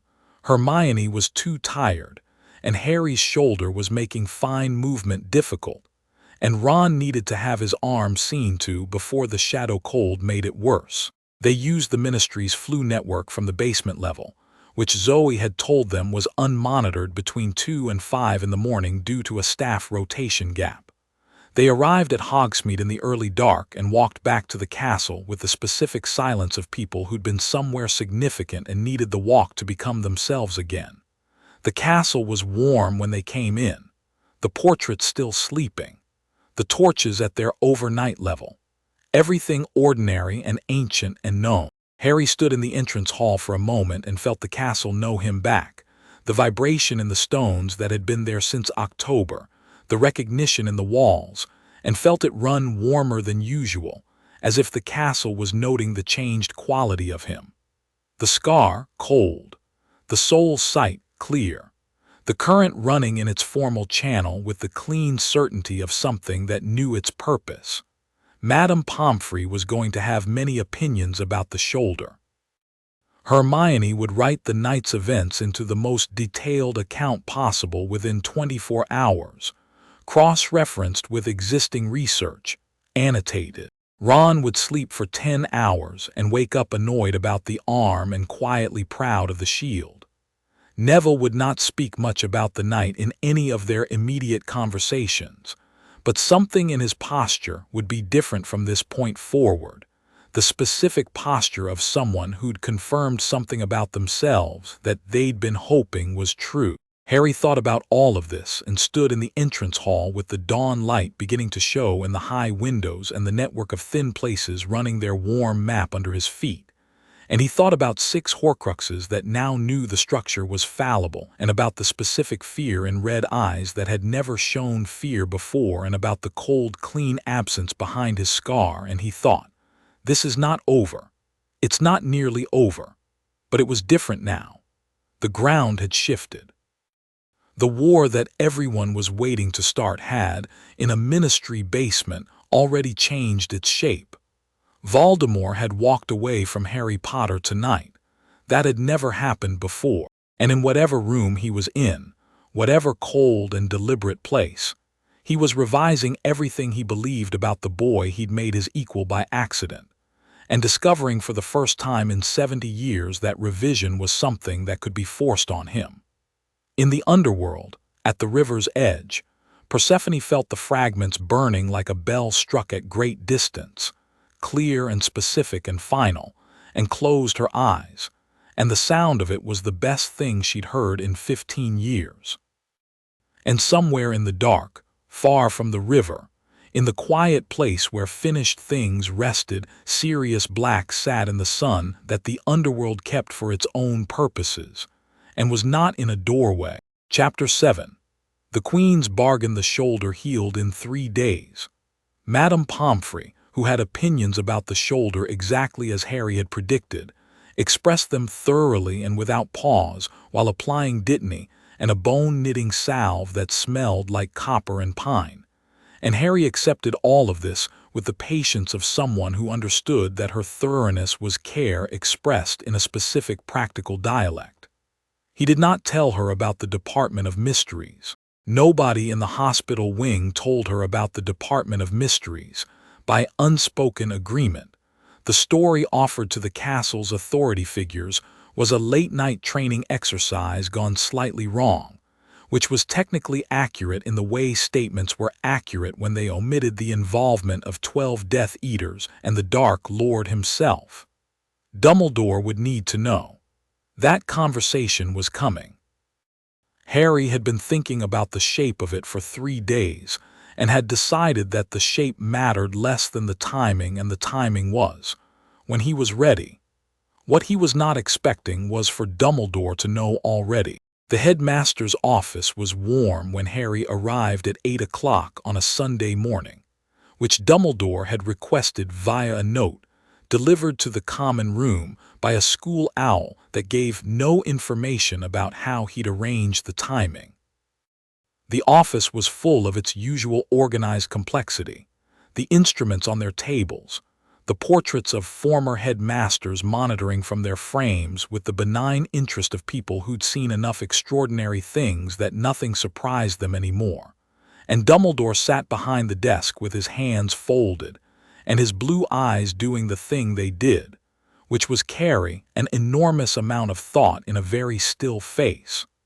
Fawkes was on his perch. The Phoenix looked at Harry and made a low sound that carried the specific quality of recognition. Something warmer than a bird had any business being, the warm gold of something that had always existed in the space between living and dying and was entirely comfortable there.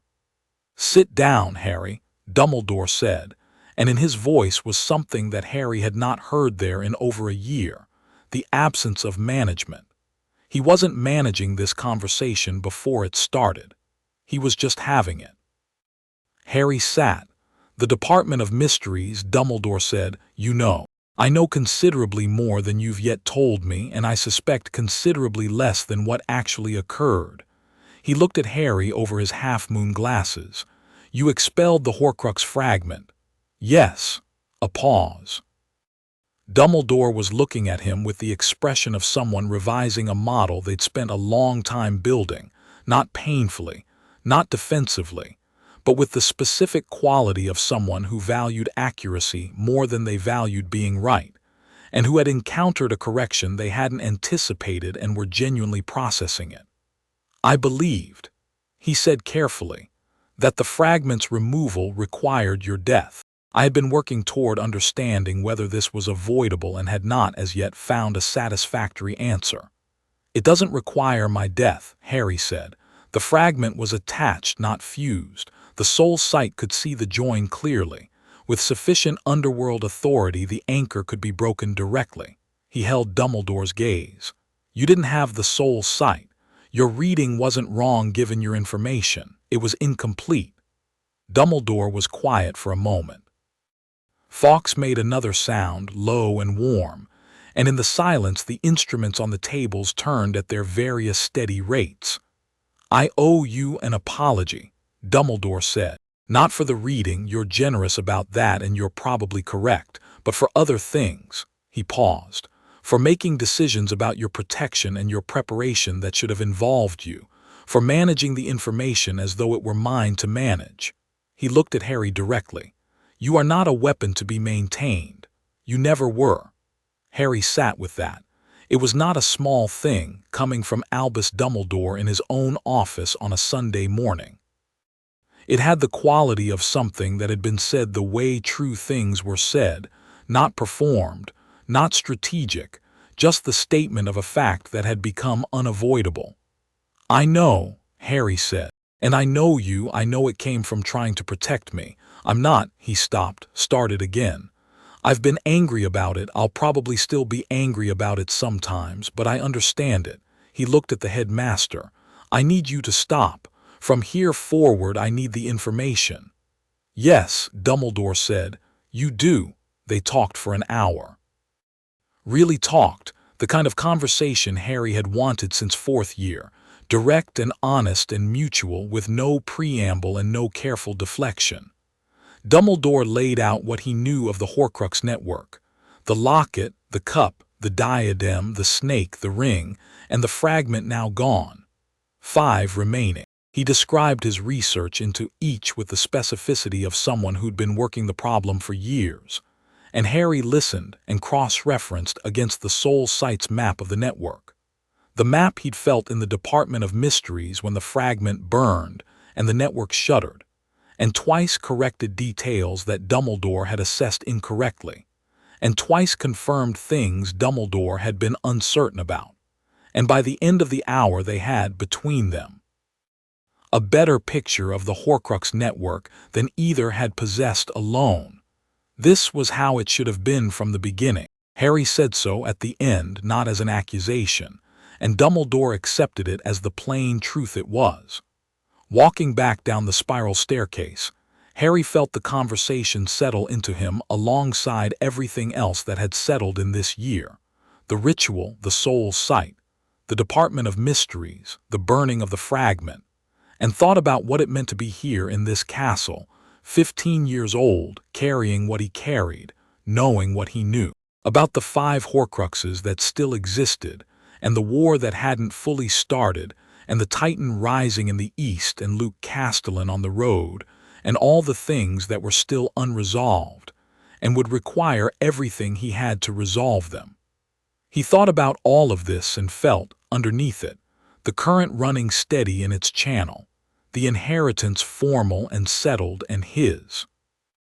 The thought arrived that evening, while he was sitting by the common room fire with Hermione's Horcrux notes open in front of him, and Ron at his elbow and Nico across the room, talking quietly with Zoe over a map of Kronos' operation that had grown considerably more detailed in the past 2 weeks. The thought was not dramatic. It came the way the most significant thoughts usually came, quietly between other things, with the weight of something that had been approaching for a while and had finally arrived at the right distance to be seen clearly. He needed to go to the Underworld, not to the ritual chamber under the school, not to the thin places. The actual Underworld, the realm itself, the domain of Persephone and Hades, and the river that had been running through his dreams since June. He'd felt its surface through the pool, felt it through the veil, felt it through every thin place he'd found in the castle's network. But the inheritance had been formally recognized and the Horcrux was gone, and there was a conversation that needed to happen between the person he was now and the woman who had chosen to make him. He looked across the room at Nico and found that Nico was already looking at him. Nico tilted his head, a small movement. Harry nodded. Later, after Hermione had gone to bed with her notes and Ron had fallen asleep in an armchair, an event that happened with reliable frequency, and which Harry had stopped pointing out since Ron had made clear he was aware of it and found the armchair more comfortable than most people expected, Harry crossed the room and sat in the chair across from Nico, and they both looked at the dying fire for a moment. "You want to go?" Nico said. "Yes. I thought you would." He turned his ring on his finger, the Stygian iron, the habit of it, the specific grounding gesture of someone who'd grown up navigating between worlds and had found a physical anchor for the navigation. "When?" "The veil," Harry said. "Not through it. I'm not going through the veil, but a formal descent requires a proper entrance, not the chamber under the school." He looked at Nico. "There's an entrance in the Forbidden Forest. I've felt it on the network since the ritual. It's been there the whole time." Nico was quiet for a moment. "Yes, it's been there since before the forest was planted. The Druids knew about it. Hogwarts was built near it on purpose, or at least that's one of the reasons for the location." He looked at Harry. "A formal descent to the Underworld in the human tradition requires a guide, someone who knows the way." "Which is you." "Which has always been me," Nico said, not with drama, just fact, the specific comfortable certainty of someone who'd known from early in a situation what their role was going to be and had been waiting for the moment to arrive at it. Harry looked at him. "How long did you know this was what you were coming for?" Nico considered this. "My father told me before I left. Assess, train, guide. I thought the guiding might be optional depending on how the year went. He paused. It became clear around the time you expelled the fragment that the guiding was not going to be optional. Because you've always been moving toward it, Nico said simply. Every step this year. The grounding, the ritual, the veil, it's been a descent in stages. Going to the actual underworld is the completion of the sequence, not an end, a completion.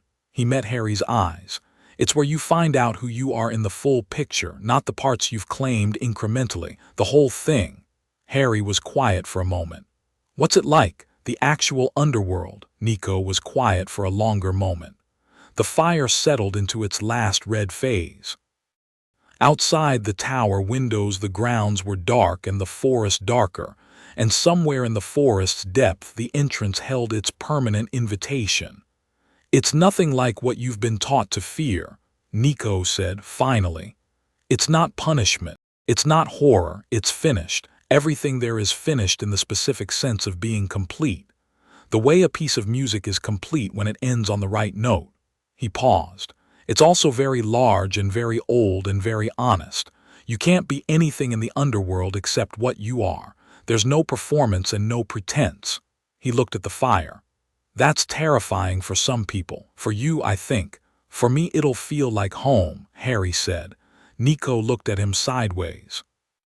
I was going to say familiar, but yes. They left the next morning before dawn, which was when the forest entrance was most accessible. The boundary between night and day had the same thin place quality as the boundary between life and death, and combining them made the descent less effortful, like traveling with a favorable current rather than against one. Harry left a note for Hermione, gone to the source. Back before anyone notices. Don't panic. He anticipated the panic would happen regardless, but the note was an attempt. The forbidden forest at 4 in the morning was completely itself, dark and complex and smelling of pine and cold earth, and the specific animal presence of things that had never been entirely tame. The Thestrals moved in the middle distance, visible to Harry, and the nearest one turned its head as they passed and held its ground rather than shying, which was the particular Thestral behavior that Harry had come to understand as acknowledgement. Nico moved ahead on the forest path with the focused ease of someone for whom this kind of navigation was simply daily life, and Harry followed with the soul sight running ambient and the thin place growing stronger with each step deeper into the trees. The entrance, when they reached it, was not marked. Not a door, not an archway, not any of the dramatic architectures human mythology had placed on it. It was a slope in the earth, gradual at first and then steeper, a natural descent into a hollow between the root systems of 3 very old oaks, and at the base of the hollow the ground gave way not to dirt but to something that was both soil and not, something that was the boundary between, and Harry stood at its edge and felt the full pull of the network drawing him downward. Stay close to me, Nico said. The first level of the underworld is the easiest to navigate but easiest to get turned around in. The ambient is thick and your soul sight will be running very high. You'll need to manage what you pay attention to or it'll overwhelm the directional sense. How many times have you done this? Enough that I've stopped counting, which means a lot. He looked at Harry.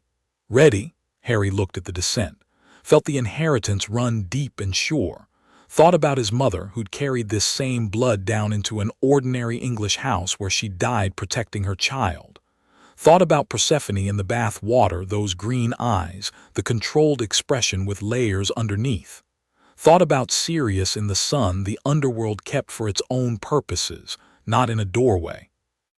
Yes, he said and stepped down. The descent took time that was not clock time. Harry had been warned about this, had read Hermione's notes on it, but understanding something theoretically and experiencing it directly were entirely different. And the experience of it was exactly what the soul sight had always suggested time would feel like in a place where finished things rested, wide and still and unconcerned with measurement. He walked and the trees went away and the sky went away, and the quality of light changed from the pre-dawn gray of the forest to something steady and sourceless and warm. And the ground under his feet was real stone, worn smooth by the passage of more feet than any human number could account for. The first level was exactly what Nico had said. The fields of asphodel, gray and wide, and full of a peaceful ambient that the soul's sight read as finality without sadness, the specific feeling of something concluded.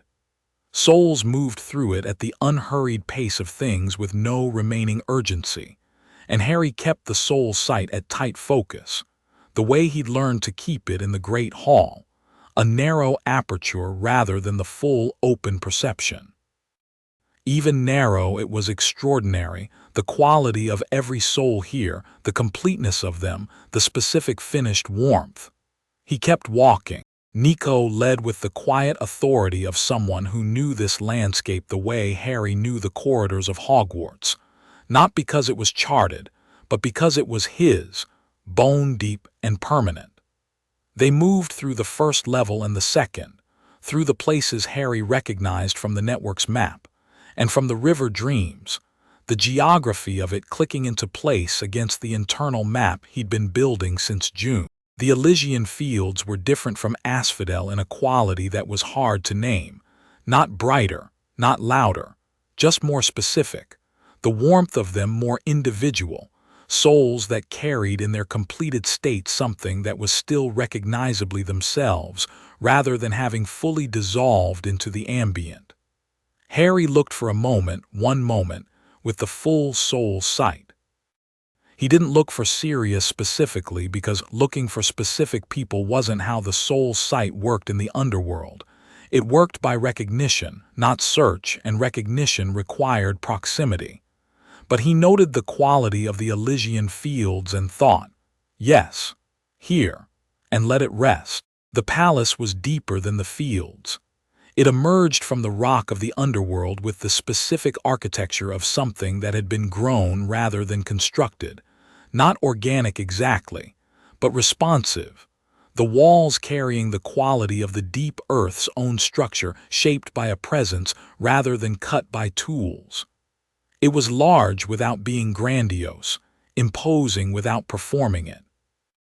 The gates were iron, real iron, the kind that had been in the ground since before the world developed categories for its materials, and they opened as they approached with the specific soundlessness of a door that had never needed announcing. Hades was in the main hall. Harry had felt him once in the pool chamber, the vast cool authority, the weight of the office. Standing in the same room with him physically was a different order of experience. Hades was tall and dark-haired, and his eyes were the specific gray of deep stone, and he looked at Harry with the assessing expression of someone who'd known him was coming and had been deciding how to receive him, and had settled on the thing he always settled on when he couldn't find a better option: directness. "Harry Potter," he said. His voice was the voice of the pool chamber, not sound almost, but recognition. "You look better without the fragment." "It feels better," Harry said. "I would imagine so." Hades moved from where he'd been standing near the far wall, not toward them, but in the way of someone repositioning themselves with purpose, the movement of someone in their own space who didn't perform welcome but delivered it practically. "My son."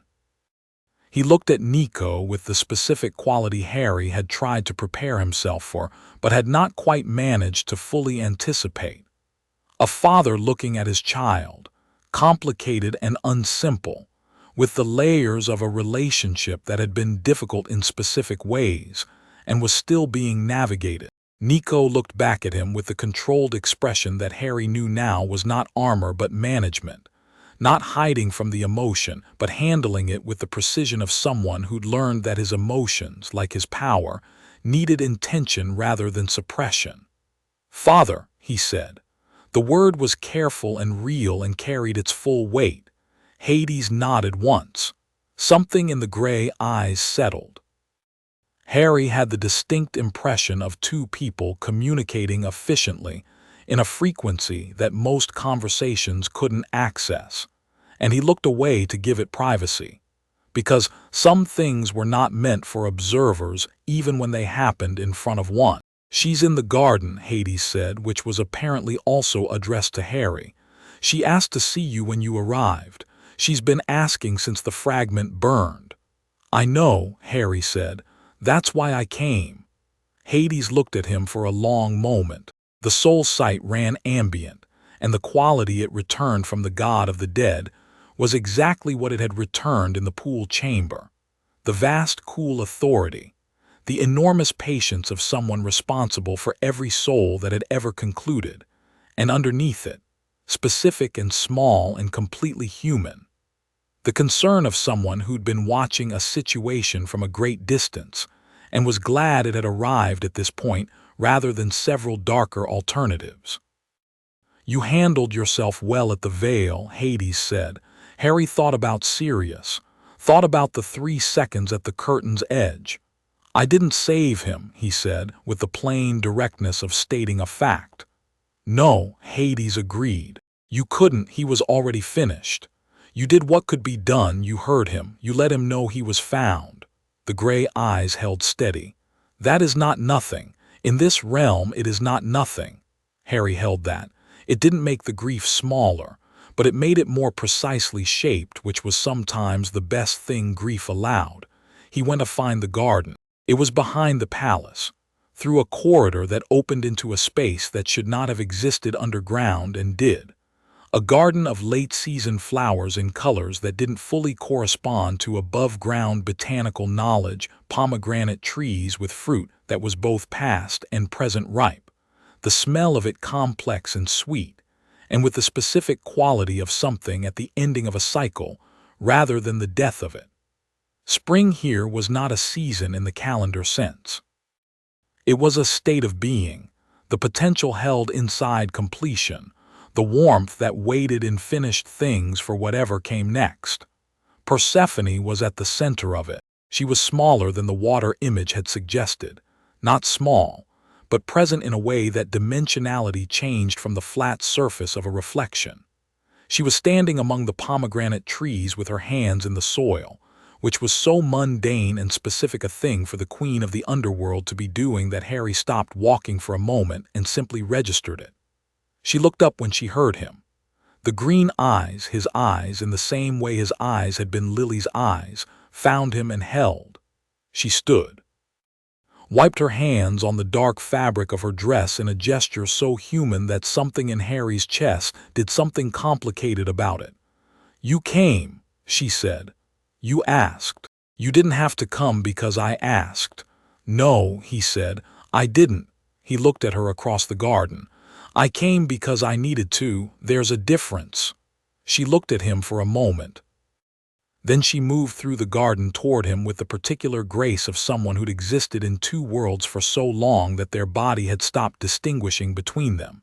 And she stopped at about 3 feet away, close enough for conversation, far enough to give him space, a distance that was calculated and then, he thought, deliberately revised to give him more of it than might have been offered to someone she felt more certain of. "You're angry," she said. Not a question, not a provocation, an acknowledgement. "Yes," he said, not. He stopped and gathered his words the way he'd learned to gather his power, with intention rather than force. "Not about what you did. I've thought about it enough to understand the reasons. My mother agreed. She knew what it meant. She chose it for me the same way she chose the sacrificial magic." He met her eyes. "But the years between, the gap between what I was made to be and what I was allowed to know."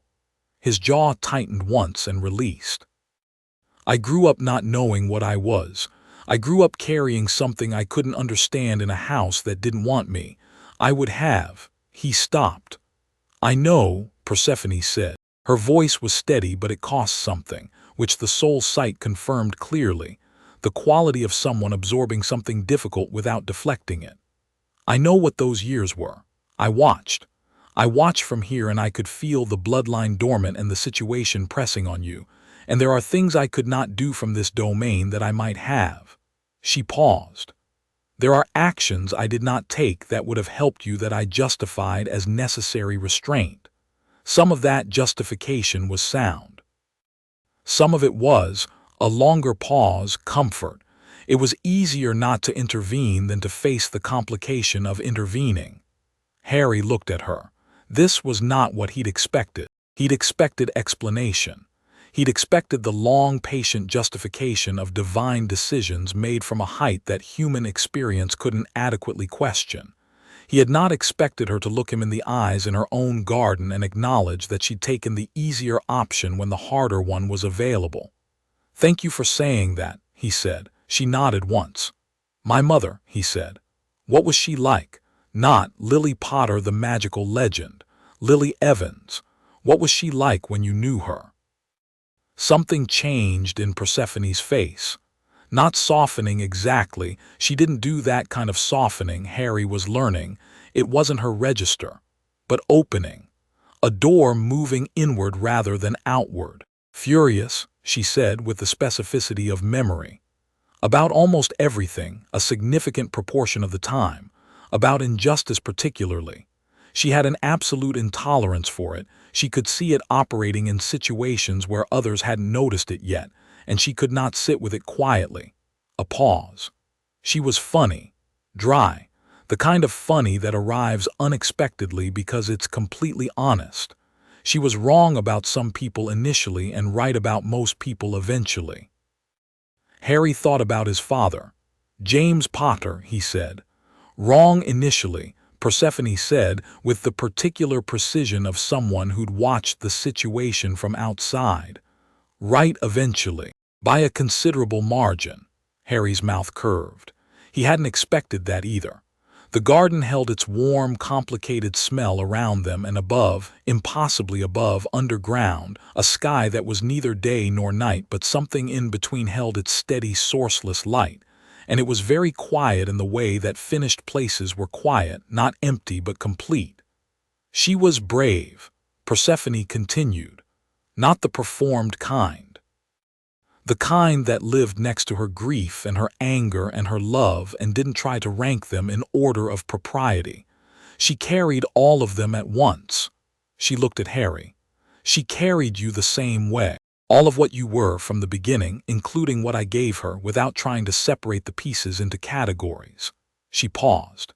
She would have been very proud of this year. Harry stood with that for a long time. The grief was there, it was always there, would always be there.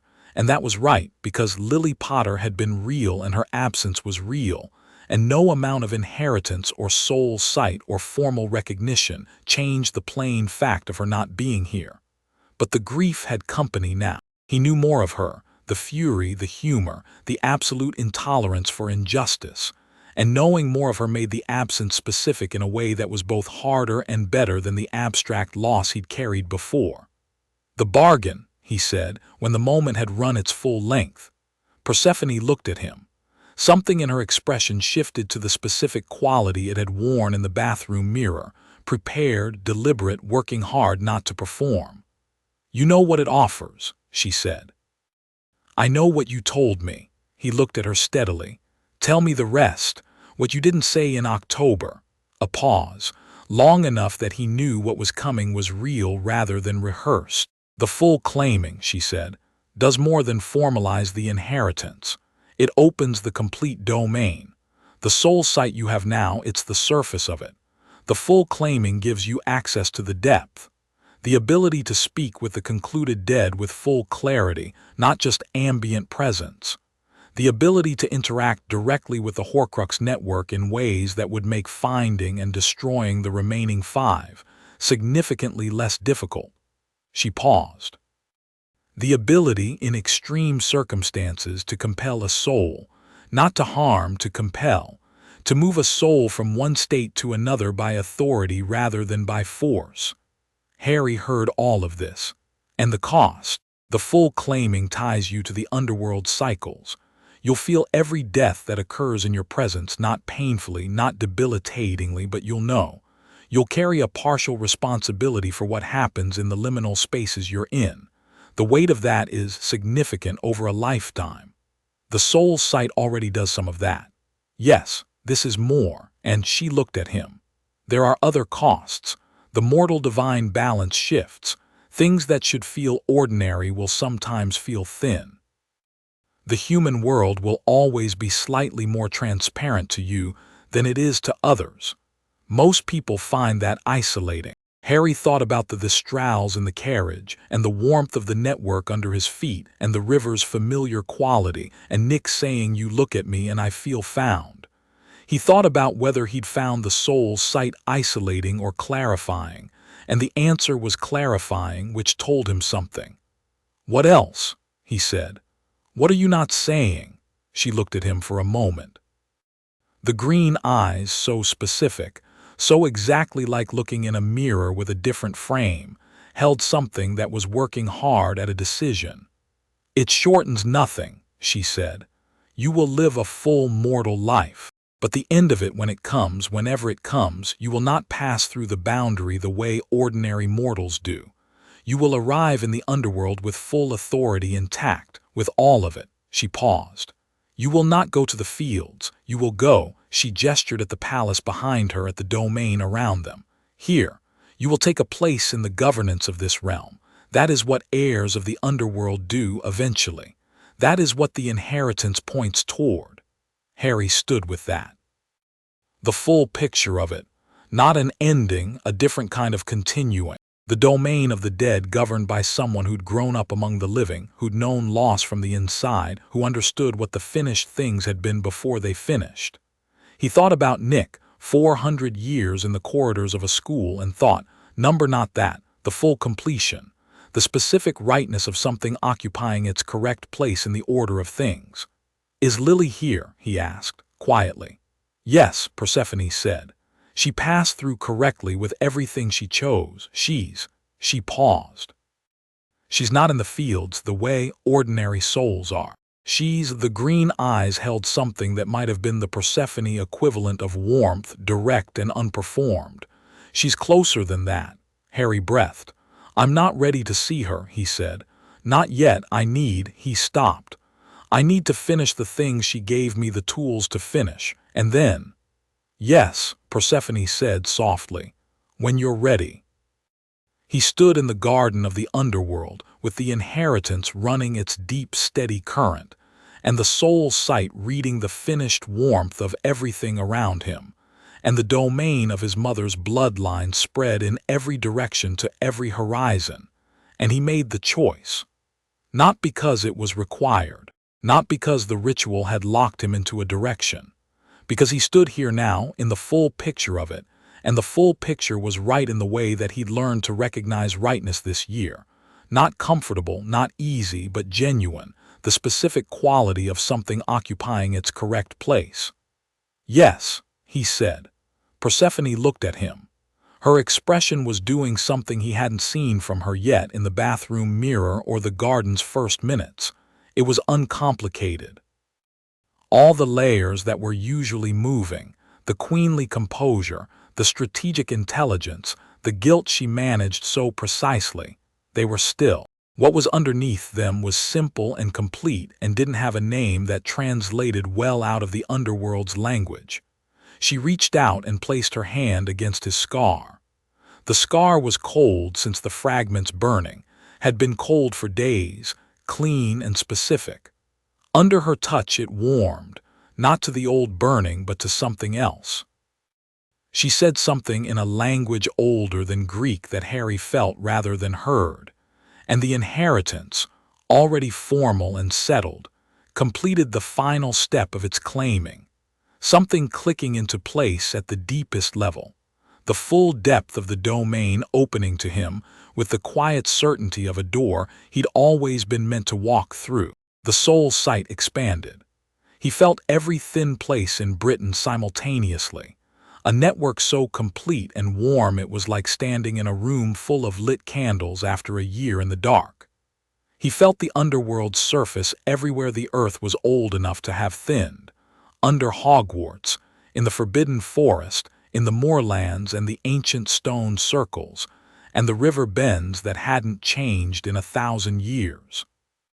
He felt the 5 remaining Horcruxes with the clarity of a map drawn in light, specific, precise.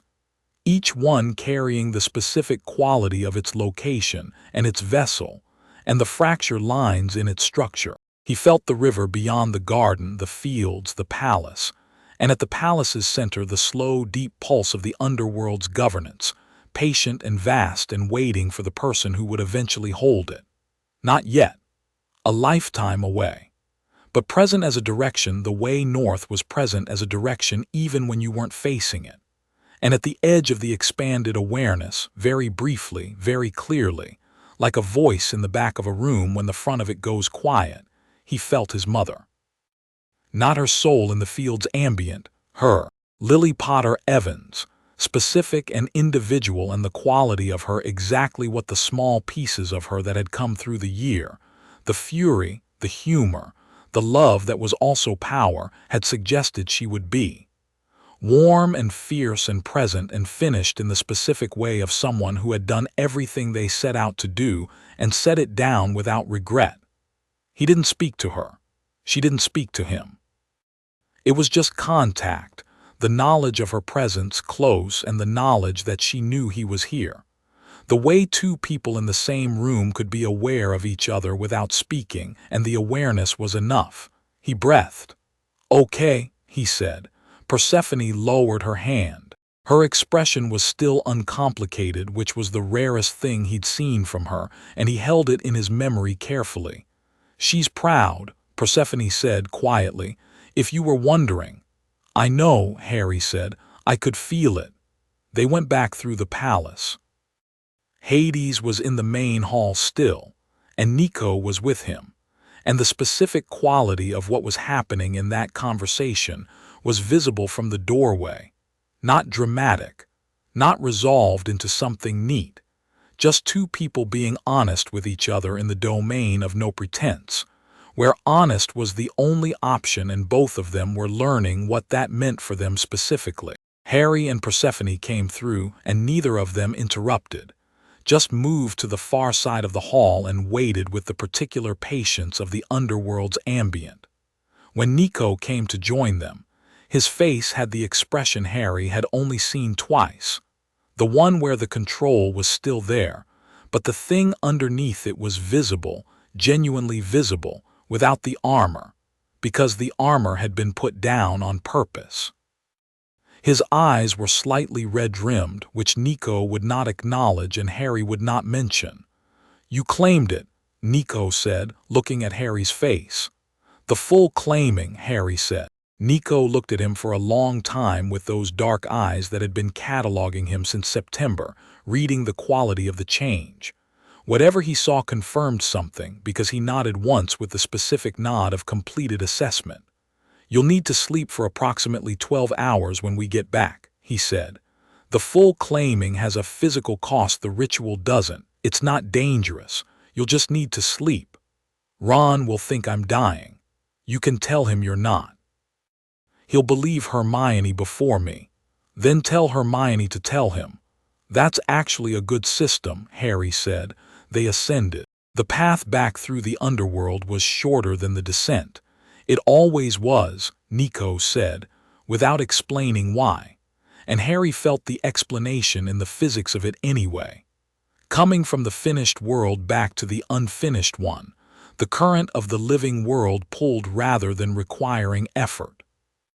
They came up through the forest hollow, with the cold of the deep earth evaporating off them in the pre-dawn forest air, and the trees stood around them in their permanent dark, and the Thestrals moved in the middle distance, and the sky was beginning to turn at its eastern edge from black to the specific dark blue that meant morning was decided. Harry stood in the forbidden forest with the full claiming settled in him and the soul sight running at its new depth and his mother's specific warmth at the edge of the expanded perception, and felt the castle above the tree line, the 1,000 years of it, the warmth of every soul that had ever lived in it, the vibration in the stones that was his particular resonance, and felt himself, for the first time in his living memory, entirely located, not fixed, not trapped.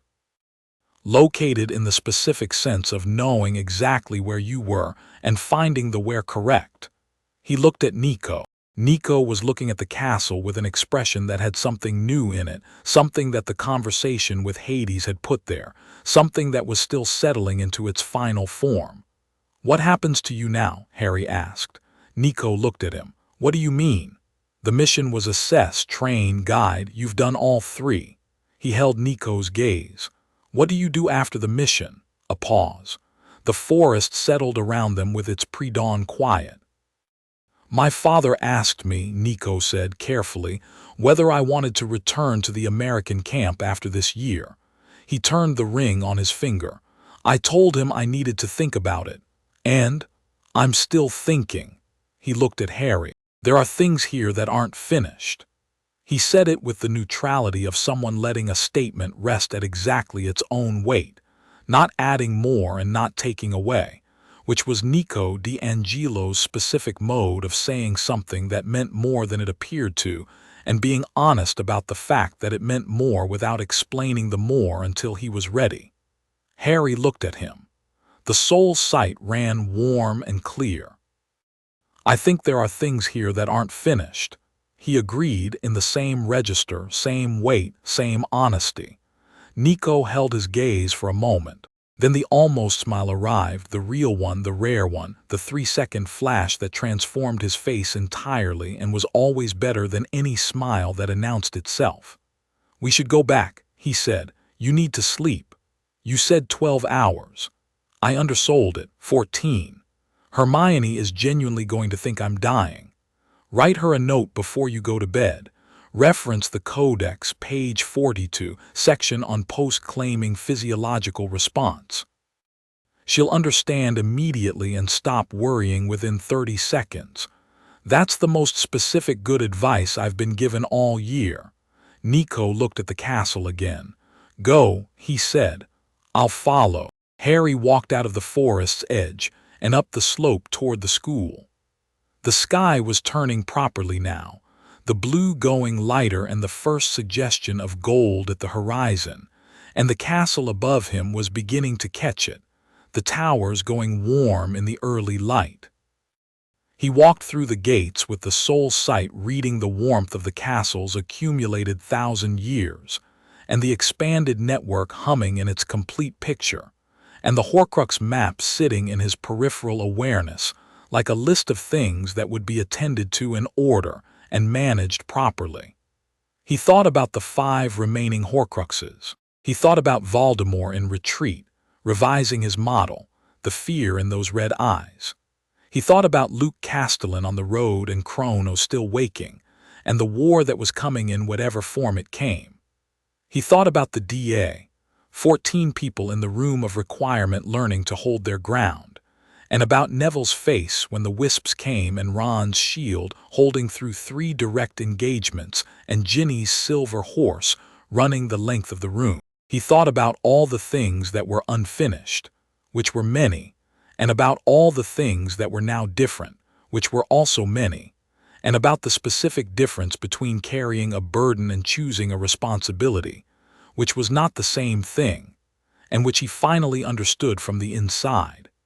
He went up the front steps and through the entrance doors and into the warm stone corridors of a castle that knew him, and let the morning close around him like something earned. Hermione found him at the bottom of the main staircase. She'd clearly been waiting.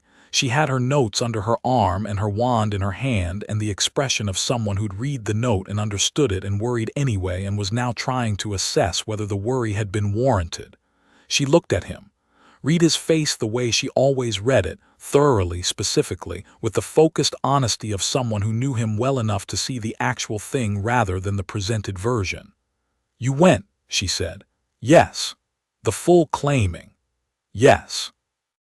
She looked at him for another moment. Something moved through her expression, something that had complexity to it, that was working through multiple responses simultaneously the way she always did, and settled at last on the specific version of Hermione Granger that Harry loved best, the one that put everything else aside and was just present, just there, just his friend looking at him with the full weight of 4 years. "Are you all right?" she said. "Yes," he said, and meant it completely. "I'm all right." She nodded. She'd heard the difference between the October wrote answer and this one, and her expression acknowledged it. Then she shifted the notes under her arm and said, with the particular efficiency of someone filing an emotion and returning to the work at hand, "Right, 14 hours sleep per the Codex. I've already told Ron not to wake you. I've also started cross-referencing the soul site map of the Horcrux network against the location records Dumbledore gave us. I have preliminary candidate sites for 3 of the 5. Harry stared at her. "When did I tell you about the map?" "You didn't." "But the Codex describes the expanded soul site's Horcrux tracking capability in reasonable detail, and given that you just completed the full claiming."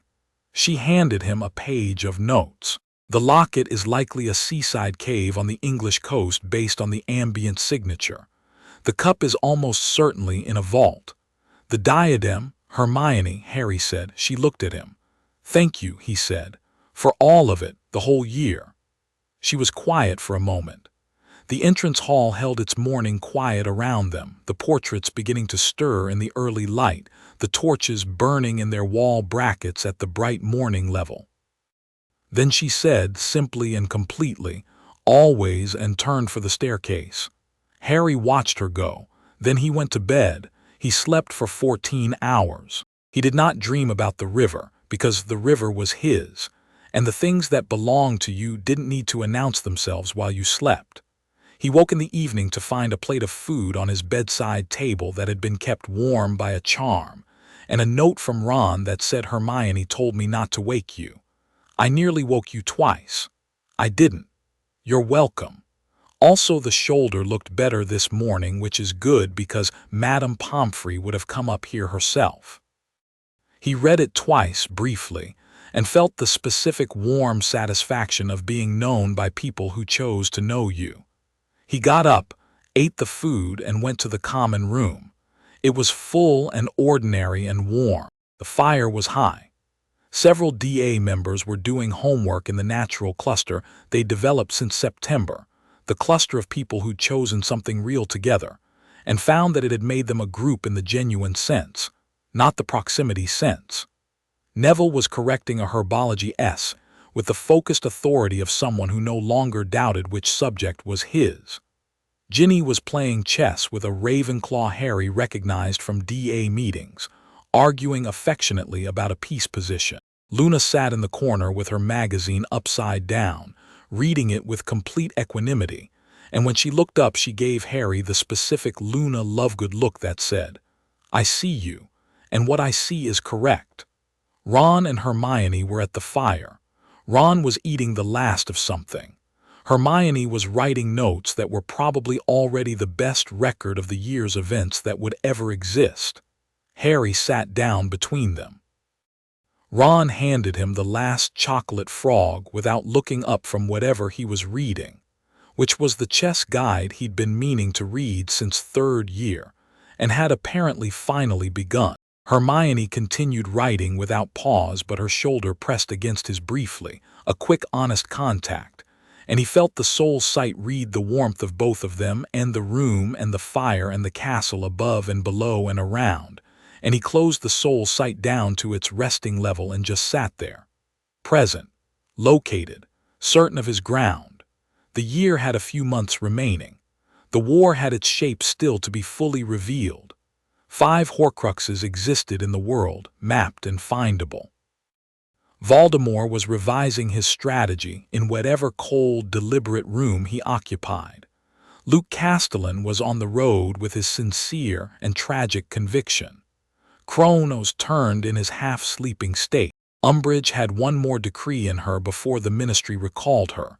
Zoe had intelligence on this, had told Harry quietly that the timeline of the Ministry's patience with her operation was shorter than Umbridge believed. All of it still to be done.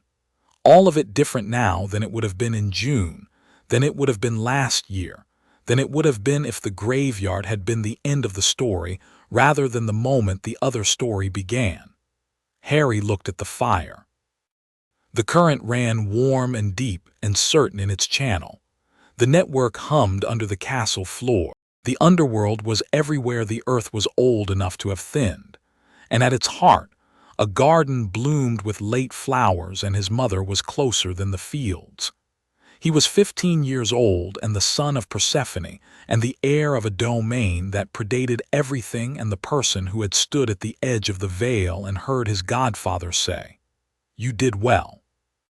He was the boy who had grown up in a cupboard under a staircase and had arrived at this year carrying things he couldn't name.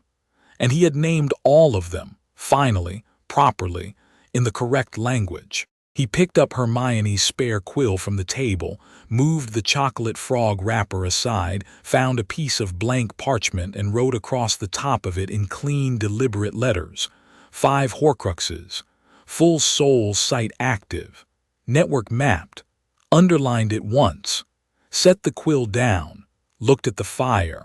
Outside the tower windows the night was fully dark and the grounds were still, and the forbidden forest sat in its permanent shadow with the entrance to the underworld at its heart, breathing its slow, deep breath. And somewhere in that dark, the Thestrals moved with their patient wing beats through the cold air, carrying in their bones the memory of every death they'd ever witnessed, carrying it without weight, the way finished things were carried when you understood what finished meant. Harry Potter sat by the fire in Gryffindor Tower and breathed, and knew what he was, and was not afraid. In the underworld, in the garden behind the palace, Persephone stood among the pomegranate trees with her hands at her sides and her eyes open, and felt the specific quality of the completed claiming running through the bloodline's full length. From the deep roots of the domain, through the thin places, through the forest entrance, through the castle, and up to the tower room where her son sat by a fire with his friends. She had been queen for a very long time. She had governed the boundary between living and dead through every war and plague and human catastrophe that the world had produced since, before the Greeks had names for the things they feared. She had made choices that cost and borne costs that others paid and been wrong, sometimes, in the specific human way of being wrong that even gods were not immune to. She had chosen Lily Evans with clear eyes and lost her too soon, and carried that for 15 years and placed it down tonight in the garden, gently, finally, in the way that only the truly finished things could be placed down. And she stood among the late flowers of the underworld's perpetual late season, and felt the claiming completed and felt her son alive and located above her, and she smiled. Not the queen's smile, not the composed, regal expression of the woman who governed the land of the dead with the quiet authority of someone who'd been doing it since before language. Just a smile, simple and specific and fully human and fully hers. It was the first time in 15 years. It was worth the wait.